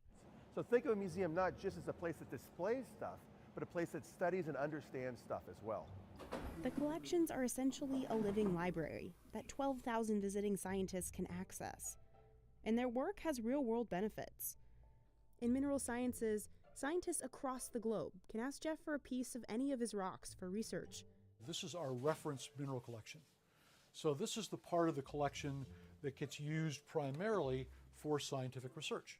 The department also monitors and tracks volcanic activity around the world. Pickled mammals are studied to find out which species can transmit diseases. One of the ways we study those diseases is to find the mammal host for the virus. Whenever a bird strikes a plane in the U.S., samples of it are sent to Carla Dove in vertebrate zoology. The colors and the color patterns on some of these birds is just amazing. Yes, her last name is Dove. Yeah, I get that all the time. My name is very appropriate. Okay, so I'm just coming from the mail room where I picked up the Daily Mail. These packages all have specimens of bird remains or some kind of wildlife remains that were scraped off of aircraft. And Carla gets 10,000 of these packages a year. This is a part of the horizontal stabilizer what the bird hit and caused the damage to. And you can see all of this bird ick on here, which is what we refer to as snarge or bird tissue. Bird strikes cost the airline industry billions in delays and damages. Remember the 2009 crash landing in New York City? Less than a minute into the flight, the pilot reported a double bird strike. In that case, we got 69 bags. Because as they went through and did the investigation, they went all the way into the engine and they wanted to know how far into the engine the feathers went. Her team then uses these mailed-in bird remains to identify the species involved in the strikes. Oh, this one here, do you know what this might be, Carla? It looks kind of like a black vulture. There you go. It's one of her favorite birds. No, chicken is her favorite bird. If she can't identify a sample right away, Carla can compare its feathers to one of the 500,000 specimens in the museum's collection. The location of this strike was Florida. So we look at all of the possible herons in Florida and we match it up perfectly with an American bittern. And this piece of beak just so happens to fit perfectly with the beak of the specimen. Aeronautical companies use Carla's data to develop planes that can withstand bird strikes.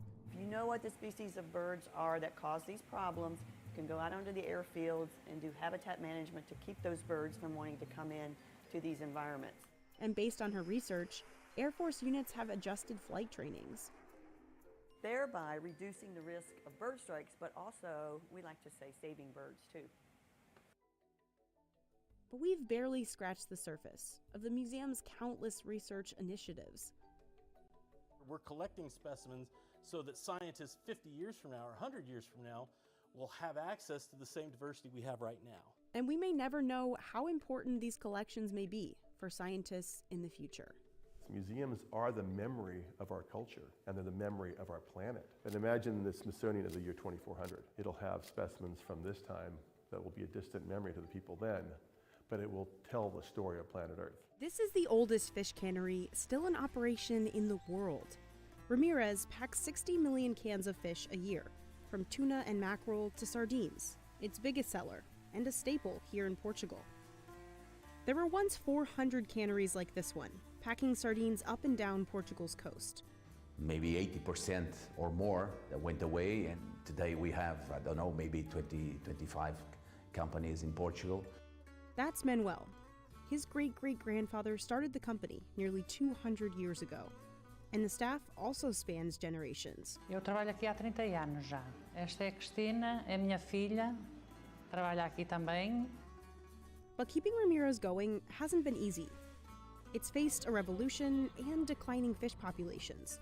So how has it survived, and how does the company plan to keep going? We went to Portugal for a closer look into the big business of canned fish. Ramirez hauls in its catch from private fishermen in the bustling Matosinhos harbor. Começamos a comprar sardinha em junho, julho. But with warming ocean temperatures, sardine populations have dropped by more than 80%. It got so bad that in 2004, regulators banned fishing during the spring spawning season. In the years that followed, the government shortened the entire fishing season to just 6 months and set a fishing quota. Last year, fishermen caught only 30,000 tons. Compare that to the 1980s, when they hauled in over 100,000 tons a year. It's caused recent sardine prices to double. During the season, the fish arrive fresh at the factory and go directly to get cleaned. We know that the good quality of sardine, for example, is the summertime. And during this time, we intensify the activity to do as much as possible. But to keep producing year-round when fishing's banned, Ramirez introduced this freezing system in 2015. First, the fish go into a brine for 30 minutes, and then into the freezer, held at about 0 degrees Fahrenheit. Fatima's in charge of quality control and food safety. E se tivéssemos só sardinha, teríamos capacidade para cerca de 200.000 toneladas de sardinha. They'll remain in the freezer for up to 6 months. But Fatima says it doesn't affect the fish much, because sardines are naturally so fatty. At 4 p.m., workers pull the fish out of the freezer, so they can defrost overnight. Cerca das 7 da manhã, as primeiras pessoas a chegar retiram as paletes da sardinha. From here on out, the defrosted fish go through the same machines as the fresh ones. It removes the head and cuts off the tail. Temos que ter sardinhas grandes, bem gordas, para que a camisa saia de forma fácil, sem estragar a sardinha. This used to all be done by hand, but this machine has tripled the speed of guts removal. Mas pelo menos uma vez por dia vem uma empresa que retira tudo o que são as vísceras, as cabeças, para fazer comida para animal. But some of the products, like the fillets, are too delicate for the machines.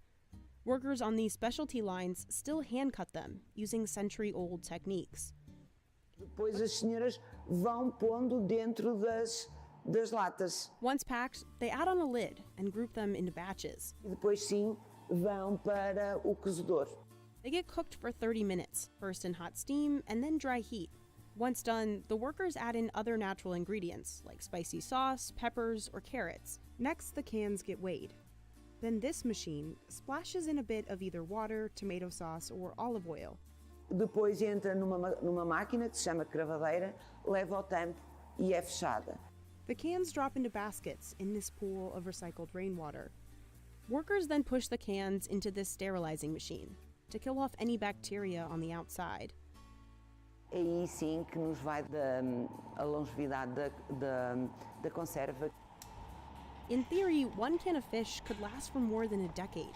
It was actually a French guy who invented canning in the early 1800s, when Napoleon put out a call for a way to feed his army, and the method took off in popularity.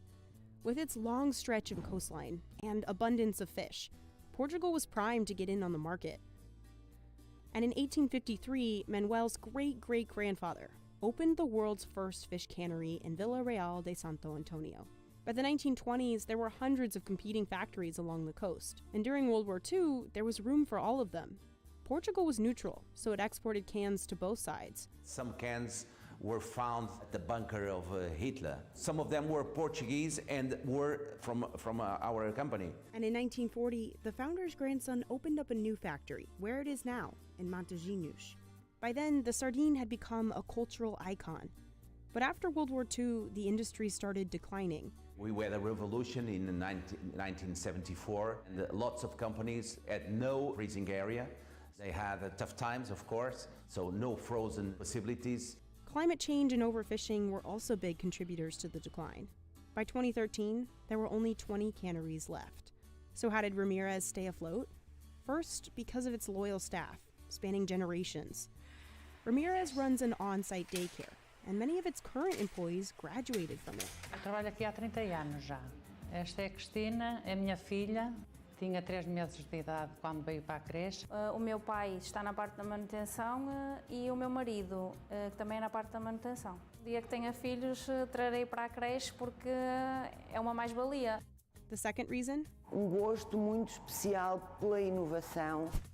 The original cans opened with a key and were often made of tin, which rusted more easily. So Manuel's grandfather switched to aluminum cans in the 70s. We developed, together with our can supplier, easy open way of opening a can of sardines or tuna. Along with the freezing system, fish cutting, and seaming machines, Ramirez also added this finishing line.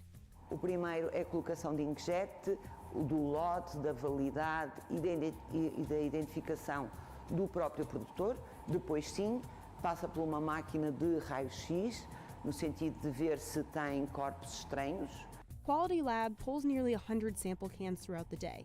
They test for pH levels and check that seaming and sterilization were done right.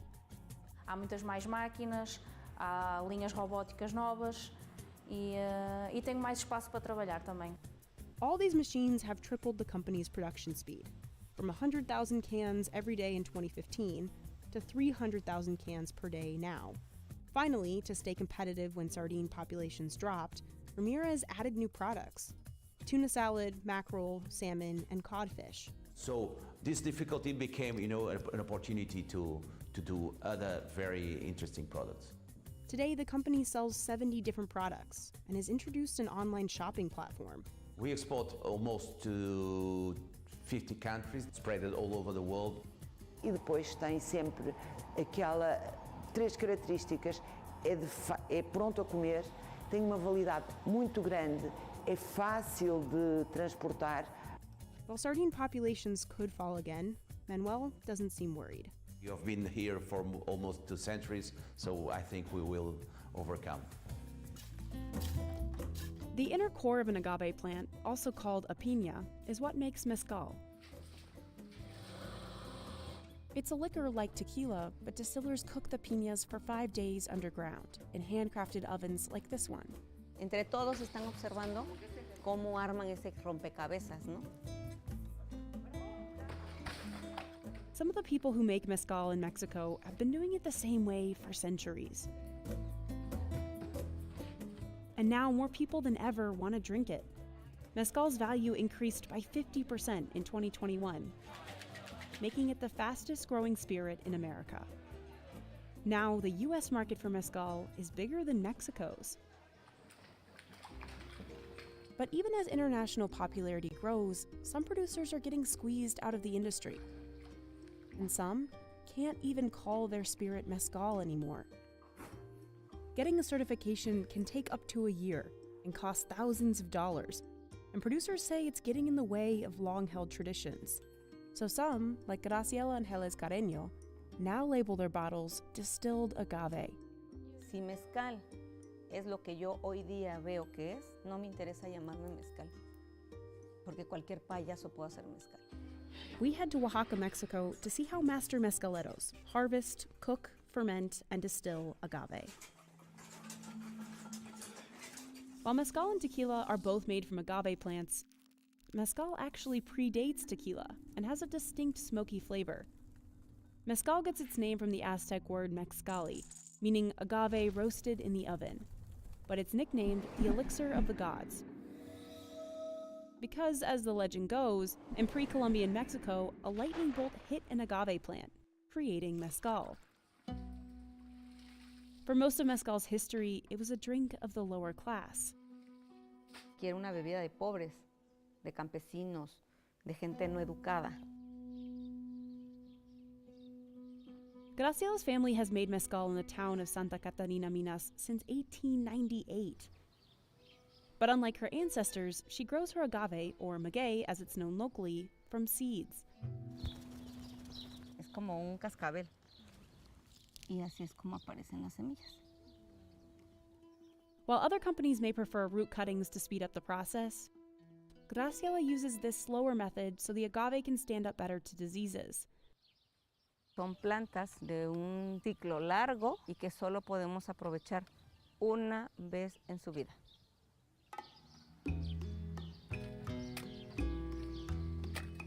After anywhere from 7 to 35 years, the agave is ready to be harvested, all by hand.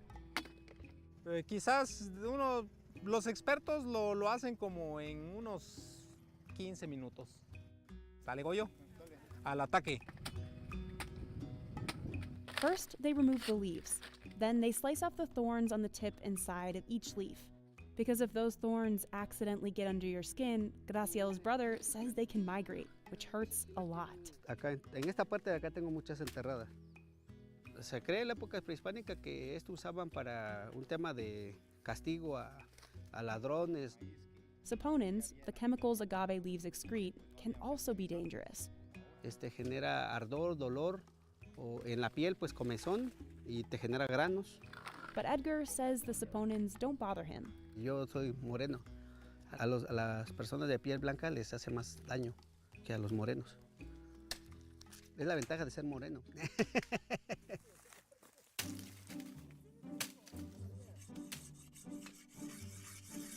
What's left is the agave heart, called the piña, and it takes a ton of effort to unearth it. Se regresa uno bien cansado, lleno de ronchas, espinado. Piñas can weigh hundreds of pounds. So workers break them up to make it easier to carry, then haul them onto an awaiting truck bed. But it's still weeks away from becoming mezcal. Remember that earthen oven? Well, the agave hearts first have to get cooked. Cuando se cocine va a ser muy dulce. Building the oven is an art form passed down for generations. Workers place stones on top of firewood. The rocks are exposed to a 2,000-degree fire for up to 9 hours, so they get red hot. Posteriormente, pusimos sobre esas piedras calientes fibra de agave o guarape, ¿no? Que es el resultado de la destilación, es el desecho del proceso. Eso se humedece y se hace una capa, que es como un aislante, para evitar que el maguey toque directamente la piedra, porque si la toca, se quema. They load the agave hearts on top, big ones first and small ones to follow. They kick and shove each piña into place. Entre todos están observando cómo arman ese rompecabezas, ¿no? Next, they shovel more fiber waste on top. Then 2 men toss a canvas over the whole thing. And finally, a layer of soil finishes up the oven, trapping the heat inside. Cuando ya tuvimos casi toda la tierra arriba, Edgar puso agua. Y vieron que salió con una potencia como si fuera un volcán. Si tú no acomodas bien el maguey, cuando se pone el agua, se te desbarata, se cae toda la tierra. A cross is placed on top to bless the batch.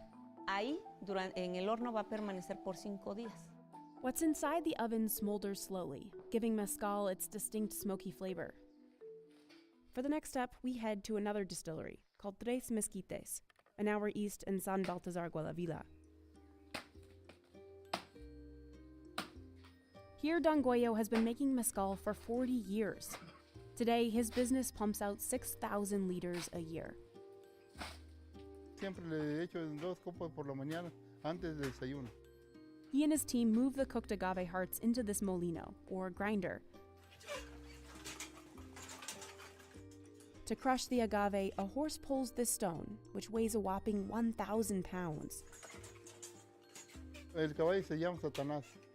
Porque, bueno, ahorita pues el caballo es mansito pues porque él tiene 22 años que está trabajando. Si no más antes, cuando era joven, el caballo está bien arizo. No se deja que otra gente le toca. Lo único el que me deja pues yo soy. Don Goyo's team uses pitchforks to move the crushed agave fibers into fermentation tanks. Back at Graciela's, they add water to dissolve the sugar. Naturally occurring yeast gets to work eating the sugar and converting it into alcohol. After it ferments for nearly a week, Edgar comes in to check on it. Entonces hay que levantar primero esto. Ahorita van a salir unos mosquitos que le llamamos mosquitos borrachos. Son nuestros amigos. Les gusta estar entre el alcohol. He first listens to make sure there's no sound of escaping CO2 bubbles coming from the vat, which could sound something like this. Ritmo de la fermentación. Si es muy lento, casi está. Y si casi es nulo, ya está listo. Then he submerges his tester tube. Se llama probador. Es un carrizo que tiene un orificio. Y tiene que saber a cerveza, sí. Cerveza fuerte, como una cerveza negra, como una amarga, sí. Pero con alcohol, pues, ¿no?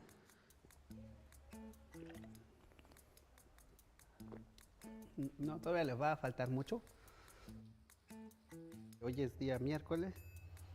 Yo le calculo que entre el sábado y domingo estaríamos destilando. When it's ready to be distilled, workers rake the fibers into the stills and add more water. From each barrel, they get about 100 liters of mezcal. The distilling area is known as the palenque. As the agave fibers heat up, the alcohol vapor rises. It travels through this tube, condenses, and drops into an awaiting jug. They'll distill it a second time to get 4 jugs. The first is called the head, and its alcohol content is really high. The next jug is known as the body and has a little less alcohol. The third is the tail, with even less. Y lo que envasamos como mezcal es el cuerpo. La cola actualmente la utilizamos para enjuagar nuestras botellas. And finally, the last jug is an acidic residue called enguiche, used to clean the floors. Graciela's team fills 8,000 bottles a year. She sells her brand Real Minero within Mexico and exports it to the US and Europe.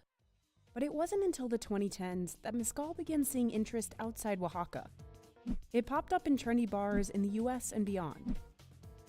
In response, Mexico's mezcal production jumped 400% in the 6 years leading up to 2020.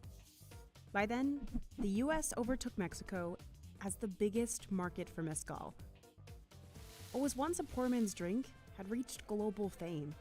Y es una carrera que no paró ni siquiera en la pandemia, ¿no? Porque en la pandemia pareciera ser que en vez de bajar, aumentó.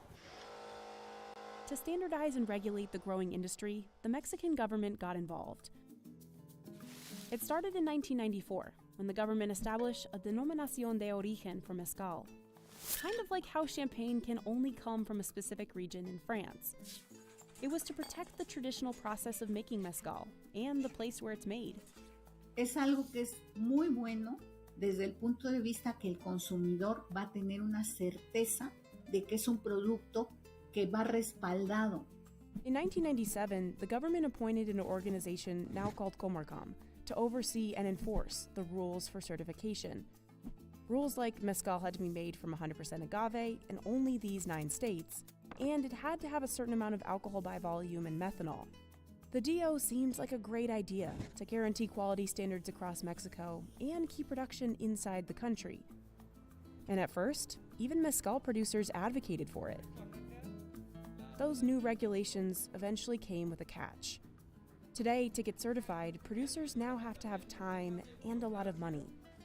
Mexican lawyer Blanca Salvador says certification can cost anywhere from $375 to $2,500, which is a lot for a small mezcalero like Don Goyo. And the cost don't stop there. Producers have to pay to get their mezcal lab tested and buy all the required equipment. Entonces no tienen a veces el recurso para eso. Entonces si no lo tienen, no van a pasar la prueba de lo que es la certificación. And the whole certification process can take over a year. ¿Y qué pasa si nos negaron la marca? Perdimos 6 u 8 meses en poder tener una marca, y si no tenemos una marca, no podemos nosotros vender el mezcal. For years, going through Comercom was the only way to get a certification. In 2020, claims of corruption came to light, and the Mexican government fined the organization nearly $50,000 for deceptive and abusive practices, like prioritizing big mezcal companies over small ones. But now, producers fear the DO rules are putting traditions at risk. For one, it's really hard to get a consistent alcohol and methanol content in traditional distilling. So a few large-scale producers have turned to more modern equipment, like steel stills, to guarantee alcohol and methanol. Another concern?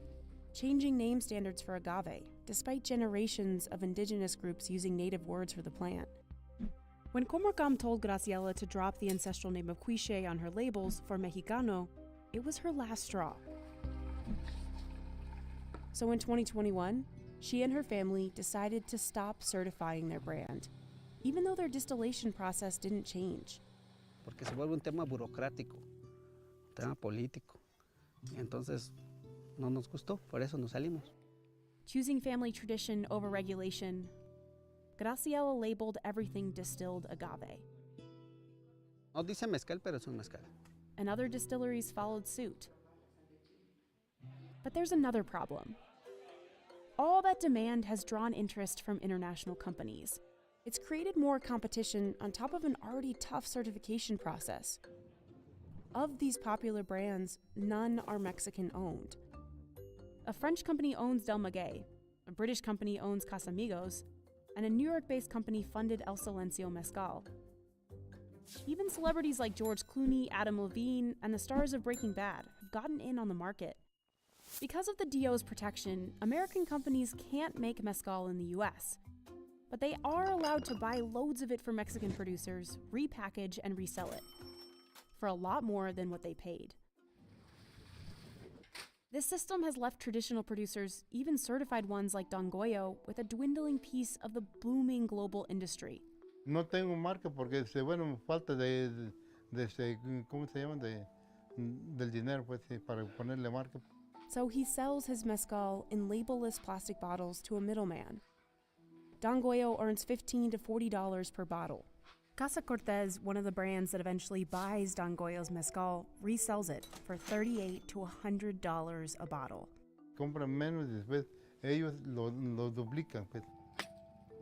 But these ancestral mezcaleros haven't given up hope in their craft. Lo primero que desearía es que los mezcaleros logremos entender que la palabra no le pertenece solo a algunos, que es una palabra que nos pertenece a todos los mexicanos.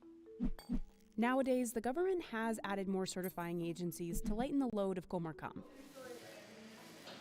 But Blanca thinks it should do more to help producers bottle their own mezcal and streamline the certification process. Debe, desde mi punto de vista, agilizar los trámites para poderle permitir a los productores pequeños estar en la posibilidad de competir a nivel internacional. On Graciela's side, she believes the key lies in respecting the agave plant itself. Me encantaría que todos los que producen mezcal en este país comiencen a realizar acciones para conservar el maguey. Porque si no hay maguey, no hay mezcal. ¿Y entonces de qué sirve el éxito? Mezcaleros also hope to keep putting tradition first. Ahora sí que testigos de pues, la intensa lucha que se ha desarrollado para preservar, para conservar, ahora sí que la industria artesanal. A tradition you can see here. Before taking a sip of a new bottle, Don Goyo pours a bit out, thanking the land for its ancient gift of mezcal. Entonces, bendiciones para todos los mezcaleros para todos los maguilleros y para todos los campesinos en general, que pues entregan día a día pues cada gota de sudor, cada esfuerzo que ahora sí que con mucha pasión y entrega pues hacen a que esta industria pequeña pero importante pues sea posible. An estimated 90% of India's ceramic products come from the state of Gujarat. But the industry has struggled in recent years. First, companies started replacing workers with machines, leaving many ceramicists without jobs. Then, weakened demand forced many of those factories to pause production or shut down completely. This company has stayed afloat, but it hasn't been easy. आज 56 years के बाद भी मैं कम से कम 12 से 15 घंटे तक काम करता हूँ. To keep potters working, owner Mansukh Bhai Prajapati combined traditional handmade techniques with machinery. Then he set out to tackle a big problem. Many of his customers don't have regular access to electricity. So Mansukh Bhai designed appliances completely out of clay, like refrigerators and pressure cookers that don't need power. And they had to be cheap. उसकी वजह से मैंने ये काम किया कि बिना बिजली का फ्रिज में कैसे बनाऊं. 3 से 4 साल तक इसके पीछे काम किया, 2001 से 2004 तक. So far, his strategies have been a success. The company tripled its product portfolio in a decade and set itself apart in a region that's been famous for ceramics for centuries. We visited the Mitti Kool factory in Gujarat, India, to find out how Mansukh Bhai and his team produce thousands of pieces of ceramic cookware every day. Mansukh Bhai's family has made ceramics for generations, but it's only in the last 10 years that he's made a living from it. That's thanks to a sweet spot between machine-made and handmade. It all starts with the clay. It's sourced domestically within India or melted from old ceramics. This machine does the melting. It's called a boil mill. 1000 kilo मिट्टी और 500 kilo पानी, ये इसके अंदर डाल के हम इसको 12 घंटे तक इसको घुमाते हैं. After 12 hours, they get a liquid clay. It needs to be thickened with dry powdered ceramic. जैसे कि इसमें आप देख रहे हैं, जो पका हुआ बॉयल मिल में से मिट्टी और पानी दोनों मिक्स हो गया है, 12 घंटे चल गया है, ग्राइंडिंग हो गया है. उसको हमने ये वाइब्रेटिंग चालना के अंदर डाल दिया है, जिसमें से निकल के ये कुएं में पानी जाएगा. It's then churned with what's called a plunger to stop the clay from settling. ये ब्लंजर के माध्यम से ये लिक्विड को घुमा रहे हैं, मतलब मिट्टी को घुमा रहे हैं. ये नीचे बैठने नहीं देते क्योंकि मिट्टी और पानी जुदा भी नहीं होना चाहिए. ये हमारी मेन प्रोसेस है. Once it's time to use the clay, it's pumped into this big metal container. Workers pour in natural dye for a uniform color. ये आधा घंटा के बाद ये लिक्विड को हम वापस निकाल लेंगे, क्योंकि ये निकालने के बाद जितनी थिकनेस रहेगी वही हमारा कप होगा, ग्लास होगा, मोल्ड होगा या. To make a pressure cooker, they mold it using a hydraulic press. तो इसको 1000 डिग्री में ये कुकर को हमने बेक किया है, पकाया है. Workers finish it off using this machine called an electric chalk. जितना फिनिशिंग अच्छा हो, इतनी क्वालिटी अच्छी दिखेगी. But to make pots, artisans use this wheel. Much of this work is still done the way it's always been done, by hand. They carefully join the top and bottom pieces of the pot together. It takes a lot of skill, but an experienced artisan can finish a piece in minutes. Once an item is properly molded, it goes into a rolling kiln. Kilns like this have always been used to cook ceramics, but they used to be dangerous. पहले के ज़माने में कचरे से हम kiln पकाते थे, तो इसकी धुआं की वजह से हमारा फेफसा है, वो सब खराब हो जाते थे. Some kilns burned plastics and old tires too. It was so unhealthy, many ceramicists died young. मेरा दादा भी 4 भाई थे, एक भी भाई 50 years पूरा जीवंत नहीं रहे. But Mansukh Bhai's kiln is different.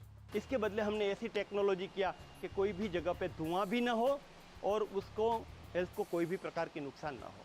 And it cooks the clay at the perfect temperature. और किचनवेयर प्रोडक्ट में इसमें घर में यूज़ करने के लिए कम से कम 900 से 1000 डिग्री तक उसको बेक मतलब पकाना पड़ता है. Too little heat and the ceramic won't harden. Too much heat and it'll crack. 6 hours later, the items have hardened fully. Kiln में से ये हमारी जो आइटम है उसको हम पहले यहाँ रखते हैं, रैंक में रखते हैं. रैंक में आने के बाद हमारे यहाँ सब टेक्नीशियन आदमी इसको चेक करते हैं, उसको हम धोने के बाद हम पैकिंग करते हैं। While Mansukh Bhai's ceramics still have handmade parts, that hasn't been the case for most Indian companies in years. Starting in the mid-90s, industrialization swept Gujarat's ceramic industry. Machines took over most of the production process, and it left most artisans like Mansukh Bhai's father without work. हमारा जो बाप दादा है वो भी यही काम करते थे, लेकिन ये काम में बहुत ही मेहनत थी और मेहनत के बदले पैसा इतना नहीं मिलता था। But Mansukh Bhai believed he could do better than his predecessors. 20 years ago, after reading about one of India's most devastating earthquakes, Mansukh Bhai shifted gears to focus on solving a huge problem. और इसमें heading में लिखा था कि गरीबों का fridge टूट गया, तो मेरे दिमाग में एक आइडिया आया कि भाई सही में गरीबों का एक स्वप्न होता है कि हमारे घर में फ्रिज है तो अच्छा है। It took 4 years to finalize the design for the Mitti Cool refrigerator. It can keep perishable food cool for up to a week, and it never needs electricity. क्योंकि इलेक्ट्रिक फ्रिज हमने देखा था, तो इसमें तो लाइट की वजह से ठंडा होता है, लेकिन हमें जितना ठंडा चाहिए था उतना ठंडा नहीं होते थे। Mansukh Bhai's fridge cost $40, about 1/3 the price of an electric one. नया प्रोडक्ट मिला और उसको भी सबको ऐसा लगा कि भाई ये गरीबों का फ्रिज नहीं है, ये तो अच्छी हेल्थ के लिए, मतलब अच्छा पर्यावरण देख के आपने बनाया है, तो गरीबों से ज़्यादा अमीर लोगों ने भी लिया। Because of the fridge sales, Mitti Cool's production is picking up, while hundreds of other ceramic companies in the area paused production. In the past year, online sales have jumped, and the company employs 150 people, mostly women. Mansukh Bhai tripled his current portfolio of 350 products to include handmade tiles, exterior products, and murals. मैं daily का 25,000 मतलब 25,000 piece production करता हूँ, और वो पूरा India में और आउट ऑफ इंडिया में भी जा रहा है। तो मेन फ़ायदा ये है कि 25,000 पीस पर डे कोई न कोई घर में जाता है, और मैं नहीं हूँ, अभी तो 10,000 फैमिली भी है, तो ये सब ये काम करते हैं। The world's most expensive spice comes from this flower, and it takes about 150,000 of them to make just 1 kilo of saffron, a kilo that costs $3,000. Here in Kashmir, saffron is an important part of the economy and cultural identity. It has many uses, including religious purposes, for pharmacological purposes, for culinary, as a spice, as a mood enhancer. But Kashmir's saffron industry is facing a crisis. In recent years, farms hit with drought and rising temperatures have lost 65% of their normal yields. खेत पे हम देखते थे कि पूरा covered होता था saffron से, ठीक है, आज खाली खाली सा ज़मीन पड़ा है। And the supply chain is riddled with imitation saffron. Gardenia flower or safflower is being sold as saffron, corn silk or tissue paper, plastics, but that is not saffron at all. The Indian government launched initiatives to try and help, but the farmers we spoke to say they haven't been enough. All of this combined has left farmers frustrated and driven some out of the industry. We went to Kashmir to see if there's a future for the region's red gold. Saffron comes from these 3 tiny strands, called stigmas, found in this purple flower, the Crocus sativus. The crocus can only be grown in a handful of locations. Kashmir is one of the only places in India with the right conditions to grow saffron, and farmers have grown it here for 3,500 years. Spice तो ये बिल्कुल इसके मुकाबले में कोई spice नहीं है। That's Ashik. His family's been growing crocus flowers here for nearly a century. और ये बीज अंदर से है, तो ये अभी उसमें है कि हमें दूर से पता चलता है कि यहाँ पे बीज है इसका सैफरन, ठीक है, फिर जो है फूल इस बीज में से आता है। Once planted, the flowers need about 2 years to mature before they can produce good saffron. Come October, Ashik heads out to hand harvest the delicate purple flowers. Almost everyone helping is related to him. Since the flowers don't bloom all at once, just 5 years ago, Ashik could harvest for an entire month. But his crop is shrinking.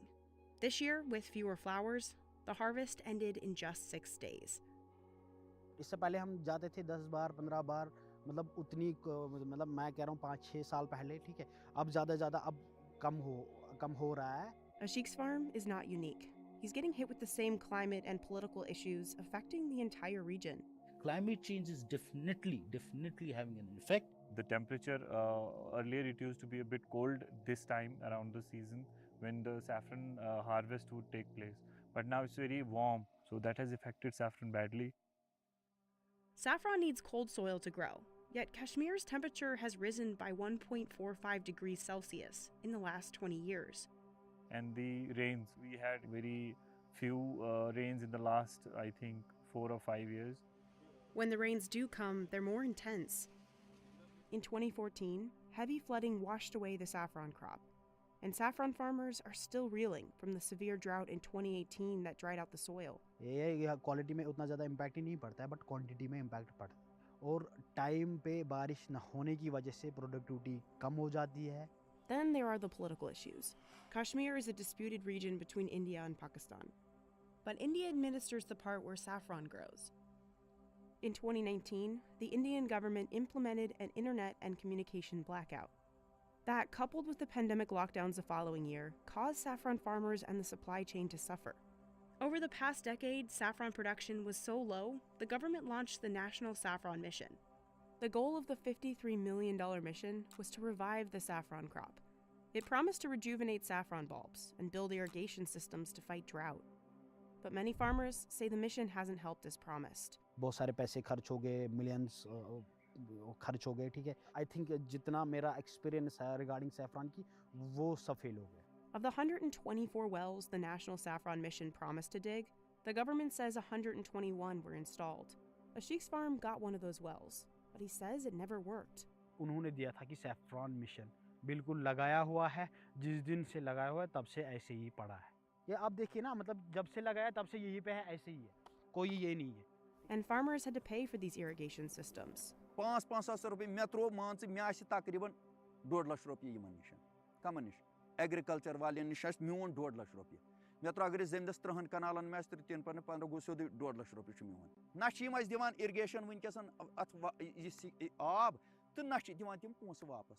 Suhail, who works on the saffron mission, says that's because when the government tried to install irrigation systems, we faced stern resistance from certain farmers because they felt if we cut open the soil, it would somehow deplete the quality of saffron. The mission claims saffron production has rebounded. This would not have been possible if National Mission on Saffron would not have been there. But these farmers aren't experiencing the production growth the government is reporting. आज खाली से ज़मीन पड़ा है. Yet Ashik has continued his family's saffron tradition. In the evenings after harvesting, सारी family एक साथ बैठ के ये रेड स्टिग्मा जिसको हम रेड गोल्ड कहते हैं इसका जो है वो निकालते हैं. The stigmas are fragile, so they have to be removed by hand. ये मेरे पापा है, अभी हम ये कर रहे हैं, ये ऑर्डर आया है, 200-250 ग्राम का ऑर्डर आया है, तो अभी हम वही बना रहे हैं. Then the stigma's less valuable yellow tips are cut off. ये जो प्रोसेस है इसमें से वो जो लवर पार्ट है वो रेड स्टिग्मा का वो बाहर निकलता है, वो ये आगे गिर जाता है, ठीक है, और रेड स्टिग्मा इसी में पड़ जाता है. The red stigma houses the characteristic compounds that give saffron its bitter taste and aroma. Once it's dried, the saffron can be packaged up. It takes Ashik and his dad 2.5 hours to process enough saffron for just this tiny container. The amount of work required contributes to the spice's high price. Farmer broker को बेचता है, broker जो है वो firm को बेचता है, right, और फर्म है कि उनके पास रजिस्ट्रेशन होती है, वो ऑल ओवर इंडिया बेच सकते हैं. 15 years ago, Ashik's family could make $4,000 for its yearly saffron harvest. Today, Ashik brings in just about $900 a season. Once it hits the market, Kashmiri saffron faces another problem: fake saffron. What is sold in the name of saffron is illegally dyed corn silk or tissue paper, plastics which are not fit for human consumption and made to look identical to saffron. Counterfeiters have also turned to safflower to pass off as saffron, but the plant has a completely different taste. Because of saffron's high price, counterfeiters can make a hefty chunk of change. A layman cannot differentiate visually. A source of much of the misleading products is Iran, which produces 90% of the world's saffron. People may use pure Kashmir saffron adulterated with maybe Iranian saffron, which comes to a very cheap rates to India. Iranian saffron can cost 48% less than Kashmir's, which is considered more aromatic and nutritious. Overall, it's bad for the whole saffron industry and especially for the Kashmir saffron farmers that their name gets tarnished. To help raise prices, 2 years ago, the government's saffron mission created this trading center called the Saffron Park. We are the guardians or custodians of the GI of Kashmir saffron. The Saffron Park's main goal was to help identify and stop fake saffron. Instead of selling on the open market, farmers could now drop off their saffron harvest at the center for storing and authentication. We do not accept saffron in dried form in this trade center. We only accept fresh flowers to be brought to the collection center so that we ensure that the flowers are grown in the fields and saffron farms of Kashmir. In the lab, scientists can test to make sure the saffron is real. They first do a water test. Threads of saffron are put into water or milk. It should give very slowly release a yellow color and not an instant coloring of red or orange color. And that is a purity test for saffron.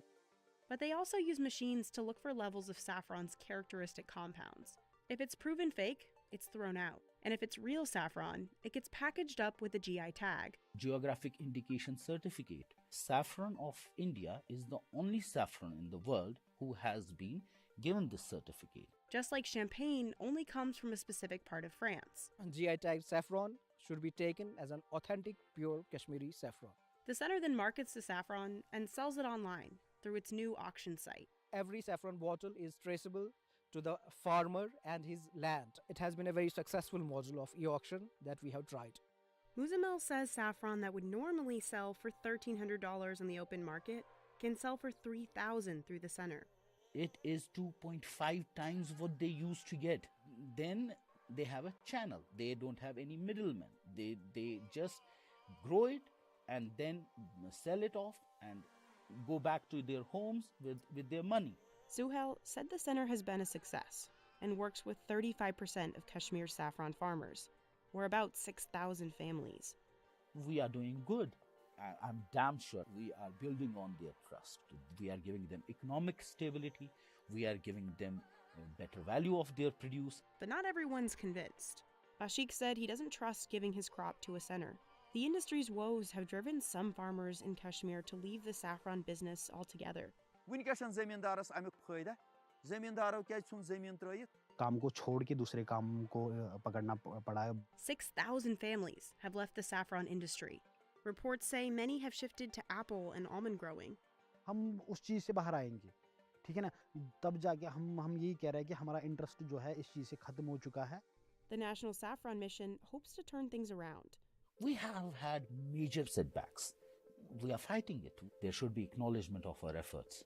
If everything goes well, 2 to 3 years, this mission would be done and dusted. Because ultimately, the goal among farmers and the government is the same, to save Kashmiri saffron. This is a cultural identity of Kashmir and especially the people of Pampur. I feel very proud, to be a part of the area which grows saffron. But the thing is that, the production is declining. It really disheartens me. Everything is at stake as far as this crop we grow is concerned. We cannot let go of our heritage. Every cheesecake squirted out of this machine costs twice as much to make than it did a few years ago. Juniors pumps out, bakes, and packages 5 million cheesecakes a year. And the company has used the same recipe since the 1950s. But it's gotten a lot harder. First, there was a cream cheese shortage. You can't make cheesecake without cream cheese. It's impossible. And now, inflation has caused the prices of other ingredients to soar. I've been doing this for 33 years, and I've never seen a time like this, ever. And I can venture to say if my father was alive, he never saw a time like this either. Now that he's taken over, Alan expects a tough work ethic out of all of his employees. This sandwich is not great, Nas. Am I wrong? third-generation owner Alan Rosen takes us behind the scenes. It's like watching a baby being born, to me. To see how Junior's keeps rolling out its famous cheesecakes in the face of shrinking margins. Here in New York City, Junior's is an institution, but its cheesecakes aren't actually made in the city anymore. In 2015, the company moved to this New Jersey plant. When we took over this building, because we didn't have the space to do it out of Queens. 240 workers whip up millions of cheesecakes and layer cakes here every year. Not surprisingly, every batch starts with the most important ingredient. This year we'll probably go through about 7 million pounds of cream cheese. Junior's partners with Kraft Heinz, the maker of Philadelphia cream cheese. Workers unwrap each of those giant blocks of cream cheese and tip them into the mixing bowl. So far we have cream cheese, we have sugar, we have eggs. Still to come, we have some heavy cream, some vanilla, and I think that's just about it. It's kind of simple. Workers roll these giant mixing bowls over to the assembly line. To speed up production, Alan added automatic depositors. It gets pumped up here into here. This is going to meter out exactly the right amount. First, workers drop a slice of vanilla cake, not graham cracker crust, into each pan. We use cake on the bottom because this is a recipe that my grandfather created in 1950. It's a lot of work just to make the bottoms. Slowly, the pump works its way through the entire batch of batter, plopping perfect dollops into each pan. Then this guy knocks out any excess air. On this line, they're making strawberry swirl cheesecake. The swirl used to be piped by hand, but this robot took over the gig in 2017. Next, the cakes head to baking, but this step also has a unique twist. A lot of bakeries use rack ovens where you just slide the whole rack in and slide the whole rack out. It doesn't work for our cheesecake. His team bakes the dense cakes in a water bath. Spreads the heat evenly. The bottoms of the cakes don't burn. They rise up like a souffle. You can see how the cakes are literally above the pan. When they're golden brown, workers pull out the trays and pour out leftover water. Then, they test the internal temperature. They take temperatures for food safety, but I can see with my eyes. After they've rested, the cakes aren't jiggly anymore. We don't do jiggly, we do Juniors. Using this repurposed pizza oven, bakers can heat the pans just enough to release the settled cakes. After the cheesecakes get depanned, we bring them into our blast freezer. Alan keeps it at a balmy 0 degrees inside. But it's not just plain or swirl cheesecakes in this freezer. The company whips up dozens of different flavors of cheesecakes, layer cakes, and desserts. The chocolate mousse cheesecake is hit with a heaping pile of mousse, doused in a waterfall of chocolate and covered in mini chocolate chips. There's also the pumpkin layer cake cheesecake. Robots and bakers work together to ice it. Leftover cake tops are ground up to make the crumb that goes around the edges. All the finished and chilled cakes converge on the packaging line, from the pumpkin cheesecake to the 24 mini cheesecake variety pack bound for Costco. Workers place each cake in a box, slap on a label, and put it in an even bigger box. That all heads to the freezer a second time. This will all be gone within 30 days. Right now it's enough space, but I can see maybe next year us needing even more space. This is going around the whole country. Most of the 6-inch cheesecakes end up in one of the 12,000 supermarkets supplied by Junior's. From Wegmans to Kroger, Publix, Stop and Shop, ShopRite. Alan's grandfather, Harry Rosen, opened up the first Junior's location on Election Day in 1950. He said, if we're going to be a great restaurant in New York, we have to have great cheesecake. Some people venture to guess that my grandfather named it after his two sons, Walter and Marvin, my father, my uncle, but Jews don't really do the junior thing, so that's a little out the window. Over the next few decades, Junior's popularity soared. It wasn't long before celebrities and politicians were digging into these iconic slices. We started a mail order business late 80s, before food by mail was a thing, and people were calling from Florida and California. Then in 1995, we met QVC. They were doing a search for America's best products state by state. We went on and I think we sold 2,400 cheesecakes in like 6 or 7 minutes. Today, Junior's has 4 restaurants in the New York area, a quick service at LaGuardia Airport, a direct-to-consumer business, and a booming retail presence. Oh, we're definitely the biggest cheesecake company in New York. So the top seller in our restaurants is either strawberry cheesecake or New York style cheesecake. Visitors from all over the world stop in for a slice. Yeah, my name is Marvin. I'm from Germany. Brownie explosion cheesecake. I think it's like a full meal. But keeping up with all this demand for cheesecake hasn't been easy, even for a giant like Junior's. In 2020, the pandemic shut down all of the restaurants. I sort of joked with my mom that thankfully my dad was deceased before COVID, because COVID would have killed him, not the disease, but the fact that his restaurants, his babies, were not doing what they were supposed to do for, in some cases, 14 or 19 months. At the time, the company's direct-to-consumer sales actually doubled, but then came the great cream cheese shortage of 2021. Last year we started to, we heard about it, and then all of a sudden Jason calls me and says, there's no cream cheese. I'm like, what do you mean there's no cream cheese? You can't make cheesecake without cream cheese. A cyber attack hit a cream cheese factory in Wisconsin. It wasn't Philadelphia's facility, but Kraft faced spiking demand and supply chain issues of its own. The company struggled to get a hold of starch thickeners and packaging materials. Without any cream cheese, Alan had to shut down the factory, and the team missed a couple of big orders. And a couple of orders for us are trailers full, about 70,000 pounds, so it's a big deal. I was sweating it out pretty good. By early 2022, Kraft had restored cream cheese supplies to Junior's. So we are one of the biggest users of cream cheese in the country. Just in time for inflation to hit. Every ingredient is up right now, from eggs to sugar, heavy cream, but cream cheese is definitely the highest priced ingredient that we use right now. Alan says the price Junior's pays for cream cheese more than doubled, from $1.50 a pound to over $3. It's the demand, it's based off of the butter markets, and dairy prices are just very high right now, and that's why it's affecting the price of cream cheese. Everything is up. Labor obviously is up. Junior sales have bounced back to pre-pandemic levels, with $110 million in expected sales this year. But costs have escalated so dramatically that profits in the restaurant business and the wholesale business are way down. Alan said profit margins dropped by 6%. Oh, it's brutal. No, there's no doubt. It is the hardest time in I've been doing this for 33 years, and I've never seen a time like this, ever. So Alan made the decision to raise prices. Our product cost has literally doubled for cheesecake. Doubled. We can't double our prices. That's impossible. But Alan says higher retail prices haven't stopped customers. No, not at all. I've had their cheesecake hundreds of times over many years, believe it or not, from when I was a kid.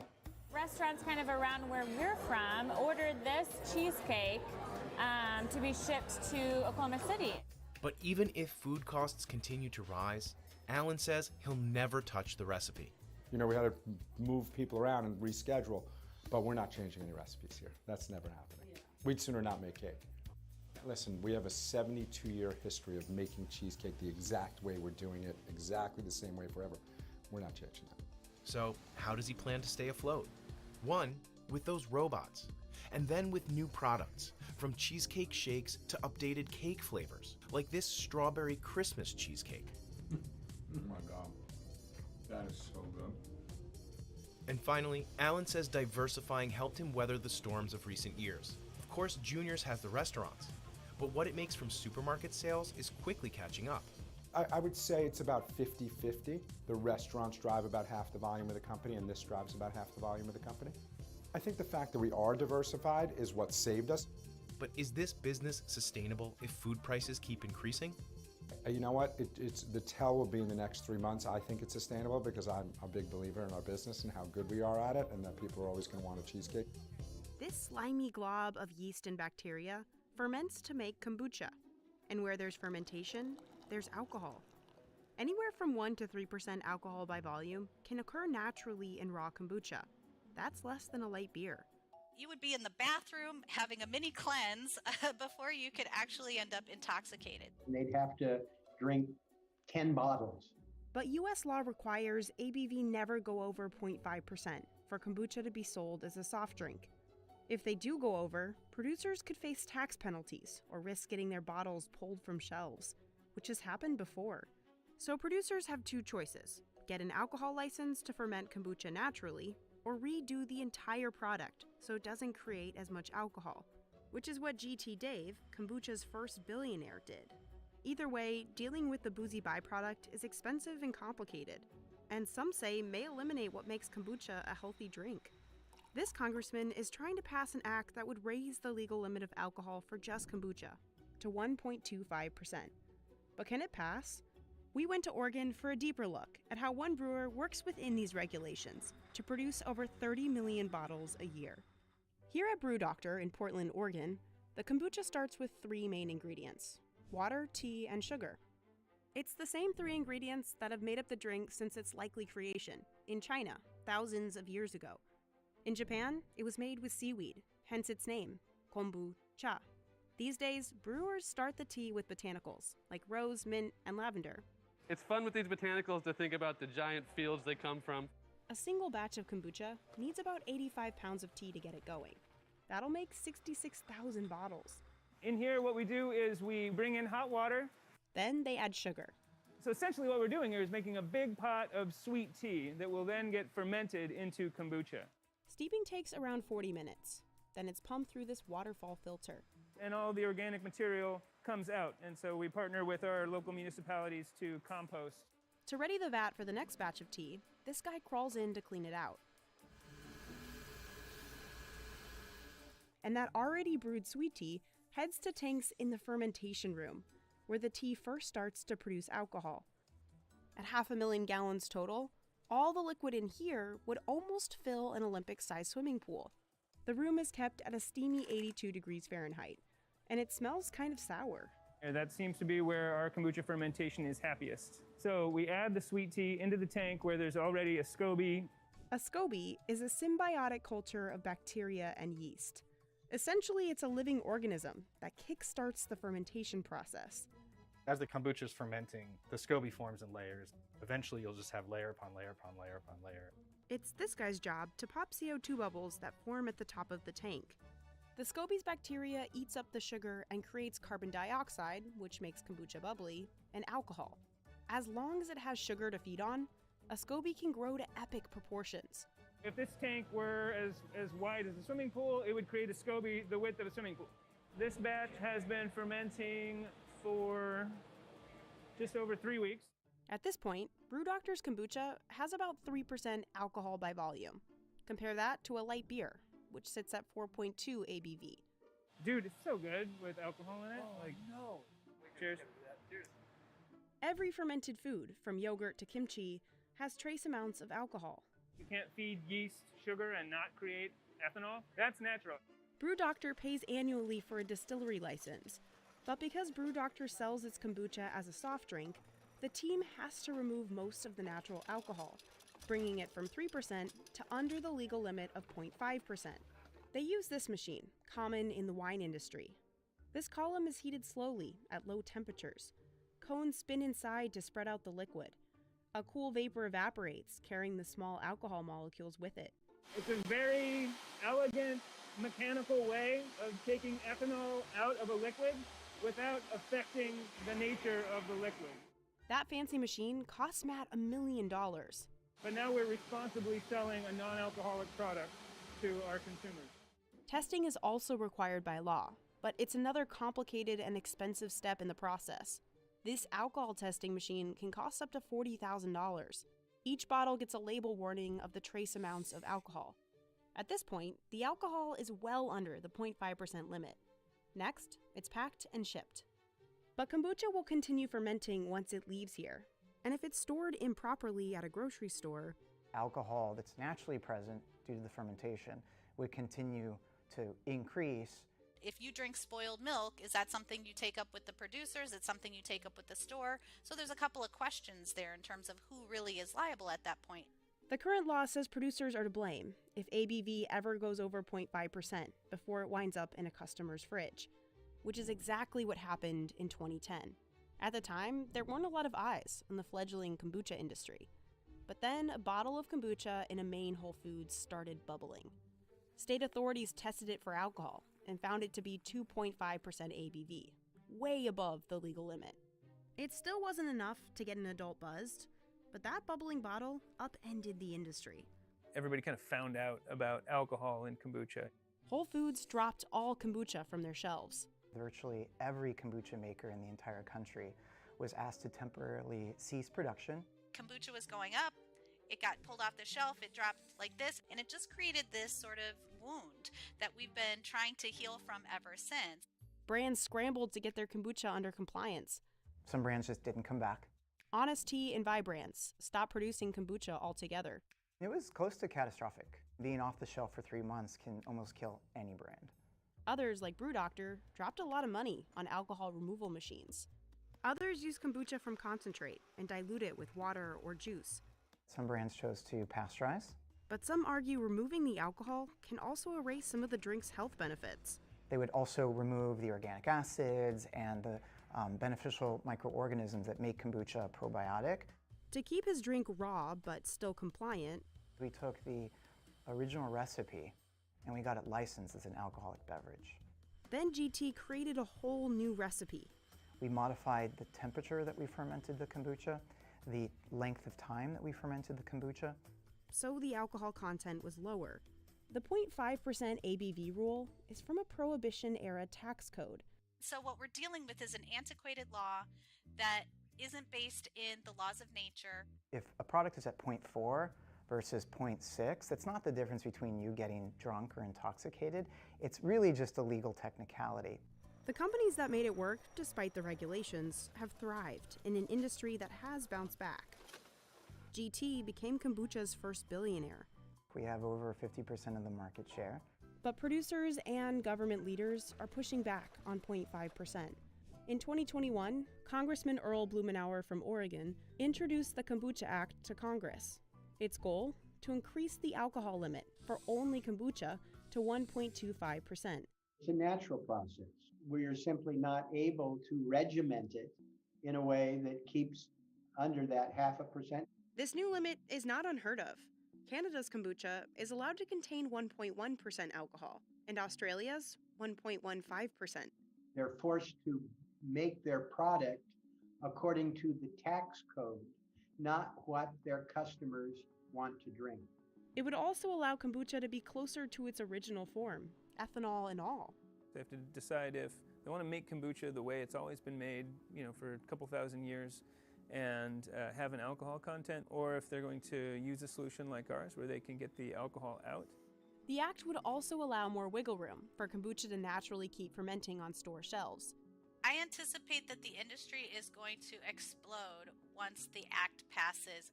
But will the Kombucha Act pass? Well, the House denied it once before. And now that Matt already has his distillery license, even he is on the fence. I don't see that happening. There's a lot of instances where that's irresponsible to serve something with that alcohol content. Don't want my kids drinking something that's 1.5% alcohol. I'm really confident that we're going to see it pass. People write laws, people get laws changed. What I don't want, which could happen if things don't change, is these industries shut down. And all you have is a seltzer that says kombucha on the label, which would not be good for anyone. Americans are buying more plants than ever before. In 2020, sales for potted foliage plants were up 23%. And a year later, the plant-growing industry was worth $16 billion. What's behind the growing interest in things that grow? Whoa! Thousands of social media influencers sharing their collections and touting the health benefits of houseplants. Influencers like Summer. Come on in. I personally bought the plant for $39, which was pretty expensive at the time. Now you get a small plant like this for hundreds and hundreds of dollars. But nearly half of all the houseplants grown in the US die at some point along the supply chain. I've gone to many big box stores.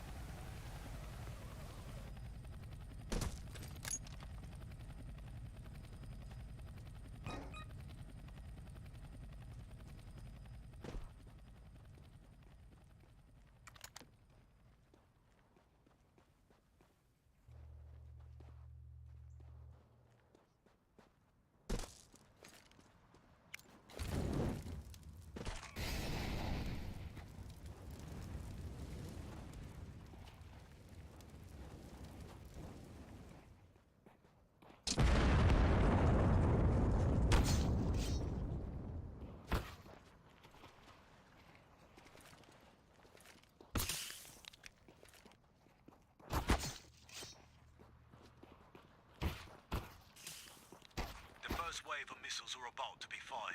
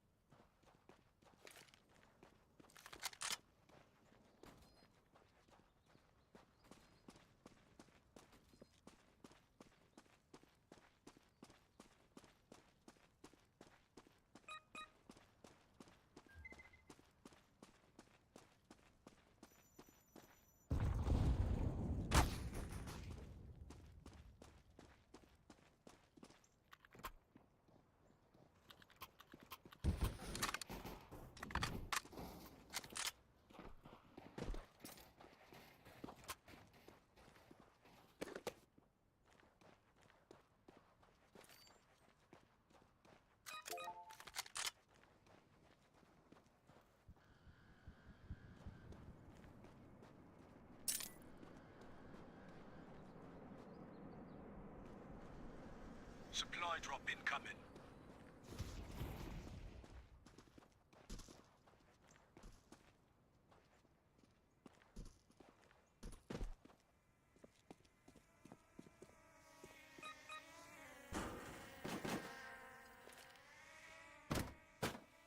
Six enemies remaining.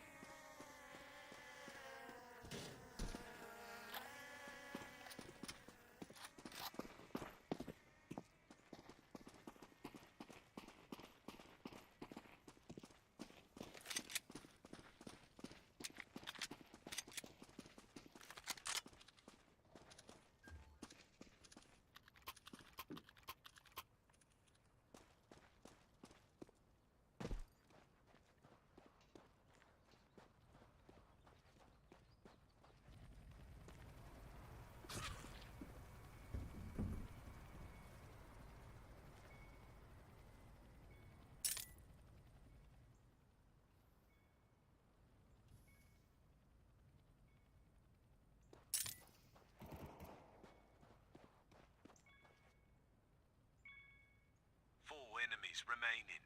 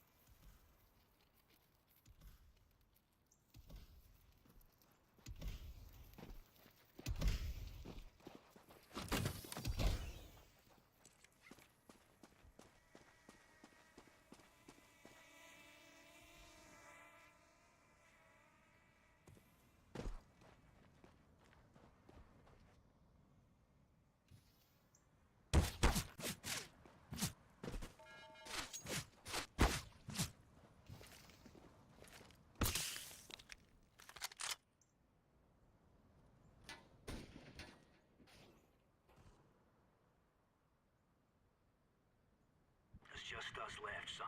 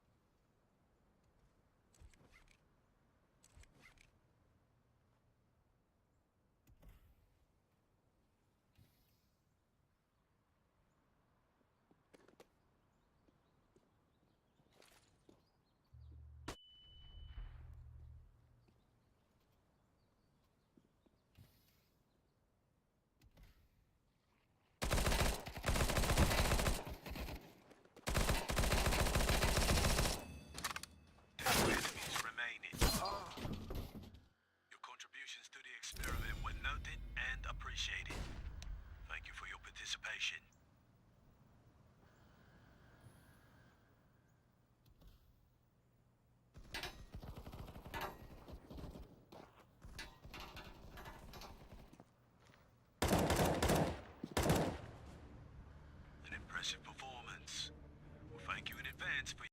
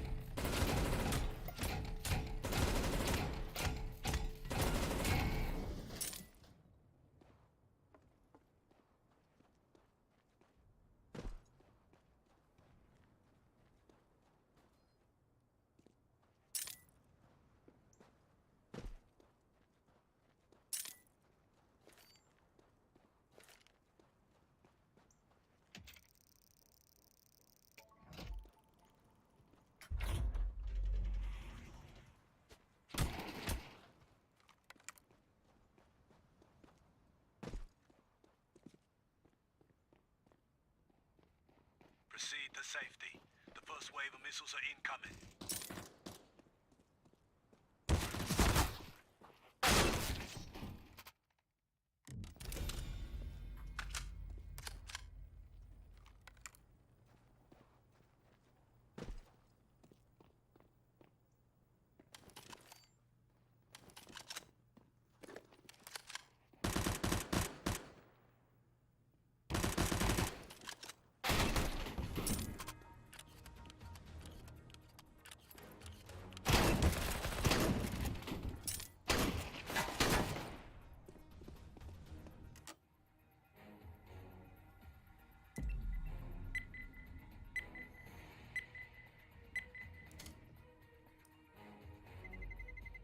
Let's roll.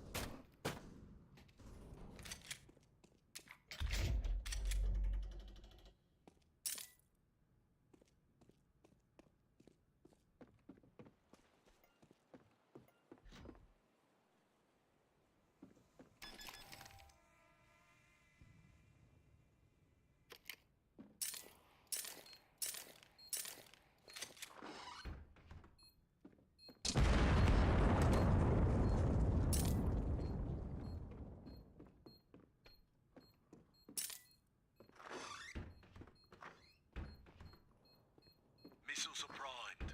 Wave 1 firing is about to commence.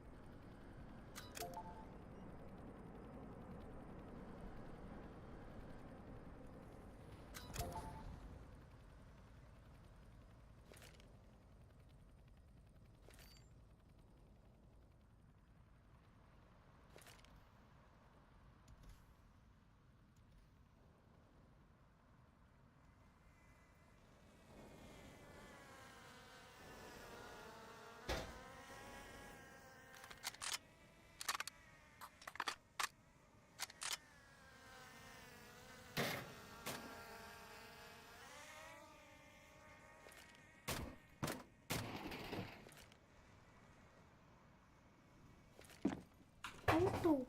Skal vi spille sammen med den? Ja. En dag, nej, ikke en dag. Lige nu.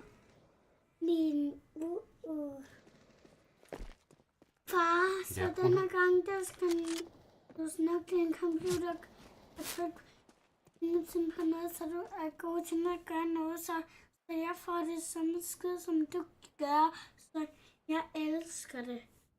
Jamen, du skal bare have, når der er, du får dine penge, så skal du bare købe den skyder, som jeg render rundt med.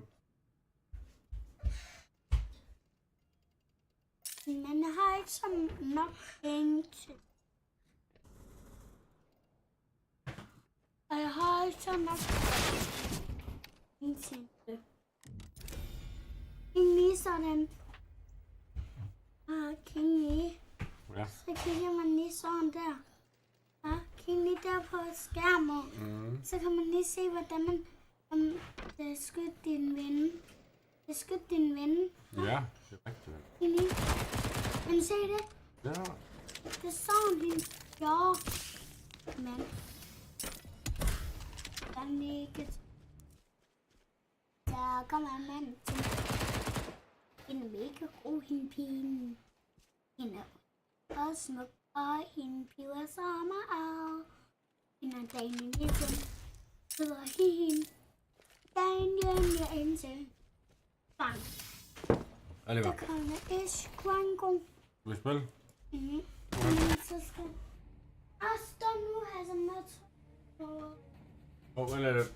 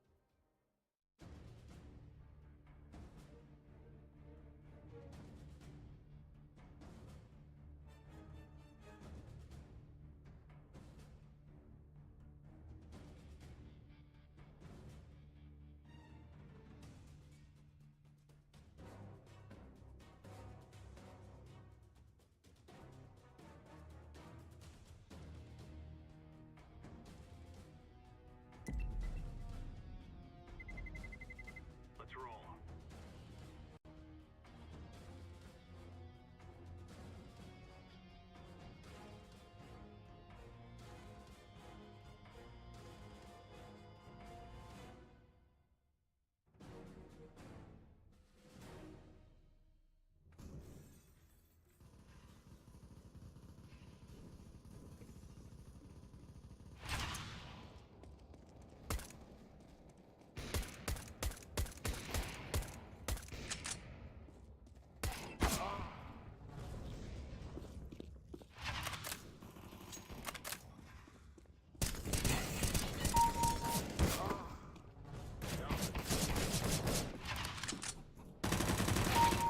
Your team's first to reach halfway.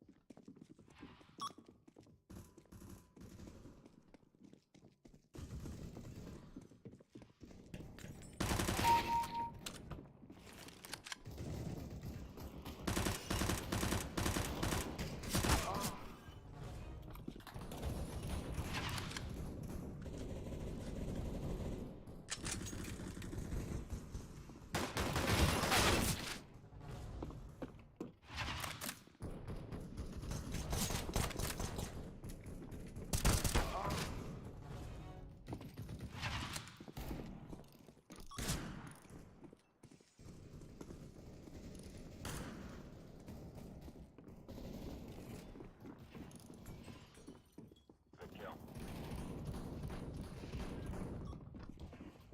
Nice shot.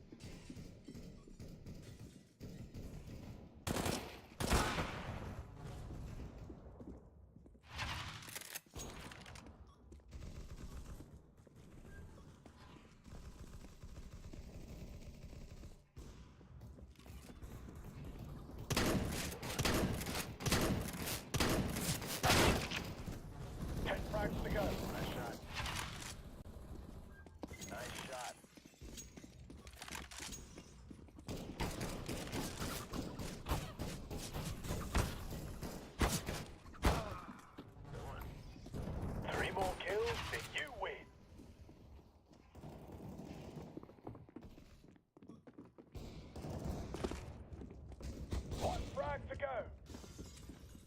Counter-terrorists win.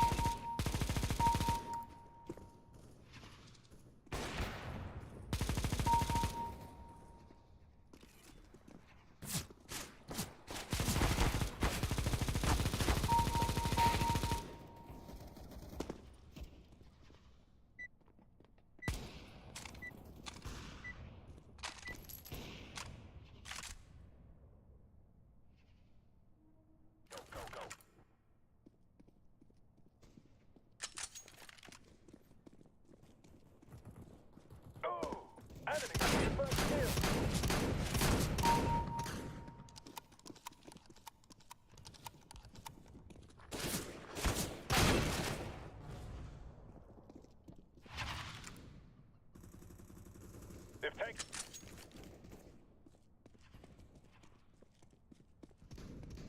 The enemies have taken the lead. The enemy team has lost their lead. Keep going.